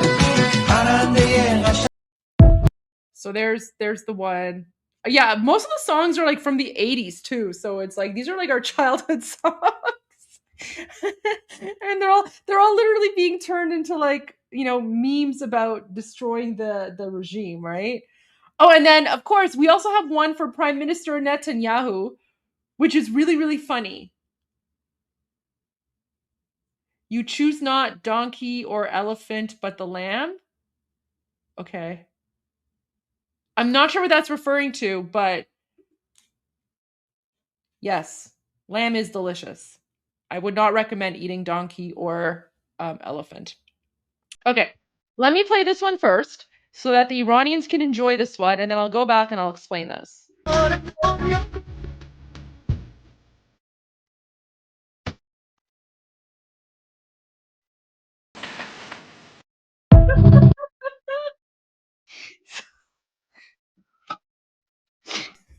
So okay, so okay, so that one, that one is for Prime Minister Netanyahu, and the song lyrics say "قرارمون یادت نره منتظرتم," which means don't forget about our arrangement, right? So basically, it's like we had plans to meet. So the song is basically saying we had plans to meet. Don't forget about our plans to meet. Don't be late. We're waiting for you, right? So Iranians are also saying to Israel, we still have plans. Don't be late. We're waiting for you.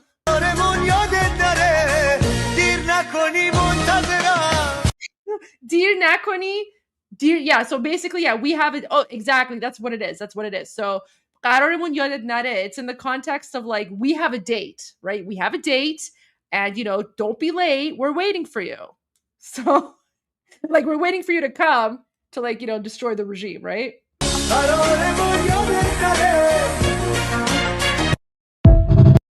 So there you go. That was so weird but hilarious. Yeah. Well, welcome to Iranian humor. Welcome to Iranian humor. I have a number of serious videos as well. I'm waiting for Armin to come back so he can translate them. Armin's taking a little bit of a break to eat dinner. Oh gosh. Okay. Let me share a few more while we're waiting.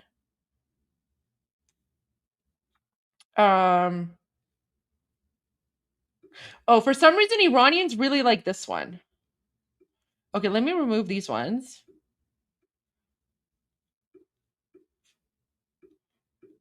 Okay. رفقا خیلی مخلصیم دیگه هم این کلیپی که الان میذارم این اسبر رو خیلیاتون دیدین هست. So one of the things that Iranians do in occupied Iran is like when they want to like protest the mullahs, they will they'll like flip their turban. So they'll like flip the turban off of their head, right? As a way to basically tell the mullahs we don't want you. Apparently this mullah went to London, England, and then the horse flipped the turban off of the mullah's head.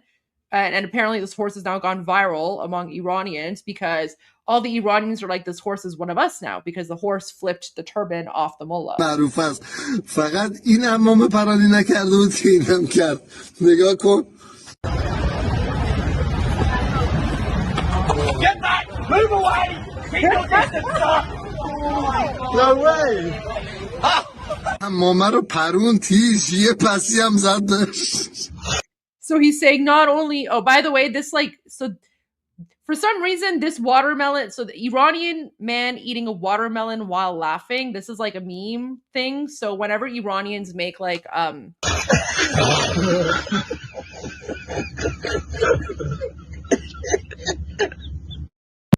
so that's become like a thing. So whenever like Iranians make a meme, they'll add the watermelon eating guy. And then, you know, there you go. Hey, Armin, welcome back. Hey, I'm here to ruin the fun. Oh no, Armin's back. Oh no. Oh no. No, that's fine. That's fine. I actually have a few videos for you. Oh. Before okay. I do have some serious things that I would like you to translate.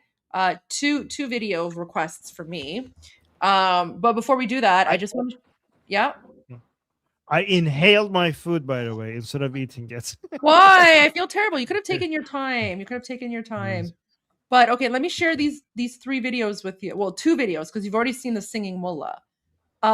Here's the first one. زن‌هایی که خودشون رو میپوشونن یعنی در حقیقت این حجاب به نفع خودشونه جوانتر میمونن شادابتر میمونن نه فقط به خاطر این از چشم‌های مرد اشعه‌ای تولید میشه که به صورت زن میخوره پیری زود دست میاره یعنی این مستنده بله بله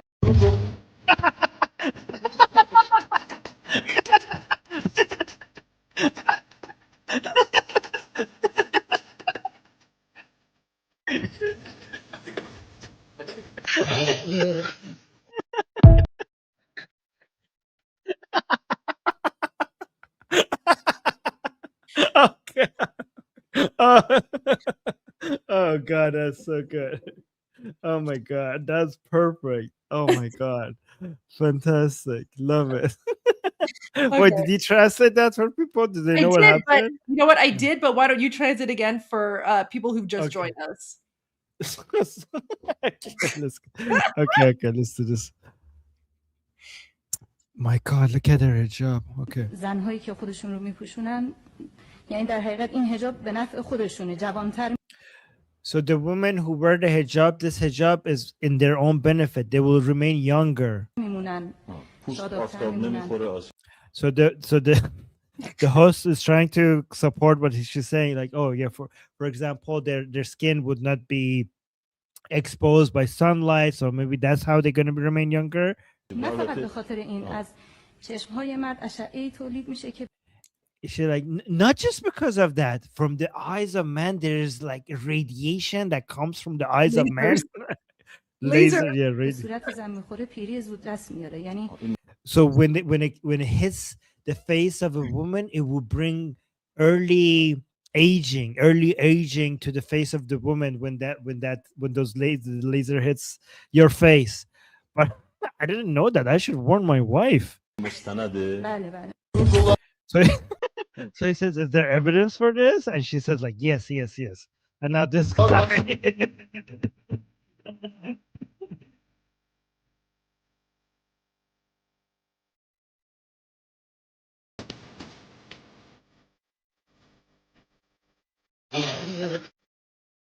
Oh my God. By the way, this video is something that we put at the end of any funny video. This guy eating a watermelon, because the way he laughs is just so enjoyable that now he has turned into an Iranian meme. We just put him at the end of any funny video. But I have a question. How does that cancel when you marry somebody? Like, or because I don't Muslim know. women don't wear their hijab in front of their husbands, in front of their fathers, in front of their brothers, in front of their sons.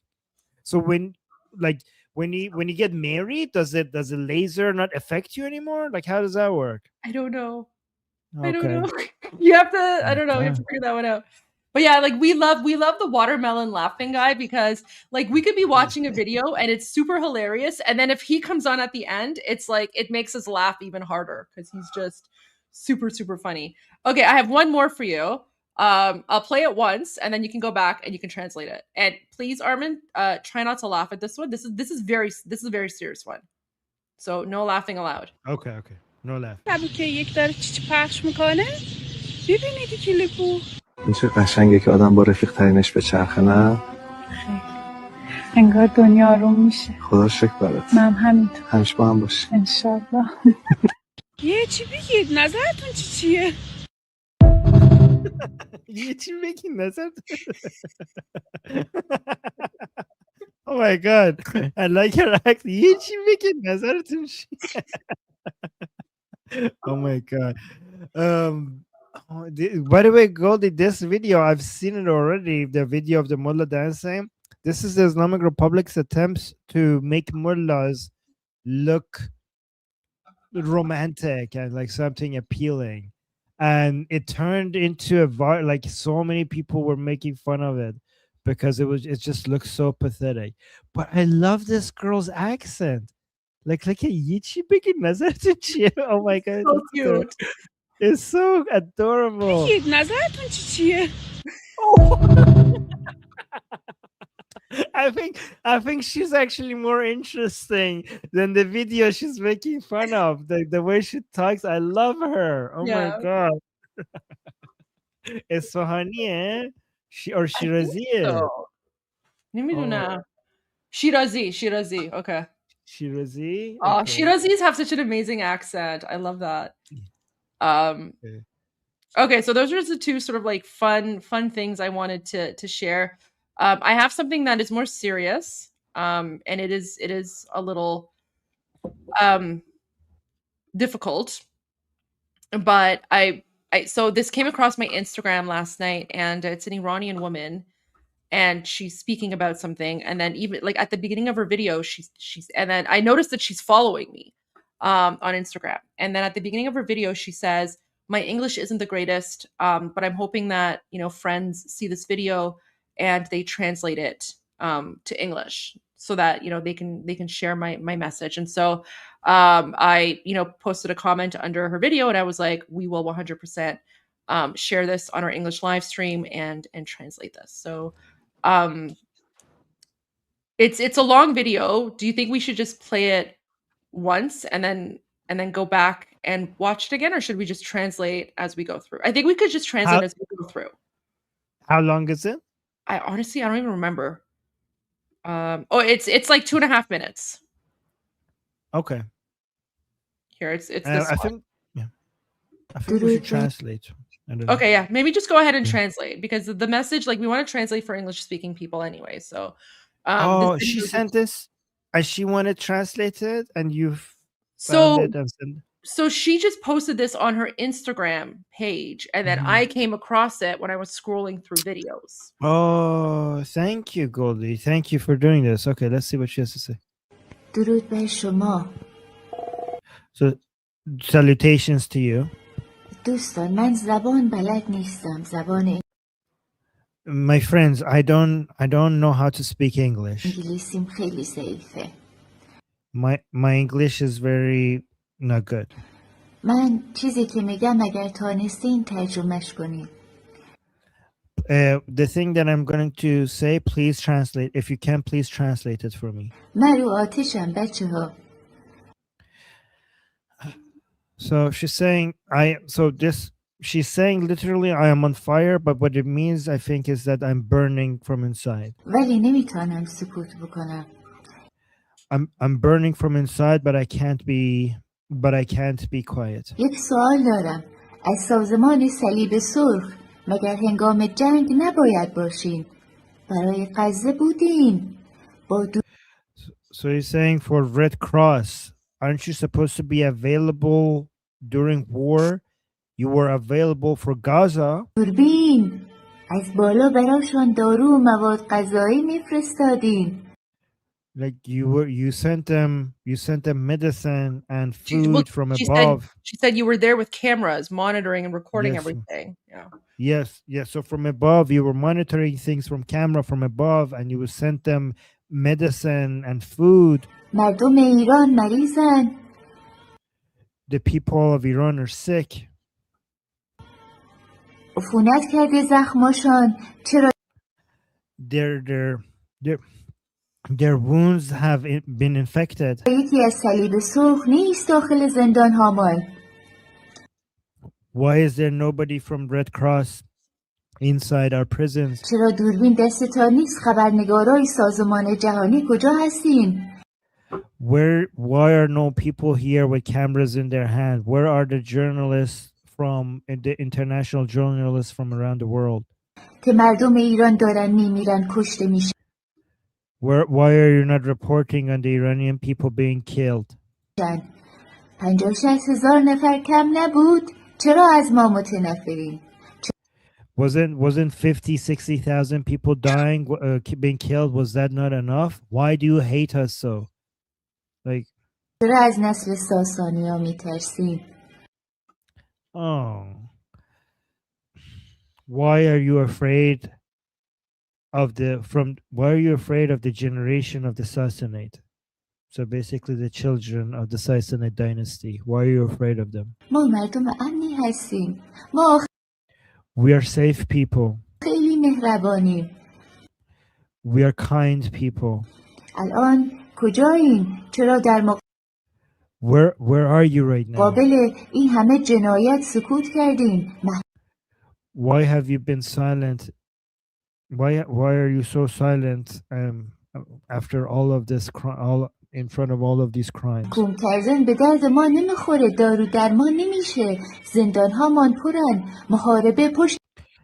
So he's saying being quiet is not going to solve anything. سکوت کردین. محکوم کردن به درد ما. Oh, no, she's saying just condemning is not going to do anything for us. نمیخوره. دارو درمان نمیشه. Condemning is not going to turn into medicine and care for us, basically, or it's not going to do anything when it comes to our sickness, and it's not going to turn into medicine. Our prisons are full. Muharabe pushta muharabe means that they're accusing people, they're charging people with waging war against Allah back to back, basically charging people with the punishment of execution back to back. Oh, so she's saying muharabe pushta muharabe. Muharabe means when somebody gets accused of being waging war against Allah. So she's just said, I didn't know she's going to explain it, so I explained it. She just said there is muharabe after muharabe, and now she says, do you know what muharabe means?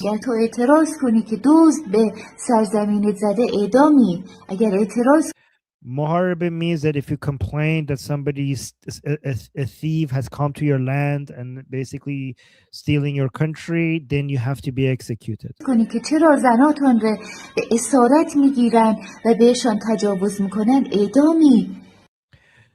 Muharabe means that if you complain that why if you complain that they have come to your country and they have captured your woman and they're raping your woman, the punishment for that complaint is execution. So because guys, I have to give some context. The way she's looking at this is that these are the Islamic Republic are invaders, and they're not Iranian, and they came here and they're invading our land, they're stealing our land, and they're capturing the woman and raping the woman. And if you complain against that, they will call it muharebe, which means waging war against Allah, and the punishment for that is execution. She's speaking with that framework in mind, which is a correct framework. Hold on, let me go back a little bit. اعدامی اگر اعتراض کنی که چرا زناتون رو به اسارت میگیرن و بهشان تجاوز میکنن اعدامی.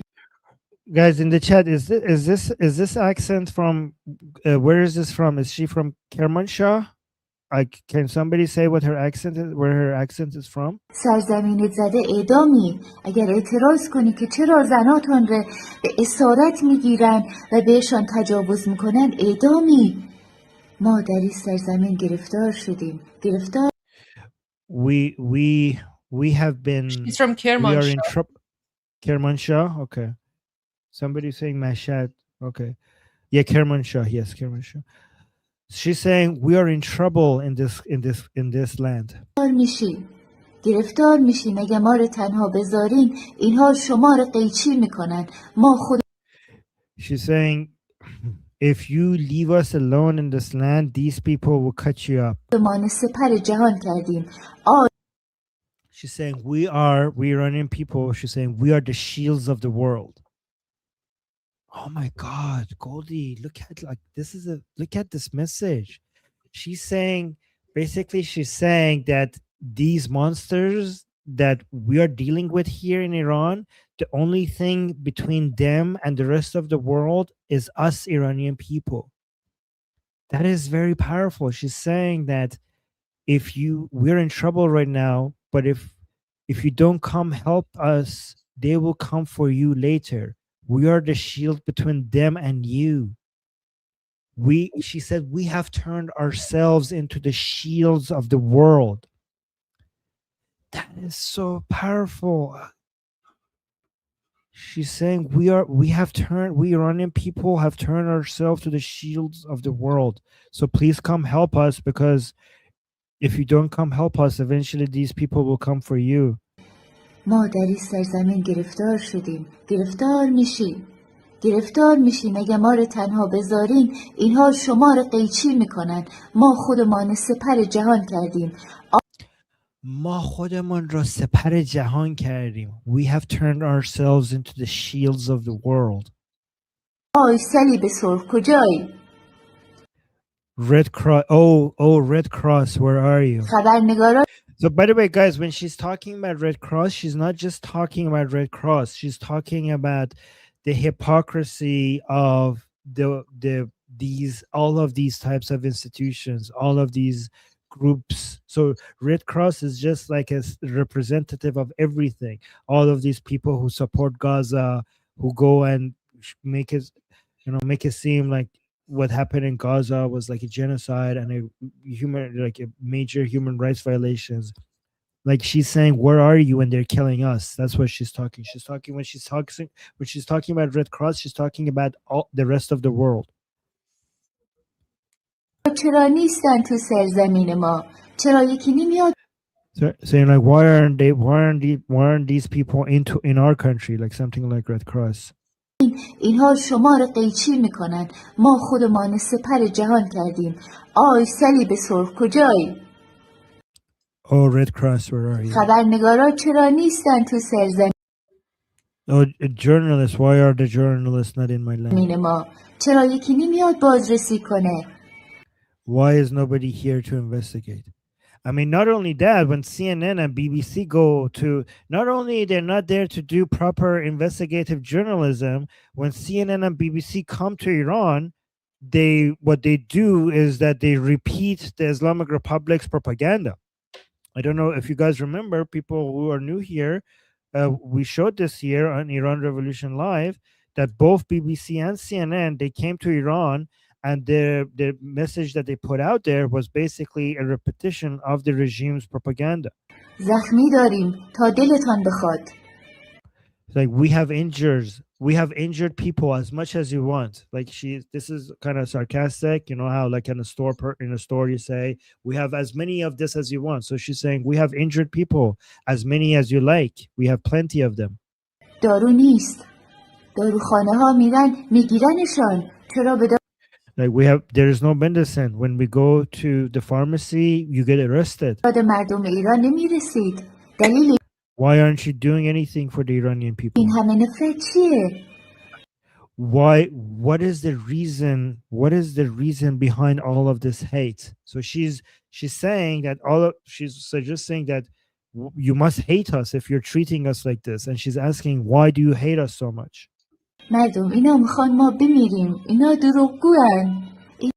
She's saying people. Now I think she's talking about to the people of Iran. She's saying people, these people, like the people she's referring to, they want us to die. They are liars. اینا به ما کمک نمیکنن. They won't come to help us. چرا کسی صدای ما نمیشنوه؟ Why doesn't anybody hear our voice? خدا رو کولتان. امیدوارم که این سکوتی که کرد خدا رو کولتان. What does that, guys? That's a saying. Can somebody explain that to me? خدا رو کولتان. So God be on your back. Anybody could explain what that's saying? That's a saying that I haven't heard. امیدوارم که این سکوتی که کردین و کف زدین برامان بعد از 47 سال جنایت تازه تروریست اعلامشان کردین دامنتان بگیره. با تشکر. Oh my God. She's saying, I hope that your silence and the fact that you call these people terrorists only after 47 years, that one day it will come, this fire will come and to you, like, like, I hope this turns a fire that will eventually capture your skirt, which is a Persian saying. I hope that what you have inflicted upon us, this pain, eventually comes for you as well.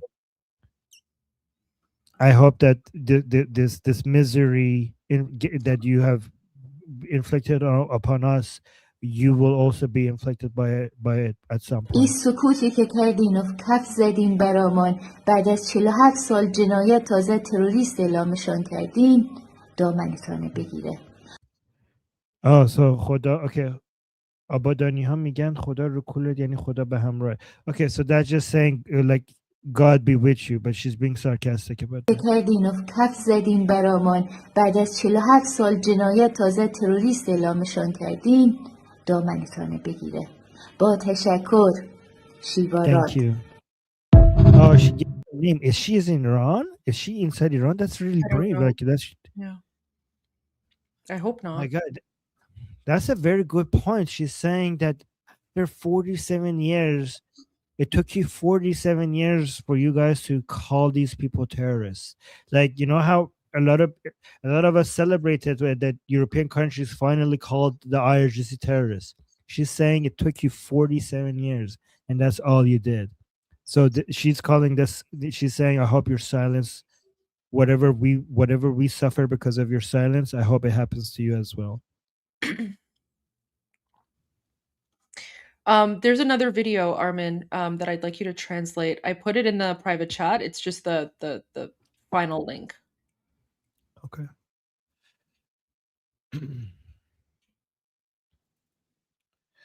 Thank you, Goldie, for sharing her voice. I don't think this would get, yeah. It's our responsibility, right? Like that's why we do Iran Revolution Live in English, to share their voice.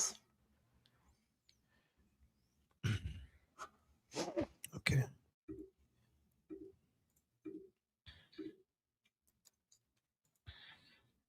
So saying joy in mourning, the 40th day for the fallen and martyrs of the homeland.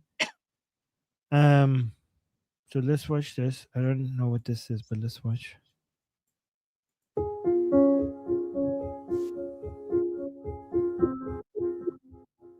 با درود خدمت شما مخاطبان ارجمند رسانه دژ. من So just salutations to the viewers. ساناز بهزادی ام و اینجا تایملاینه. جایی که با هم نگاهی میندازیم به داغ‌ترین موضوعات روز و پست ها و دیدگاه های شما درباره اونا.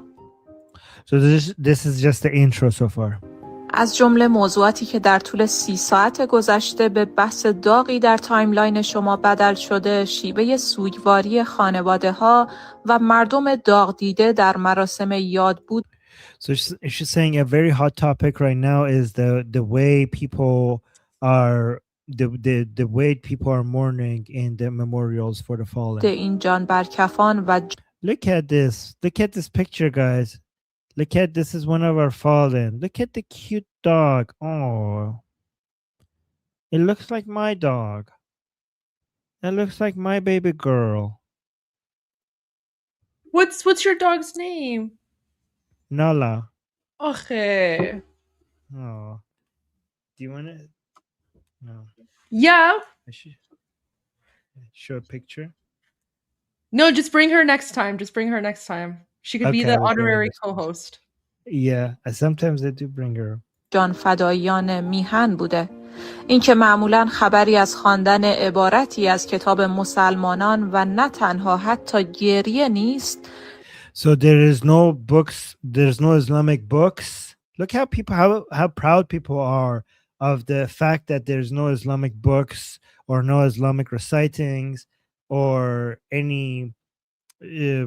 anything Islamic. So they're saying that she's saying there's no crying and there's no recitation of Islamics. By the way, Goldie, this is my baby here. This is Nella. Goldie. I'm coming. Oh my god! Whoa, what are you doing? This is my baby. Nella. Oh, I love her. Yeah. So cute, زنده باشه. Super cute. Thank you. I love dogs. Okay. که گاهی با رقص و شادی همراه بوده. چیزی که همه ما رو به یاد فرزند دلیر ایران مجید رضا رهنورد. Oh, guys, she's saying instead of crying and reading Islamic, books or whatever, people dance and joyfully dance in the memorials for the fallen. This is something that reminds us of Majid Reza Rahnavard. Guys, all of this started with Majid Reza Rahnavard. He's the one who started before his execution. He said on state TV that after my death, don't pray, don't read the Quran, don't cry, dance and be joyful. And he was executed and he turned into one of our greatest heroes for our revolution. Like his name is one of the most mentioned when it comes to the heroes of our revolution. And all of these celebrations that you're saying where people, instead of crying, instead of reading the Quran or like reading anything Islamic during the memorials for the fallen, instead they dance and are joyful like it's a wedding. All of it started with him. All of it started with his request. Oh, you have the video? Yes. شادی کنن. تو وصیت‌نامه چی نوشتی شما؟ کجا خاکم کنن؟ دوست ندارم گریه کنن سر مزار. دوست نداری قرآن بخونن، دوست نداری برات نماز بخونن، دیگه نماز نخونن. شادی کنن. آهنگ شاد پخش.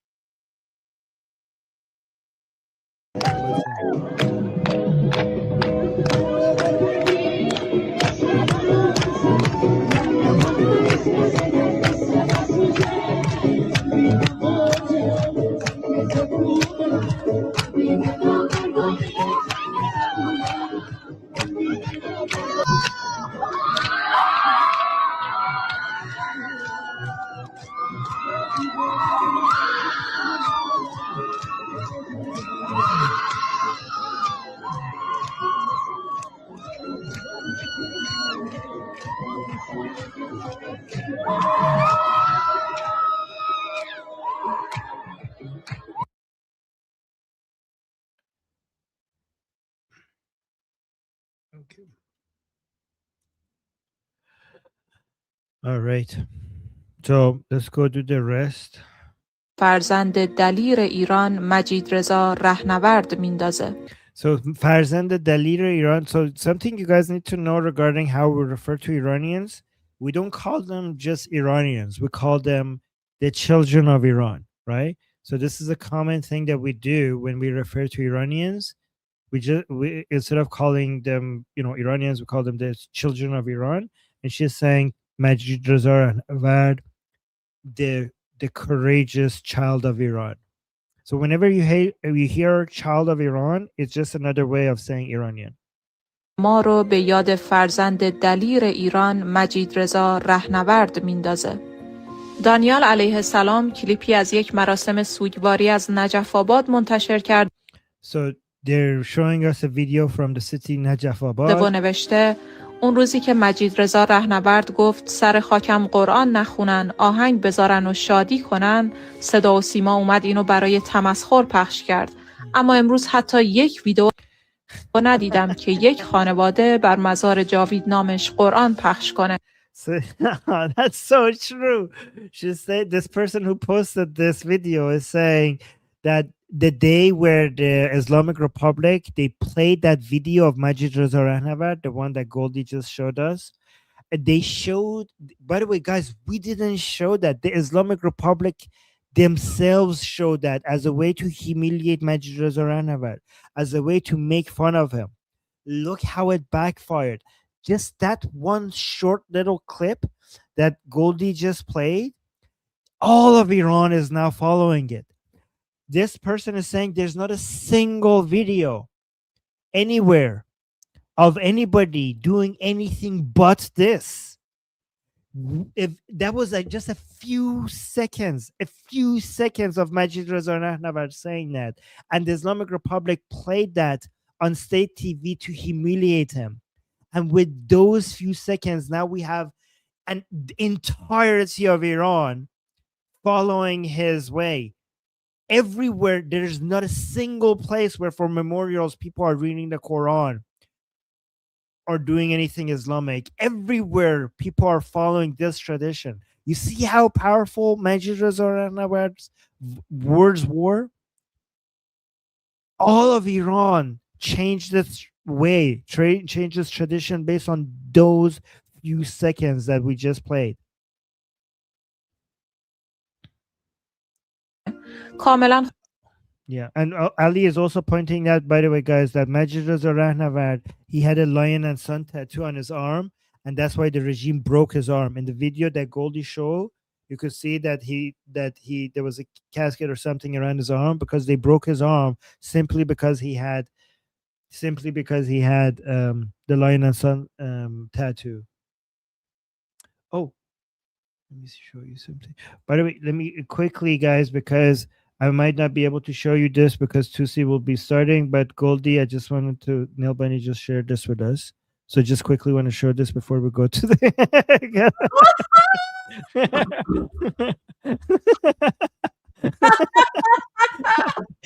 That is so good. That is so Yeah. good. Can you send that to me, please?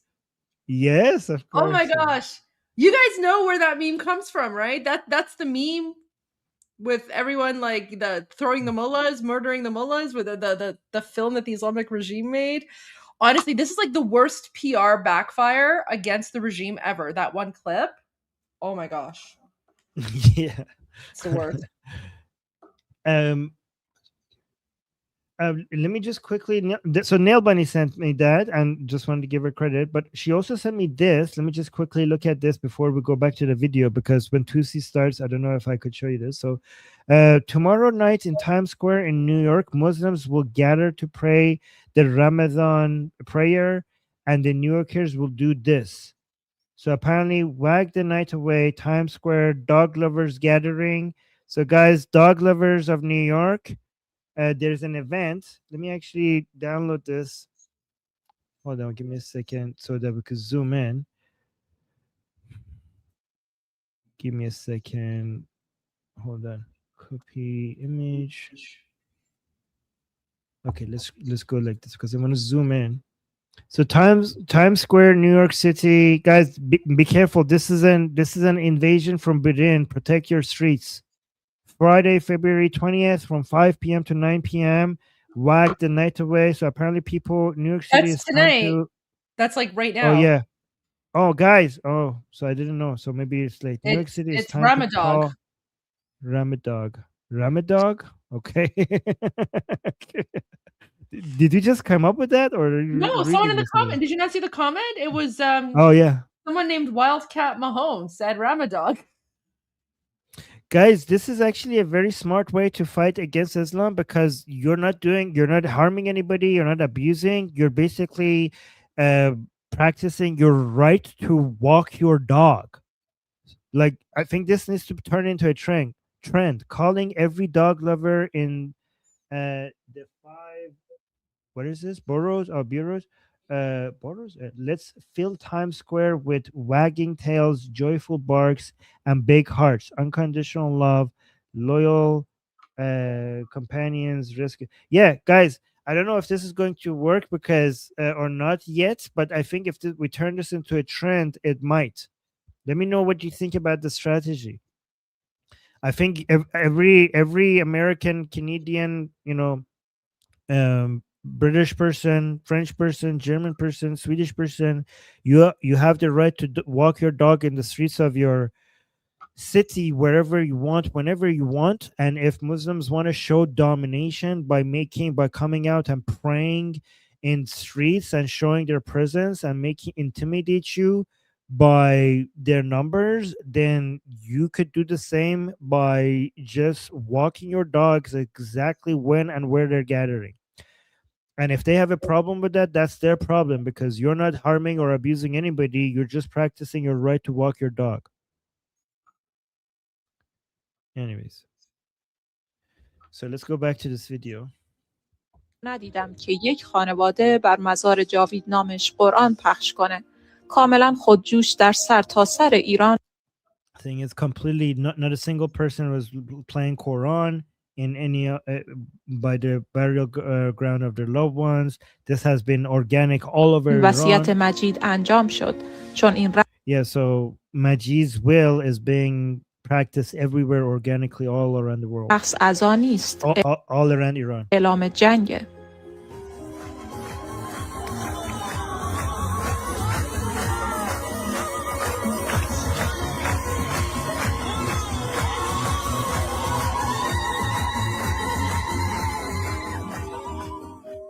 زین العابدین کلیپی از جاویدنام مجید رضا رهنورد رو منتشر کرده که با چشمای بسته و دستش شکسته. So this is Majid Reza Pahlavi. Here you can see the video of him in those few seconds that he said this, and his arm is broken as well. در حال گفتگو با بازجو خبرنگار جمهوری اسلامی بود و نوشته مجید رضا رهنورد. So guys, in this context, in this video, this is right before his execution, like just a little bit before his execution. They brought him out, and the soldiers there, the regime forces there, they brought him because they heard that was his will, and they're like, oh, this is too good. Let's actually expose how evil this man is by asking him what's inside his will in front of the camera. They thought people would hate him for saying this. Like, you see how out of touch the Islamic Republic is with the Iranian people? They thought that this would ruin him by showing to people that he's anti-Quran, that this would ruin him, but it turned him into a national hero. دقیقاً مثل یه پیامبر بود، قوی، محکم، با اراده. So you're saying this guy was like a prophet. He was strong.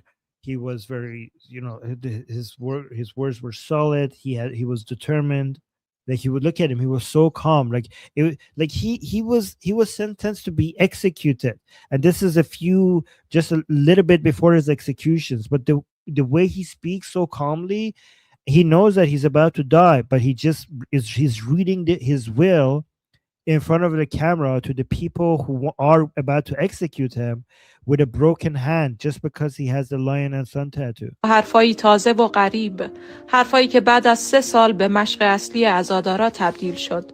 یاد سردار خراسان گرامی باد. So people are just remembering him. By the way, this is his picture before they cut his hair. This is what he looked like, but they cut his hair there. ای از مجید رضا رو منتشر کرده و نوشته از وقتی وصیت کردی دیگه هیچ کسی بر سر مزارها برای جاویدنام هامون قرآن نمیخونه. So somebody else posted this by saying, so this is a channel that apparently just goes over other people's posts, reviews people's posts. So this is a post by somebody addressing Majid Reza Pahlavi by saying that ever since your will, there's nobody reading the Quran above the burial ground of our loved ones. دیگه کسی گریه نمیکنه. همه No one cries. آهنگ میذارن و شادی میکنن. Everyone is just playing music and are joyful. کاشکی بودی و میدیدی شاه خراسان. So they call him Shah Khorasan because he's from Khorasan. They call him the king of Khorasan. And people are saying they wish that he was around so he could see what he has done. Like, guys, can you imagine? Could you imagine Majid Reza? He died not knowing his impact. He died not knowing that those few seconds changed Iran forever. He died thinking that that was it. That was the end of his life. I mean, look at these people are wishing that he could just know in those last few seconds what a major impact he had made. کالمی جان گفته. By the way, do you guys know why he was executed? Because the reason why he was executed is because the Basiji people came to his neighborhood and they started attacking people, and he defended his neighborhood and he took one of them out. I don't know one of them or how many of them, and that's why they're executing. But he was defending his neighborhood against the Islamic Republic's attack. کاشکی بودی و میدیدی his tattoo was so they burned the tattoo and then they broke his arm. We spoke about this yesterday. I think those of you who were with me yesterday, we went over Majid Reza Pahlavi and what happened. Yeah. But we could never speak enough about Majid Reza Pahlavi. Like he's just, like Armin says, he's a hero of Iran. By the way, Armin, Tusi's going live in 4 minutes. Just want to give you a heads up. He hasn't been live all day. This is the first time he's going live. So okay. So right before going live, I'm gonna say, Amazra Chai and everything to you guys. Yeah, okay. So let's just see how much of this we could finish before we بودی و میدیدی شاه خراسان. کالمی جان گفته اینکه مردم دلاور ایران در رسمی تازه در سوی قهرمانانشان ساز و دست میزنند، کل میکشن و با رقص و آوازی آگاهانه غم رو به خشم تبدیل میکنن. So, by the way, guys, this is a new tradition. Like this is not like an ancient tradition that we're bringing back. This whole dancing and singing for actually, our Armin, some people are saying that this is an ancient tradition. They're saying that this is actually how Iranians honored the fallen before Islam, with singing and dancing. I haven't heard that. I've seen some people say that, and then there's been like some historical documents about this as well. So I mean, I'll see if I can find it and share it. But yeah, see, Iranians are saying do they provide any evidence? Because I heard, like, they might be right. I'm not saying they're wrong, because I heard so many people celebrating the fact that we made this created something new because of Majid. Like, this is Majid Reza Pahlavi's invention. So some people think this is new, but apparently, he might have thought that this is new. But I think this just goes to show that we're just going back to our ancient roots, and even if like things that we've forgotten, we are remembering. I'll see if I can find the post, but apparently like But is it a post or is it evidence? Well, okay, so let me just explain. So there's like this British guy. There's a British guy who was traveling through Iran in like the 1800s, in the early 1800s, and he wrote like a memoir of his experience with like the Persian nomadic tribes like 200-300 years ago. And within his memoir, he wrote that the Persian, like nomadic tribes, like the Iranian tribes, they would honor their dead by singing and dancing. So I'll go back and find it, but apparently there's some sort of historical account of this from like the early 1800s.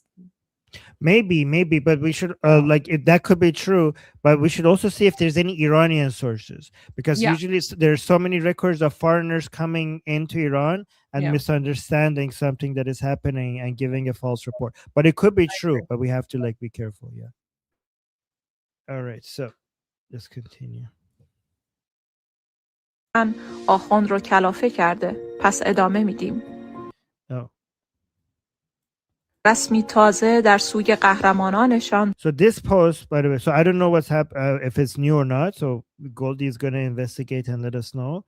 But this post is saying this post is talking about how this is a new thing in our tradition that we didn't have this before. قالمی جان گفته اینکه مردم دلاور ایران در رسمی تازه در سوی قهرمانانشان So saying the fact that the Iranian people in a new tradition are دست میزنن are in a new tradition for the fallen, they dance and they clap میکشن و با رقص و آوازی آگاهانه غم رو به خشم and with singing and with a dance that is aware, with an aware, so with a deliberate dance and singing, they're turning their sorrow into rage. So she's saying this is a deliberate method of turning your sorrow into rage by dancing and singing. میکنن آخوند رو کلافه کرده. And by doing this, they're getting on the nerves of the mullahs. پس ادامه میدیم. So that means we will continue. By the way, even if this is new, it is still old in the sense that Iran has a history of creating the proper traditions when it's needed. So because Iran, through its history, added the right tradition whenever that was needed. Does that make sense? Yeah, it does. Yes. 2C just started, Okay. so we might have to save this for next time, like tomorrow maybe, because I do appreciate your translation. But Armin, thank you so much for being here. All right, everyone, we're going to tune into 2C.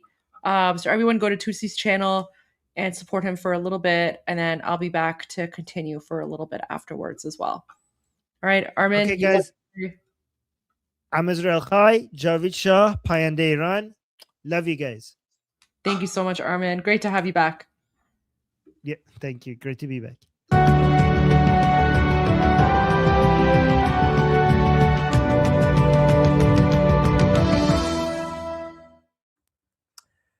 Welcome to 2C TV. This is your global news channel. I'm Maya 2C, and as of tonight, Friday, the 20th of February, according to the Pentagon, we are expecting an imminent conflict between the United States of America and the Islamic leadership of Iran. There is a lot to cover. As you can see, I am not in our usual home studio. I'm somewhere else until tomorrow. I have also evacuated, let's just say. Not really, but there is a lot that is happening behind the scenes when it comes to the military mobilization, but also on a more diplomatic level. The European countries have now obviously urged their citizens to leave Iran immediately. There are a couple of major countries that are now the latest ones to send out the order. And we're going to get your reaction live because, again, I don't expect it to be tonight necessarily, but anything could happen. It's currently about 11:15 p.m. UK time.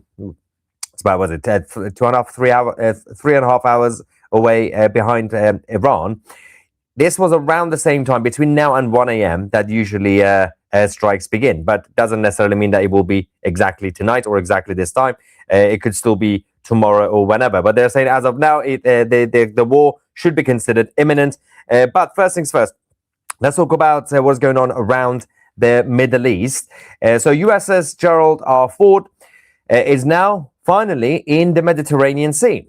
Now their job, so they'll be on the left-hand side, their job is to primarily defend Israel. So they will be taking a more of a defensive approach. And but they can still technically, if they want to do something, they can reach Iran. You also obviously have the two combat ships in the Persian Gulf. You got the USS Abraham Lincoln just outside the Gulf of Oman. You got a couple of other destroyers on the other side, just behind Saudi Arabia. 1/3 of the US Navy basically almost is currently around and active. We're going to talk about the potential strategy by President Trump and the Pentagon, because the point of these so-called fake nuclear negotiations was to do a couple of things. One, buy some time to mobilize the troops. Two, to create legitimacy for the war against the Islamic Republic, so that the whole of the international community, everybody would realize, well, yes, the Islamic Republic is an imminent threat. We tried to talk to them. It's not working out. Now, obviously, President Trump's 4 demands, they were never going to be accepted by the IRGC anyway, but they knew that. But now, the Islamic Republic have rejected the deal, but they've said they're going to write a new proposal in the next couple of days, right? It's a new draft. So President Trump has a new strategy. He said, okay, so we might have to do a limited strike to put more pressure on them. So what he wants to do, he said, well, he really wanted them to, for example, do a preemptive attack on the US bases or Israel. If that's not happening, if we do a limited airstrike, we're not going to call it a war. It's war, but we're not going to call it war. Obviously, that's going to provoke the Islamic regime in Tehran to say, we're going to hit Israel and the US. And at that point, President Trump could say, see, we just want to do a couple of limited airstrikes. They are attacking us. Now it's self-defense. So based on that, so you got some of the US troops will be pulled from the Middle East, the Persian Gulf Arab countries' bases. Some of them will stay to defend the installations, obviously, in their own territories. But then you also have, this is basically the naval assets that you currently have. The Ford strike carrier group, you got USS Winston S. Churchill, you got all the others as well who have already been pretty active in terms of exercises around the region. And you got many more that have been there for some time now. Somebody in the live chat said special operations. Yeah, it's a special military operation. Or as Israel called what they did after October 7th, it's a counter-terrorism operation, which was actually factual when they went to Gaza. It's a counter-terrorism operation, not necessarily war. I mean, everything is war, but there are different categories, apparently. But in Iran, the Islamic Republic are also on standby. Let's go to Qasr Shirin in Iran. This is the most fascinating thing I've seen. Now, we've seen a lot of crazy things from the Islamic regime, but this is on a whole new level. This is right by the border with Iraq in Kermanshah. The Islamic Republic are preparing their Soviet Union era rocket launchers. These are the BM-21 MRL. If you don't know, these launchers are from the 1960s. Let's go and see them.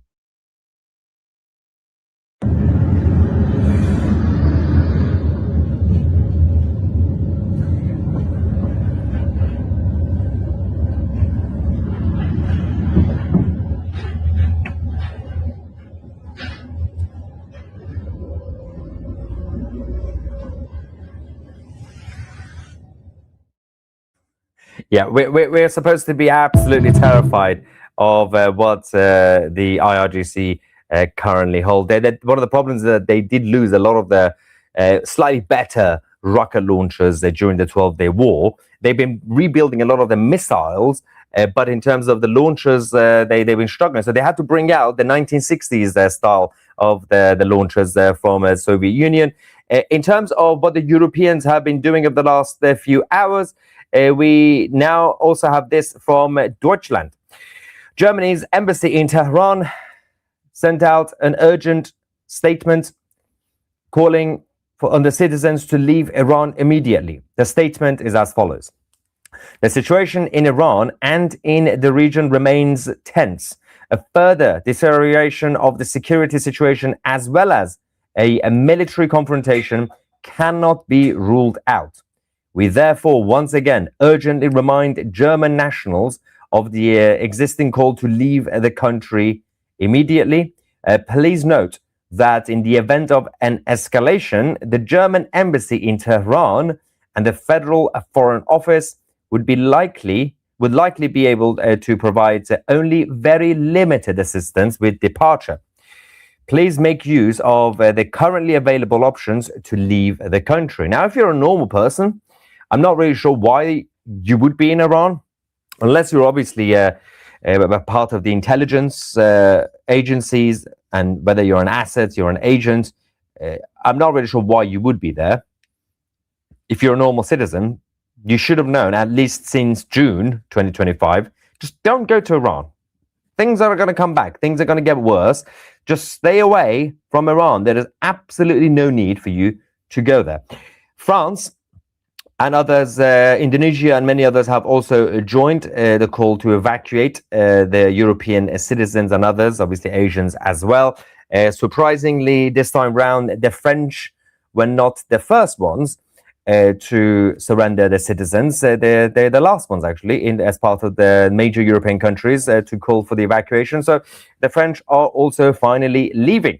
In terms of President Trump, earlier on, he indicated quite directly that his plan might be to do a limited airstrike and as I explained, my own analysis shows that, well, this is basically to say, I didn't do an actual war, but look, the Islamic Republic are hitting back. So now they're asking for actual war, so we're going to go in. And apparently he didn't realize there was a camera on him, but I highly doubt that. President Trump knows. He's a TV guy. He wanted himself to get caught, and this is what we call in politics self-leaking. But he was also at the press conference earlier on asked about the Iranians, and of course he was asked about the Islamic regime, but he did have to clarify. He said the Iranian people are very different to the leadership of the country. Let's go to that. To the Kurds. Yeah. Thank you. Mr. President, what's your message to the Iranian people after 2 rounds of talks with them? Do you have any message to the Iranian people? The Iranian people in Iran or people here? People in Iran.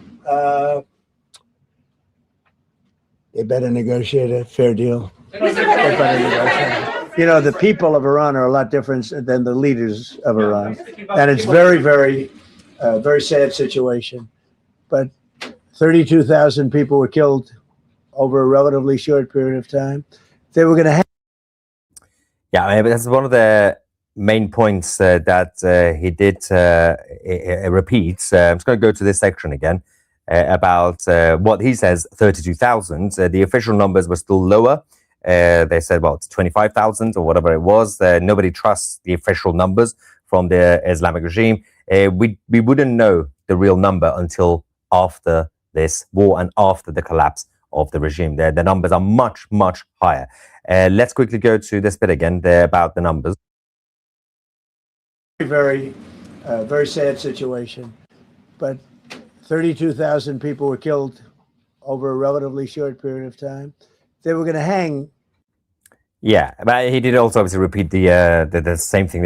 He really doesn't want to say much until the action has been taken. So he just repeats the same things. Oh, yeah, they were going to hang people and I stopped them. But then what they decided to do was, instead of doing public hangings, they started to do private, kind of secret executions. And but President Trump still has a number of cards that is still holding close to his chest. And he's clearly going to be using that when the time is right, when he has to basically finalize the legitimacy of the war. As I said, they have to basically make it legitimate, compared to what happened in 2003 in Iraq, where the leadership, both George W. Bush and Tony Blair, initially came and said, okay, we want regime change. And then people said, wait, what? You have to explain yourself. What do you mean? And then they say, oh, because of this and this and that. And then they had to come up with reasons, and they had to go and sell it to the world. And it didn't work out quite well. This time round, it's the exact opposite approach to, for example, saying, this is my intent. I'm going to show you my card. And now, I now have to explain myself to the world. And Tony Blair, it was his job to go sell the idea to the world. That's why he got most of the blame, rather than even George W. Bush. But this is a slightly different approach to that. There's also been a lot of fake news and exaggeration that's been going on over the last few hours. Firstly, we had New York Times reporting initially that the Pentagon have already evacuated hundreds of American soldiers from the Al Udeid base in Qatar and also the bases in Bahrain. That included apparently the 5th Fleet base as part of defensive measures. But we did double check. That is not true. Not everybody has been evacuated. Some will stay. The non-essential personnel are still being evacuated. So the New York Times had to redact that after getting exposed. So I don't understand why they would even try to do things without doing their homework, but it happens. You know, when you're doing a last-minute breaking news, a lot of you would think that when it comes to newspapers, at least, because I had to double check, it's not the same as broadcasters. When you're broadcasting live and things happen, then you have to clarify later. I'm not really sure why they're spreading fake news as usual. In terms of the reaction from the Islamic regime in Tehran, we are once again going to have some comedy. Who's excited for some humor? Because I'm not even trying at this point. They are just making it so easy. All right, so this man, whose mum and dad were cousins, allegedly, Amir Hayat Moqaddam. He's a member of the Islamic Republic's National Security Committee in Parliament. That is the longest title in history of titles. We got a couple of spammers, by the way. If you copy and paste in the live chat, you will get banned and deported to Pakistan. He said that we will sink USS Abraham Lincoln, and they are very confident. He said that Iran's strategy, the IRGC, is not to initiate a war, but it is at 100% readiness for confrontation if war breaks out. If the United States attacks, the Islamic Republic's response will be immediate, harsh, decisive, and stronger than ever before. They said that last time as well. I don't know when is going to be the actual strongest, but apparently next time will be the strongest. The Islamic Republic would strike all US bases in the region, whether they are in Saudi Arabia, Qatar, Bahrain, or any other country. The United States has no real defensive capability against Iran's ballistic missiles. American and Israeli defense systems have been proven ineffective. He's really trying to say that the Americans can't defend themselves. Of all countries throughout all history, the American military are not good at defense, apparently. Right. Interesting. But putting aside this retard, the reality is that if they're going to go around and keep repeating that we're not going to start a war, this is exactly why you are getting the new approach by President Trump to do a limited strike, and limited is still going to be hitting government buildings and IRGC bases. The IRGC will be forced to retaliate. And once they retaliate, President Trump is going to get the media to say, well, I didn't do a war. I just wanted to teach them a lesson. They are overreacting. So I'm afraid we're going to have to start a war. So the second round, that's when President Trump is going to call it a war. Not the first time. He's not going to call it a war. It's just going to be a special military operation. It's because they're not doing what President Trump wanted them to do. Preemptive attack. Walk away from the deal, preemptive attack. So they're still trying their best to hold their nerves. They're going around, obviously, threatening President Trump. They're going to assassinate him, apparently. Good luck with that. And they want to sink all the aircraft carriers. Okay, fair. You can try. But they still haven't fallen directly into the trap of the Americans, which is they really want to poke them to get Tehran to either do a preemptive attack or to directly walk away from the talks. So what they've done is they've rejected the deal, but they said, we are going to send you another proposal in the next couple of days. Now, President Trump has given them about 8 days left, basically to the end of February, about 10 days left, right? Because a few days ago, he said 10 to 15 days. It's the end of February. That's the official deadline. So you might not have the all-out war now. You might have the limited airstrikes, just hit them, which is still war, to get them to get angry. But I think they've done their homework this time compared to June 2025. They know that this time they have to be seen as the underdogs. This time they have to be seen as the victims. And they are very good at playing the victim card. They've been doing that since the 7th century. They are professional. In terms of the reports from Iran as well, as expected, the Iranian people are preparing because they're also used to this sort of things now, but they were very much used to it during the 8 years of war with Iraq. Shopping centers and petrol stations are packed. People obviously are buying everything that they need, the essentials from shops, anything that's basically left. There's not much left. And people are sticking tapes on their windows to prevent them from shattering too much. The same thing that they used to do during the 1980s war with Saddam Hussein. But again, it's still not going to be completely bulletproof in that sense, but it does help a little bit. As long as they're not right next to IRGC bases or government buildings, it should be okay. But the regime personnel have also occupied schools and universities and hospitals, basically places where you would have civilians. So everybody should just stay away from any sort of building or area or institution that has any connection to the IRGC. And so it's going to be quite tough, but people would know when it's about to happen. Meanwhile, protests in Iran continue. The uprising has not stopped despite the massacre of the last few weeks. We have a huge crowd again out today across the country chanting, "Long live the King."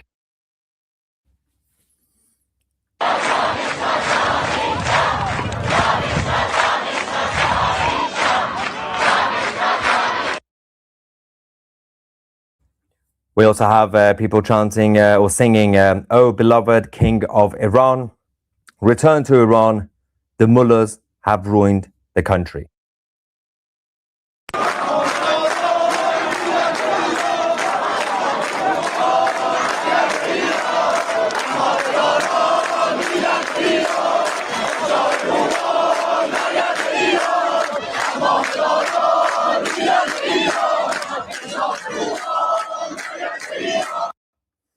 They are not scared.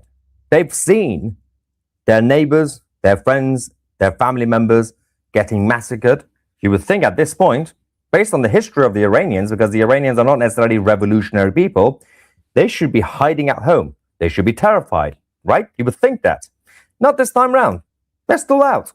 They don't care because they've got nothing else but hope for freedom and democracy. So there is also a sad video that I have to show you guys. This is a teacher in Iran, the father of one of the guys who was murdered by the IRGC a few weeks ago. His name was Sadra Soltani. Now, Soltani's father, who's a teacher, walked into his classroom. The students of the school decided to, I don't know if the word is correct, but surprise him with a memorial for his son. Every student rose as the teacher walked in silence. They had his pictures on the screen. They're his son with music in the background. And of course, the father, the teacher, got emotional.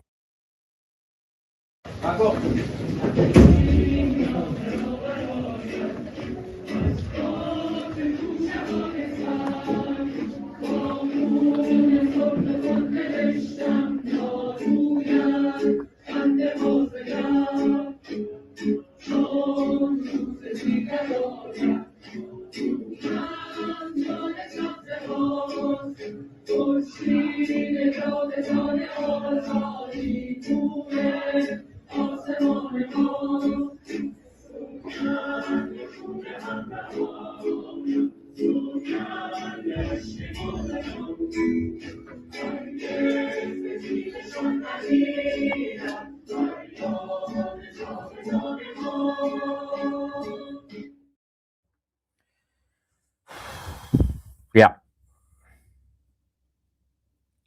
They're still standing strong. He's still, he's back at work. He sees it as his duty. He's a teacher. Even though deep inside, his life, his heart is shattered. But it was a lovely thing that the students decided to do. Showing a bit of support reminds people, including this father, that you are not alone. And your son did not die in vain. Now, some reaction in the live chats. Someone says, won't we need boots on the ground for regime change? Not necessarily, and definitely not necessarily like the way it happened in Iraq. You might need some special forces to go in to do a certain special operations in terms of targeting individual leaders.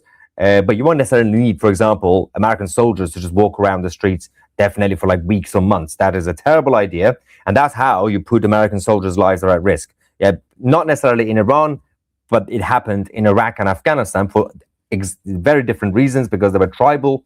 And when you have American bases during a completely messed up situation after the fall of Saddam or the Taliban in Afghanistan as well, then yes, they're going to get targeted. So a lot of the American soldiers who lost their lives, it happened because of that. But you don't need that necessarily. Fix that hair, 2C. No. Says Keith. Down 2C TV, other sources of geopolitical news on Iran are making me gag. Oh, what? That's your fault. Thanks for what you do, bro. Keep on keeping on. I'll adapt and like it. What are they doing? There is no context to this comment. Why are they making you gag? What are they saying? Massive super chat from Jay. Thank you very much. Saying, 2C, our baby girl was born at 3:05 a.m. Do me a favor, please. Will you tell my beautiful wife, Lauren, congratulations.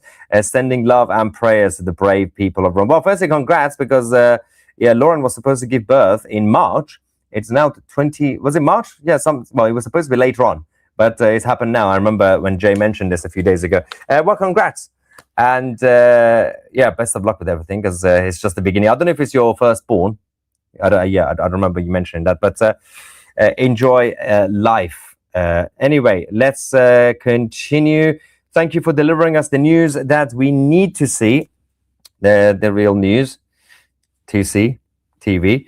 That's not what? Forget the Iranian people who deserve freedom, love, and kindness.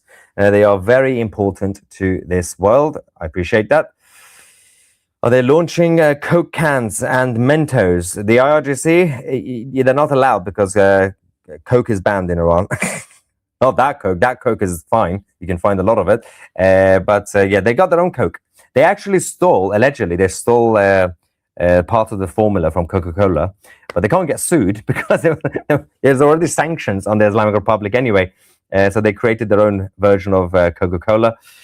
Maya standing behind the curtains backstage at Britain's Got Talent before performing. This is the final battle on stage. Really?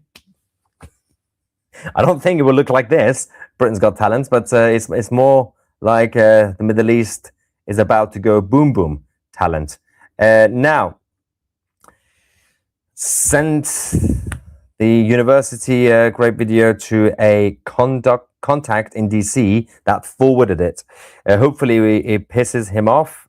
They all have daughters. Is that the video I showed you yesterday? I'm guessing. I don't know. Jeremy Corbyn was protesting against Trump invading Iran, even though Trump didn't want to invade back then. Leftists love the IRGC. Yeah, to be fair, Jeremy Corbyn has been consistent in being on the wrong side of history. So to give him credit. Well done, Jeremy. You've been completely consistent. Keep going. Watching from Fort Worth, Texas. Prayers for the Iranian people. Thank you very much. Lebel says, careful, remember they have a whole Phantom jet. Not many of it left. That was literally the F4 Phantom that crashed. By the way, this is the level of the quality you're getting from the armed forces of the IRGC. The war hasn't even started yet, and they're just dying during training. The war has already had one casualty, and it hasn't even started yet. But that was one of the last few remaining Phantoms that they had. I'm not really sure what they're even bothering with that.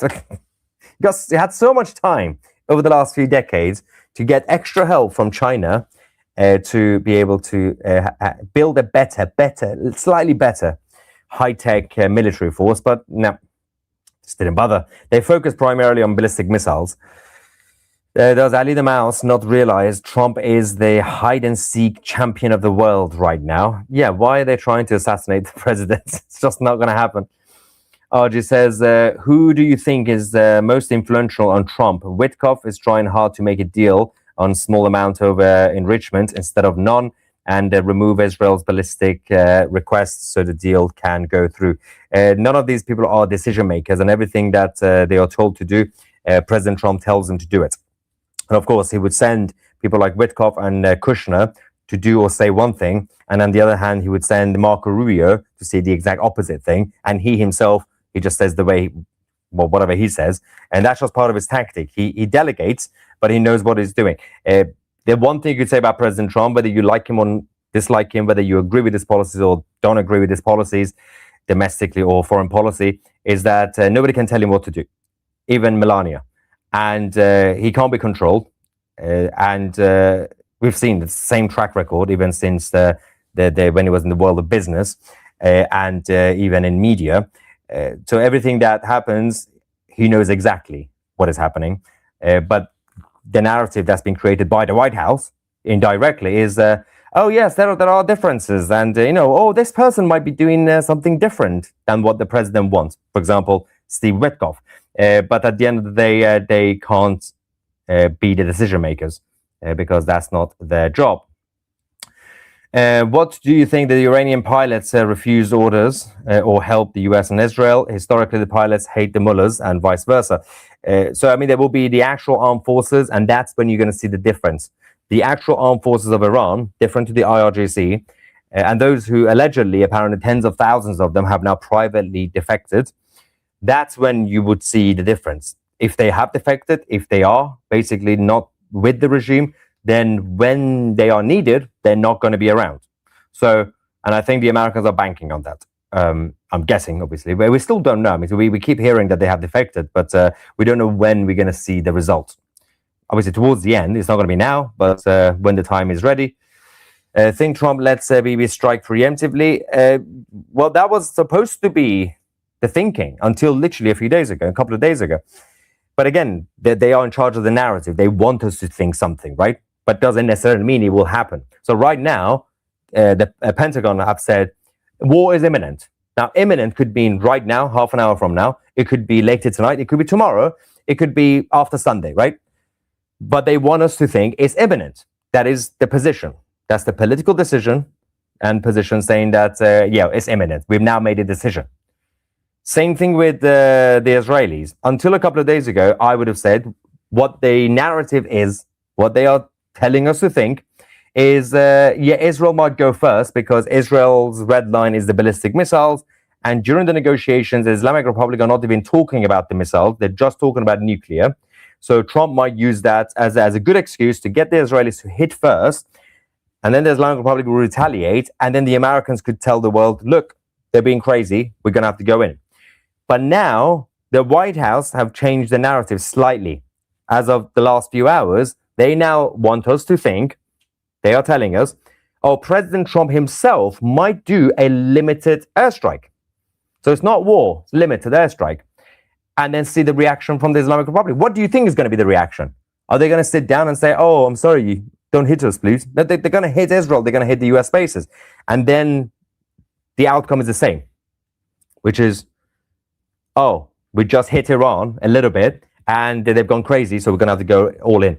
And whether if Israel hits first or President Trump does a limited airstrike, the outcome is going to be the same regardless. Now, would personal improvement be better for uplifting the masses than political change?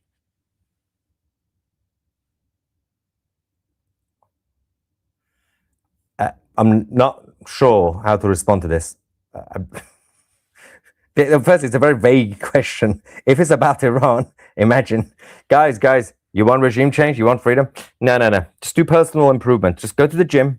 Than wanting political change. I'm not really sure what this refers to. If it's about Iran, that makes no sense. If it's about, well, to be fair, with anything, doesn't make any sense. You need political change when something is wrong. Regime run by window lickers true that, has caused so much suffering. It's hard to keep your composure, but I look forward to seeing a free Iran in the future. I try my best, guys. Asking for a friend, when Iran is free, can I propose to Goldie? What is the obsession that you guys have to come on this channel to propose to Goldie? Go on Goldie's channel and propose and get rejected. I'm not a pimp. Please don't let them leave a retribution. Again, I'm not in charge of the revolution, but if I were, it would have been done differently and more robustly. Glad to see that you are safe, Maya. I have a son your age, and I'm a bit of a worry. What? Oh, well, where? What was your son? Where is your son? Deborah. Well, I guess that's natural. When you have a kid, you're always worried, I guess, regardless of where they are. Is your merch made in China, says Paul? No, so depending on where you order it from, so we got obviously a collection of warehouses and third-party suppliers. So if you order from North America, there's a couple of places in the US, it's made in America. Obviously, if you order from Europe, we got a couple the European side. If you're close to the other side, you've got Taiwan. Basically, there are a number of places depending on what is the easiest to deliver. It still takes a few days, by the way. We're trying our best to have a more like an Amazon delivery style for our 2C merch, but apparently it's not as easy as I thought. But if you want to also get your own Iran merch, you can go directly on 2cstore.tv and check out our Iran collection. We've got the Final Battle, the Lion Rises, the Sun and Lion, and everything else that we have. Check it out. All right. Now, IRGC will have a hard time fighting the US. Recruiting the people of Iran, as Hamas did in Gaza, is not an option. But that's the thing. And not just the people of Iran, they're also struggling with the official members of the armed forces. Because if you remember, during the 12-day war, they all disappeared. And when we were reporting, I was like, where is the military?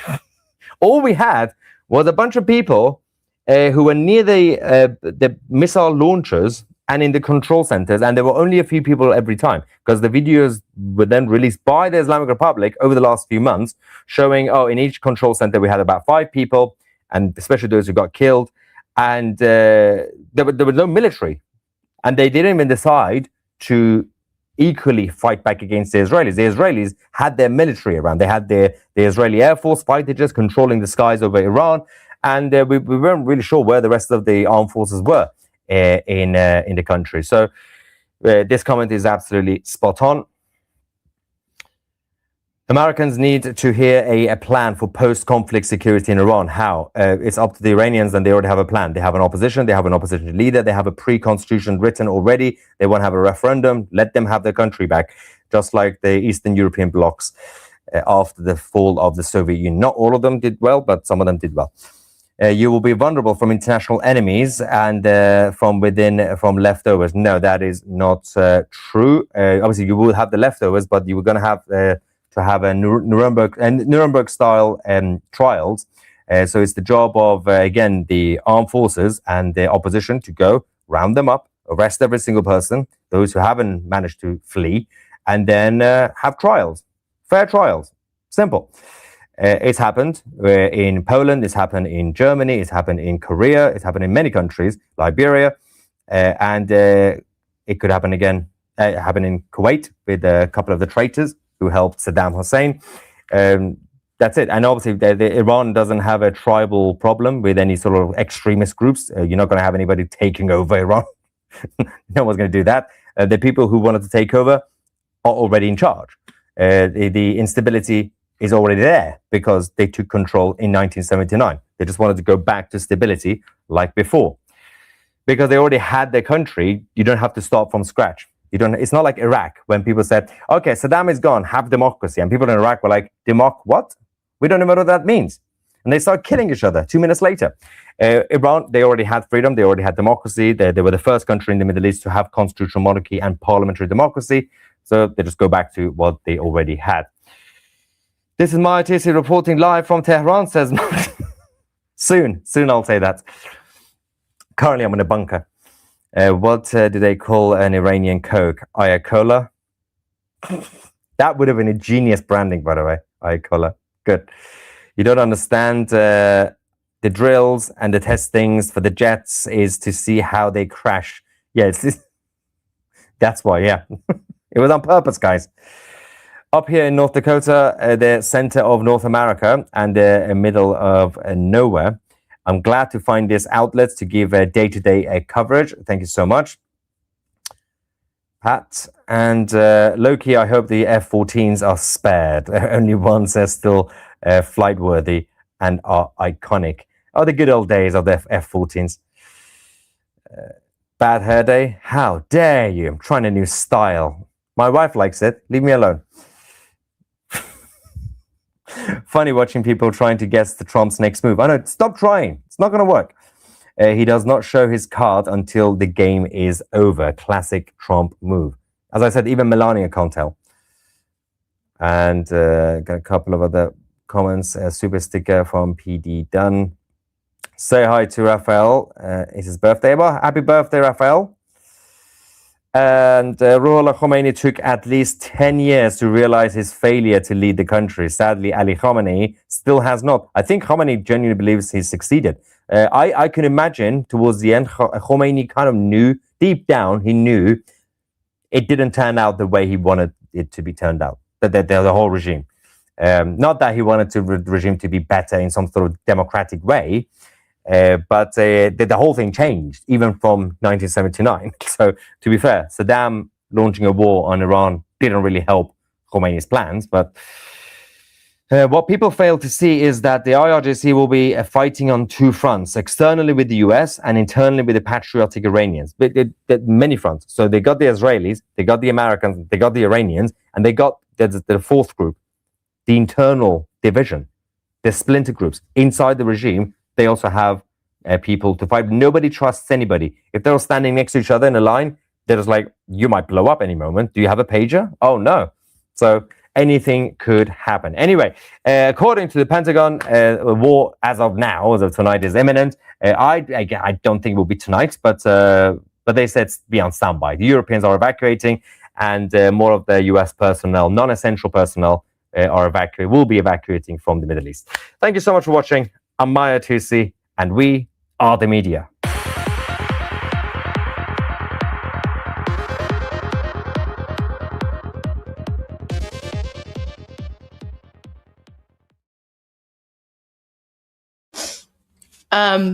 Give me a moment. He ended much earlier than I thought he would.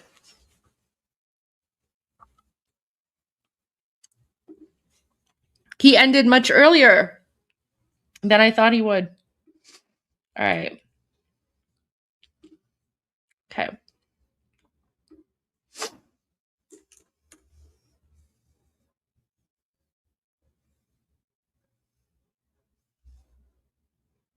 Oh.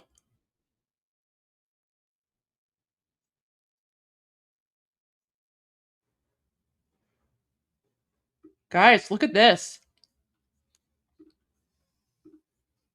Okay, let's watch this. I'll be back.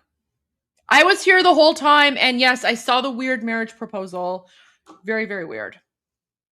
خیلی بی‌تربیتن. خیلی بی‌تربیتن. نمیدونم چرا این کارو میکنن. No, we're going to watch this. I want to watch the news. This is like from Fox News Live like an hour ago. So let's watch this and I'll be back. You're watching live now. I'm Austin Westfall. Pentagon correspondent Jennifer Griffin with the latest on the U.S. as it considers its options in Iran. They better negotiate a fair deal. President Trump is doubling down on his warning against Iran, saying an agreement needs to be reached over its nuclear program. Following comments, he is considering military strikes against the country. They cannot have a nuclear weapon. The president has been very clear on that. According to a report from Reuters, two anonymous officials say some of the planning by the U.S. military involves options to target individuals in Iran and possibly even pursue a regime change in the country. Trump's warning comes even as Iran's foreign minister says officials are planning to finish a drafted deal and send it to Washington, though he adds there will never be a military solution for Iran's nuclear program. The only solution is diplomacy. We are prepared for diplomacy and we are prepared for negotiation as much as we are prepared for war. Tehran holding drills with Russia this week as a U.S. aircraft carrier, the world's largest, passed through the Strait of Gibraltar and entered the Mediterranean Sea on Friday, a move that most likely takes away from an element of surprise by the U.S. Secretary of State Marco Rubio is expected to visit Prime Minister Benjamin Netanyahu in Israel next week to discuss those U.S.-Iran talks. In Washington, Jennifer Griffin, Fox News. Let's bring in retired Marine Intelligence Officer, National Security Analyst, and the host of the Strat podcast, Hal Kemper, here with me. We've been looking at this map throughout the week. You can see the assets that have built up in the area, and this is not even including what Jennifer Griffin was just talking about there, the Gerald R. Ford, which just crossed through the Strait of Gibraltar, on its way to the area as well. This week, Hal, Iran and U.S. officials have been holding indirect diplomatic negotiations. Indirect. But it doesn't feel like those talks have calmed the situation down. Obviously, a large amount of manpower in the region. Does it feel like to you that the U.S. is poised to do something militarily, regardless of how recent negotiations have played out?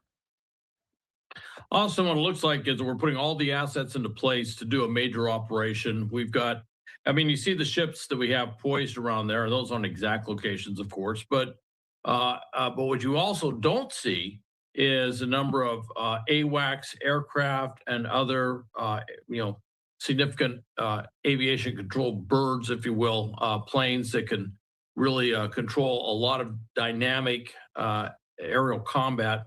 And then you don't see the F-18s, the F-15s, the F-22s, other F-35s in various different airfields around the Gulf that are within striking distance. So there's a lot going on there. Now, we've seen a tremendous amount of tankers coming in, which tells me we're looking at sustaining a lot of planes for a very long period of time. And it also provides an ability to do things like if we want to bring in bombers like B-2 bombers, they would have to have tanker support. And there's just been a tremendous amount of cargo aircraft coming in, with most of the speculation being that it's carrying a lot of stuff tied to air defense, really stuff that can thwart that missile threat that we get from Iran, but also things that might be able to thwart, for example, the drone threat and other things. So there's a lot going in there. But even with all that firepower, if we hit Iran, they're going to be able to respond. And they have a lot of capabilities to do that. And they can cause some great disruption, not just with us from a military standpoint, but also from a commercial standpoint by clogging up the Strait of Hormuz with a variety of different assets and means. So the U.S. nabbed Maduro, and they did that with really a pinpoint operation, you could call it. Can you compare the complexity of that mission to a hypothetical mission that would involve getting to the Ayatollah? Yeah, that was a lot easier mission. As complex as the one in Venezuela was, and I don't want to take away from all the stuff that went there. That was tremendous planning. There were some capabilities that just completely overwhelmed the Venezuelans. Geography has rules of its own, and the geography in Iran is vastly different than the geography in Venezuela. Tehran is well inland. It's not something we can easily access from the sea. And even if we're to go in there and say capture Khomeini, which would be much, much more difficult than it was to capture Maduro, that would not necessarily change things. There is a regime, a structure around him that would remain intact. It's not clear that would certainly cause a cessation of military strikes from Iran to all the neighbors. In fact, it might actually pick up the op tempo on that. So there's really, there isn't a way to compare those two other than to say we have tremendous capabilities. Now, one thing I would point out is special operations. And when I looked at that big flow of cargo aircraft, maybe we're not bringing in large troop formations, lots of tanks, things like that. But I would be really surprised if there wasn't a lot of special operators with some special equipment that will allow us to do some things. And keep in mind, we've seen that. We saw what the Israelis did. They had covert operatives actually operating in Iran. And I would imagine that we are looking at that. We may actually even be coordinating with Israel on that. We have been tracking, and by the way, a live look at the White House, the time in the nation's capital approaching 5:15. It was Reuters that first reported last week that the U.S. military is preparing for a sustained weeks-long operation against Iran that could include striking Iranian security facilities as well as nuclear infrastructure. Hal, the U.S. did strike Iran last year. That operation took hours. Why might we be talking about weeks this time around? Well, to really create the conditions we want to, if we really want to create regime change, if we really want to neutralize the capabilities Iran has and really go after those nuclear capabilities, the enriched uranium, and any capability they have to enrich uranium, we're going to have to be there for a while. We're going to have to hit targets over and over again. We're going to have multiple strikes. And then we're going to want to do one thing, which is take out their ballistic missile capability and their drone capability. That's not something we're going to easily make happen in a single, short multi-hour thing. That's going to take days and weeks to put in place. To really accomplish the end state that we seem to be aimed at, it's going to take consistent, overwhelming firepower. That's also something to degrade the, revolution or the IRGC, the Revolutionary Guard Corps, and other elements of the regime to the point where potentially protesters could hit the streets and have enough, capability to actually start taking over buildings and doing those things necessary to actually affect regime change. Some images from some of the protests that you could very easily argue began this current round of negotiations. It was these protests, and ultimately something President Trump alluded to earlier today was the killing of tens of thousands of protesters, according to Trump, that really got the ball rolling on these most recent round of discussions. Again, it was in Geneva earlier this week that we heard that a U.S. envoy and Iranian officials were meeting indirectly to discuss this. I want to talk about another state, Russia. Iran and Russia, Hal, have been conducting joint military drills this week. Let's say that the U.S. does do something militarily in Iran. How tight is Russia with Iran? And is there a threshold at which Russia would be compelled to get involved? I don't see that. I'm not ruling it out, but of course I saw the joint exercise they did. I think that was really for deterrence value. Russia does things like that. You may recall when we took the I think it was the Bella 2 tanker in the North Atlantic, when the UK and us did a joint VBSS boarding operation to seize the tanker. That prior to that, there were reports a Russian submarine and one or two Russian Navy ships had come up along there as a deterrence to any potential U.S.-led boarding effort. And when it was clear that we're going to do it, they disappeared. And Russia is really just doesn't have the capability to project power into Iran to do much of anything. So I think there's a lot of symbolism there. I think they're trying to show support. But for Russia, Iran is a very important partner. They're the ones that are providing Shahed drones, although Russia does actually manufacture those in Russia itself. But all the components, all the pipeline for the things that are necessary to make that, and a variety of other things, those come from Iran. So if Iran was taken out as a strategic ally of Russia, and then you saw they lost Syria as an ally, they start running out of Middle Eastern countries. Well, they frankly ran out of Middle Eastern countries that they can look to as allies, and then they can't project any power in the region or significant power in the region. So it'd be a real setback for Russia. So let's kind of just talk about what might happen in Iran. Let's say that the U.S. were compelled to trigger an regime change in Iran. What implications would that have on Iran, and what implication would that have on Iran's neighbors and the wider Middle East?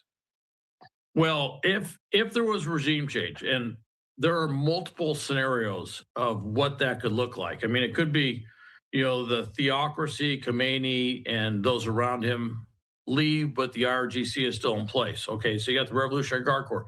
Maybe they take over. Is that going to be a more radical regime or a less radical regime? Would that really change the trajectory of the country? Don't know. There's thoughts that maybe there's the more normative political side with the regular military and the regular police force takes over. That would be regime change. But again, would that be a pro-U.S. regime? I don't know. And then what we like to see, of course, is a pro-democracy type regime change. Okay, I just want to make something very clear. If there was like if the Ayatollahs went and the police took over, that's not regime change because the police are part of the regime. So you can't actually have regime change unless like you get rid of them completely and King Reza Pahlavi comes in. So I just want to point that out because that's I don't know, man. Like this guy, I don't know what he's saying. And then the other thing I don't like is the reporter was asking like, oh, well, if the United States compels regime change. No, the United States isn't compelling anything. Iranians already are saying that they want to overthrow the regime. Iranians are already saying that they want regime change. So the US isn't compelling anything, right? He's making it sound as if it's the US that's initiating regime change. No, the United States is just leveling the playing field. So I don't know. This is weird. That's obviously optimal in that. But in all those, in the case of the last one, if we get a pro-Western, pro-US regime, not necessarily a democracy, but on the road to democracy. Does this guy think that we're a bunch of like illiterate, uneducated, I don't know, savages or something? He's like, oh, we get a pro-Western something, not necessarily. We're literally saying that we want democracy. We have our democratic transition plan in place. It's available online. Oh my gosh. This guy is like acting as if we Iranians are like a bunch of, I don't know, savages who live in tents or something. That would completely shift the dynamic in the Middle East. All of a sudden, Hezbollah, Hamas. To be fair though, you know, like at least he's starting to get on the right track, right? So he's starting to get on the right path. You know, at the very least, the fact that these people are talking. Oh my gosh, Raider is here. Raider, I haven't seen you in a long time. Thank you so much. Thank you for the support. Always great to see you, Raider. Thank you for being here. No, you know what? He hasn't pissed me off. It's just he just sounds like an idiot, right? Like when we Iranians hear someone talk like that about Iran, we're just like, okay, are you stupid? Like, do you not know the difference between, I don't know, Iran and like Libya or Iran and like, I don't know, Iraq or something? Like, it's just, honestly, these people just like, they just expose their ignorance about Iran and Iranian culture. The Shiite extremist paramilitary groups in Iraq, the Houthis, no longer have a primary backer. They're basically cut off from all the stuff that they're getting from them. And right now, certainly with Hamas and Hezbollah, they're facing, you know, pretty strong headwinds saying you have to disarm and you have to quit being a terrorist group and you have to stop your governance role or trying to be in a governance role. That's huge. The Houthis would have to figure out, okay, where do we go from here? We no longer have our benefactor. How long can we sustain these operations that we're doing here in the Horn of Africa? It'd be a huge change there. And then obviously it would open the floodgates for probably expansion of the Abraham Accords. There's just a lot of interesting things. And then China, they get a lot of oil. They import about 11 million barrels a day of oil. Much of that does come from Iran. They all of a sudden wouldn't have a secure conduit of oil going from Iran to China. Now, doesn't mean they're going to get cut off from all their oil. Doesn't mean that they may not negotiate something where they can get Iranian oil in the future, but it does change the position of where they are now as opposed to where they could be. You know, you and I have been tracking these reports closely all week, and information does change as the days tick by. Some of the reporting I've seen from certain outlets say that a strike could come within days. Some news outlets are saying that something could come as soon as this weekend. If history is any indicator, Hal, would information like that be leaking to the media if, in fact, something actually were planned as soon as this weekend or in the coming days? Would they let something like that get out? Well, some of it may be speculation. Some of it may be strategic deception. Keep them guessing. And certainly we have done that in the past. We did that with the Midnight Hammer thing. We're trying, it's like, oh, we want to talk, we want to negotiate, we want to work this, and then boom, we hit them. Boom. All right. I kind of look at where all the forces are arrayed. It's right now the Gerald R. Ford, the carrier task force is moving, just crossed the Straits of Gibraltar today, moving across the Mediterranean. It has its escorts with it. It's moving about 18, 19 knots from what I understand. And part of the reason is so the escorts can keep up, but they also have heavy seas.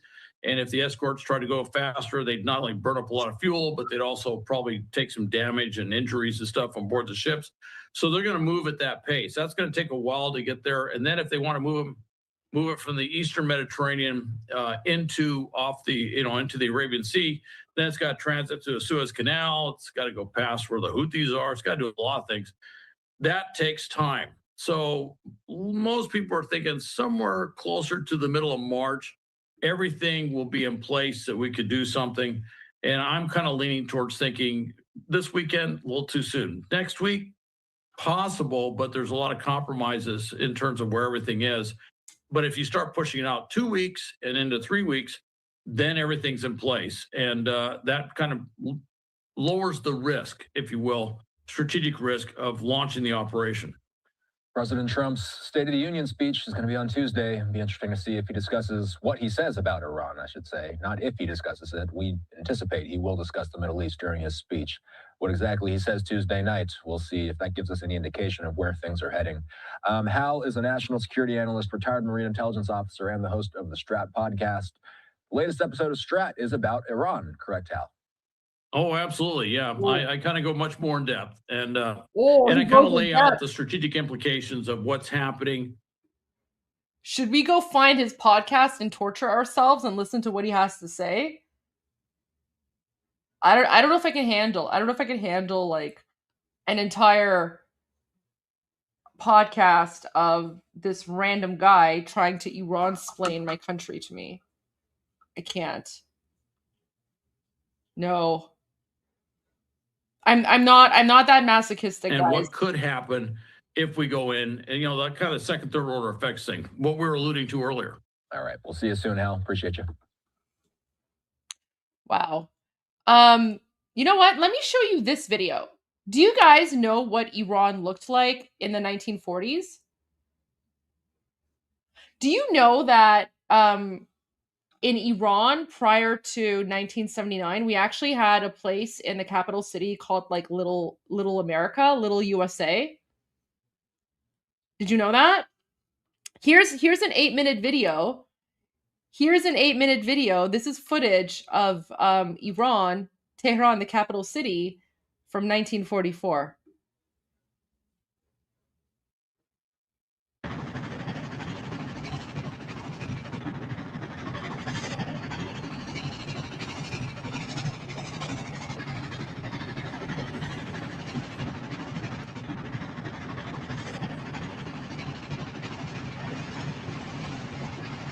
Oh, I love the camels.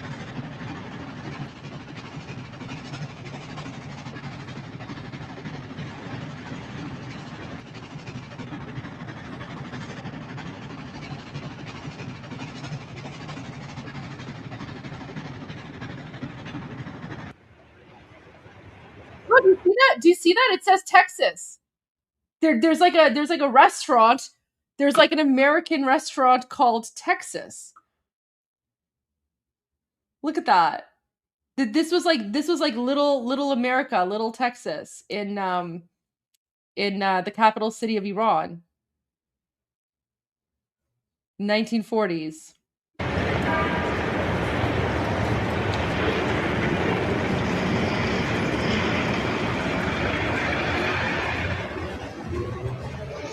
You see how the women are dressed? Like, I mean, this could be like, I don't know, footage from some random American city, just based on the way that the women are dressed, right?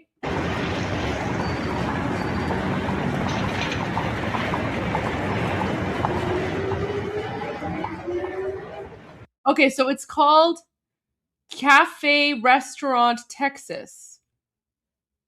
Stop. Here is the Americans meeting place. There you go.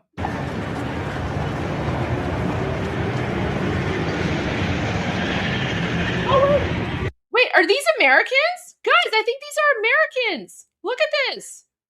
Guys, I think these are like American military servicemen. Am I wrong?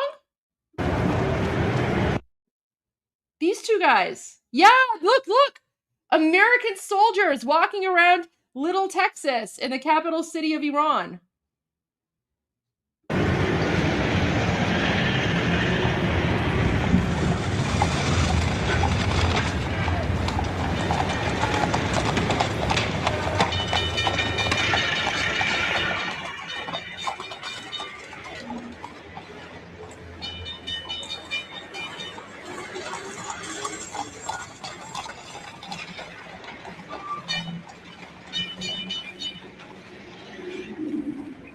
Wait, do you see this woman? Do you see how she's dressing? Guys, so like all the Islamists, all the jihadis who are telling you that, oh, like Iranians have Islamic culture, Iranians wear hijab, Iranians are Muslim. Look at this woman here. Like from the back, you can't tell if she's Iranian or if she's American, right? Like she's dressed just like any like American woman in the 1940s, right? Look at that. And the guy's wearing like a suit, right? What became of this place? Jimmy Carter. Jimmy Carter backed the Ayatollah and the communists and the jihadis. Yeah, that's what happened.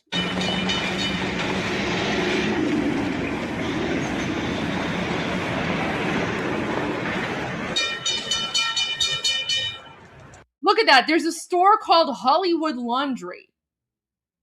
This is in the 1940s. I think this is probably right after World War II, probably. But look, there's a place called Hollywood Laundry.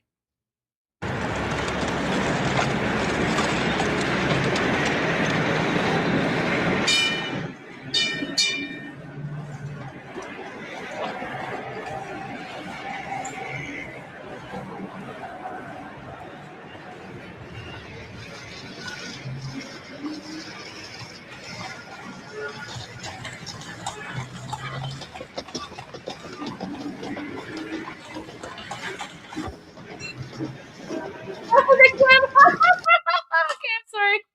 The camels.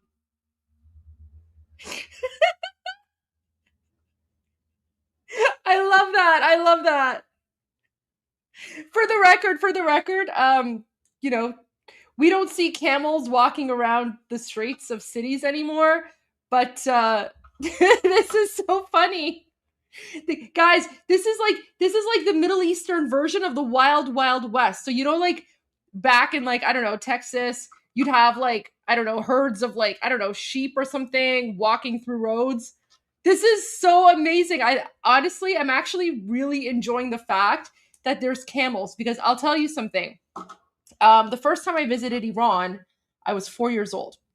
And that's obviously before I became politically active, right? So when I was visiting Iran as a 4-year-old, I was so excited. I was like, oh my gosh, I'm going to go see camels, right? I'm going to see the camels. I'm going to see the flying carpets, you know, whatever. Of course, I didn't know about, you know, the politics and stuff. But when I got to Iran, one of my biggest disappointments was I never saw camels. My family members literally had to take me to a zoo. They had to take me to a zoo in order to see camels, because this does not happen anymore. I kind of wish it did. But this is from like, you know, like 80 years ago now. 80 years ago. So 80 years ago, they had camels crossing by, but not today. So I wish this was still a thing in Iran, because this is like super cool.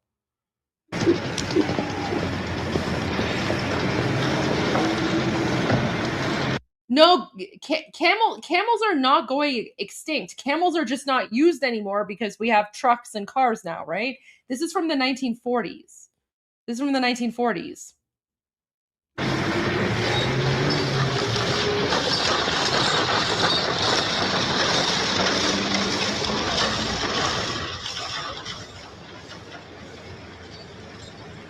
I love this.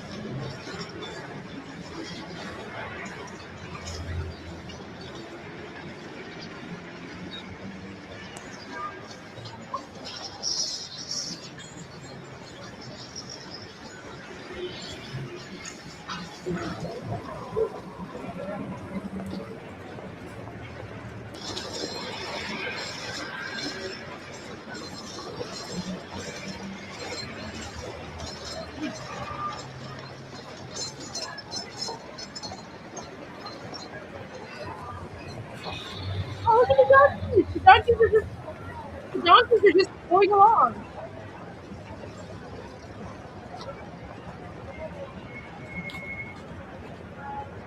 Oh, look, there was a place called the Black Cat Bar. So you could go in there and drink, right? So you could literally go to the Black Cat Bar in Tehran and drink.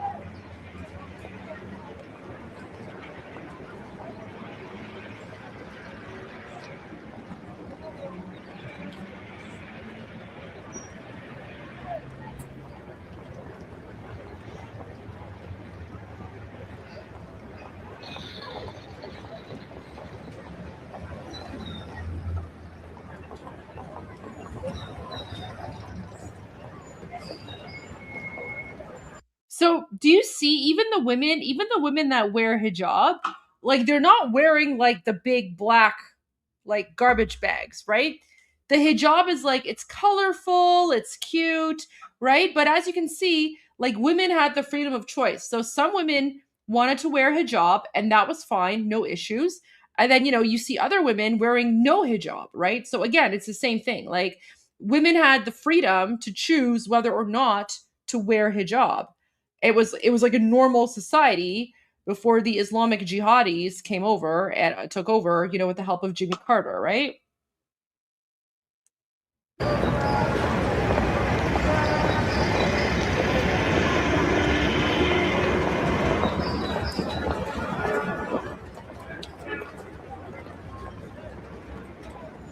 And yet everyone's commenting on how clean the streets are. Yes, because that's our culture, because we are, civilized people. So that's why even like last week when we had our, global day of solidarity, everyone was, cleaning up and cleaning the streets, right? Because we take pride in our cleanliness. We take pride in maintaining our homes, right?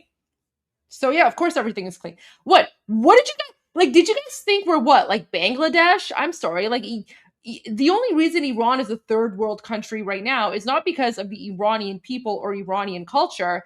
It's because like we're overrun, unfortunately, right now by a brutal Islamic dictatorship. Like we're not Somalia, we're not Bangladesh, right? Like this is what Iran was, and this is in the 1940s. So, oh, the trolls are here. Let me just ban them.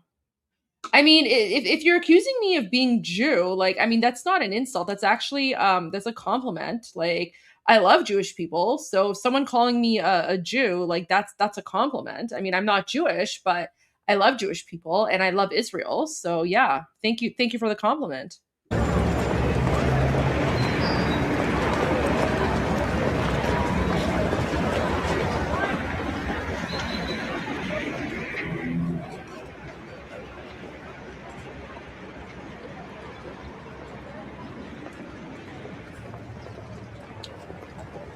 Oh wait, someone's asking if there were elephants in Iran. No, there were never elephants are not native to Iran. Elephants are not native to Iran. I think you've watched too much 300. In the movie 300, apparently the Persian army also rode rhinoceros. That never happened. Rhinoceros are not native to Iran either.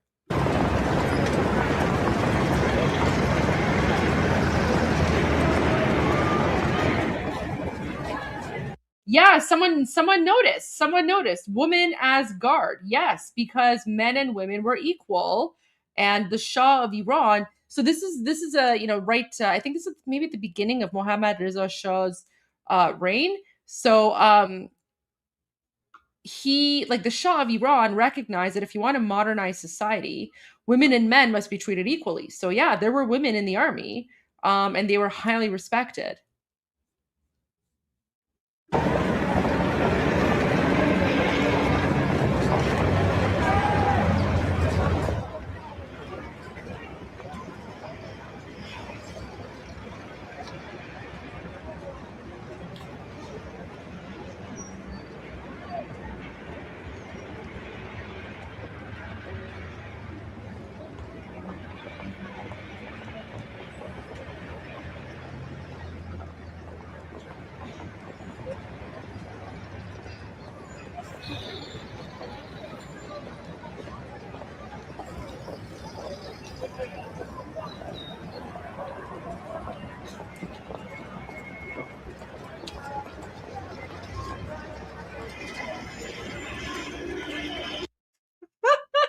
So I would say like, guys, this could look like, a scene from America, except for the camels, right? Because you got like the 1940s cars, but then you have the camels. So you're like, oh, okay, this looks like America, but what are the camels doing there?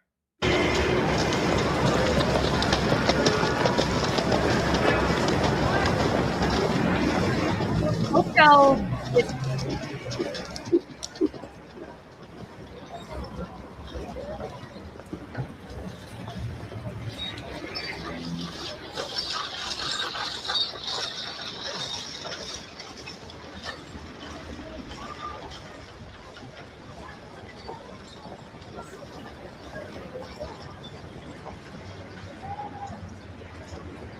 Oh, we're back to Texas.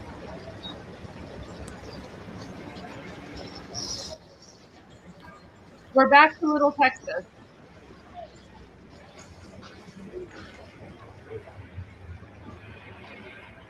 Like, look how clean everything is. Clean, modern.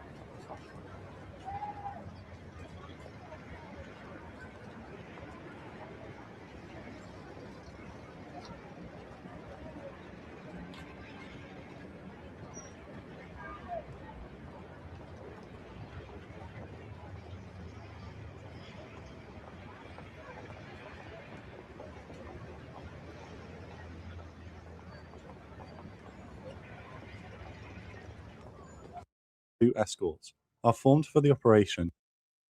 Okay. There you go. Let me see if I can find something else for you guys. I mean, if you enjoyed that, I have other things that I can share with you. Let me just find it.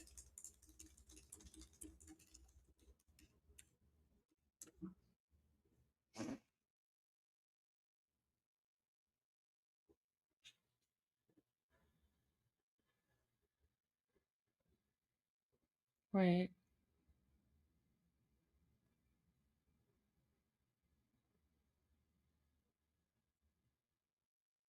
Is it this one?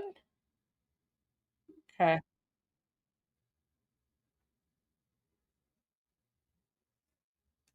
Okay, so this is a documentary from 1974, but for those of you who have been watching my documentary channel for a while, you guys know that sometimes like the documentary gets taken down. So guys, I'm going to end Armin's live stream because we're now kind of getting into just old footage and documentary footage. And I don't want to like risk copyright striking. I don't want to risk copyright striking Armin's channel. So if you're watching on Armin's channel, feel free to come over to my channel so that we can continue watching this. But this is an entire documentary about Iran that was filmed in 1974. So let's watch this. And I'm just going to end Armin's channel now. Yeah, I'll continue, but I have to end Armin's channel because I don't want to risk him getting a copyright strike. So let me just end that because he literally just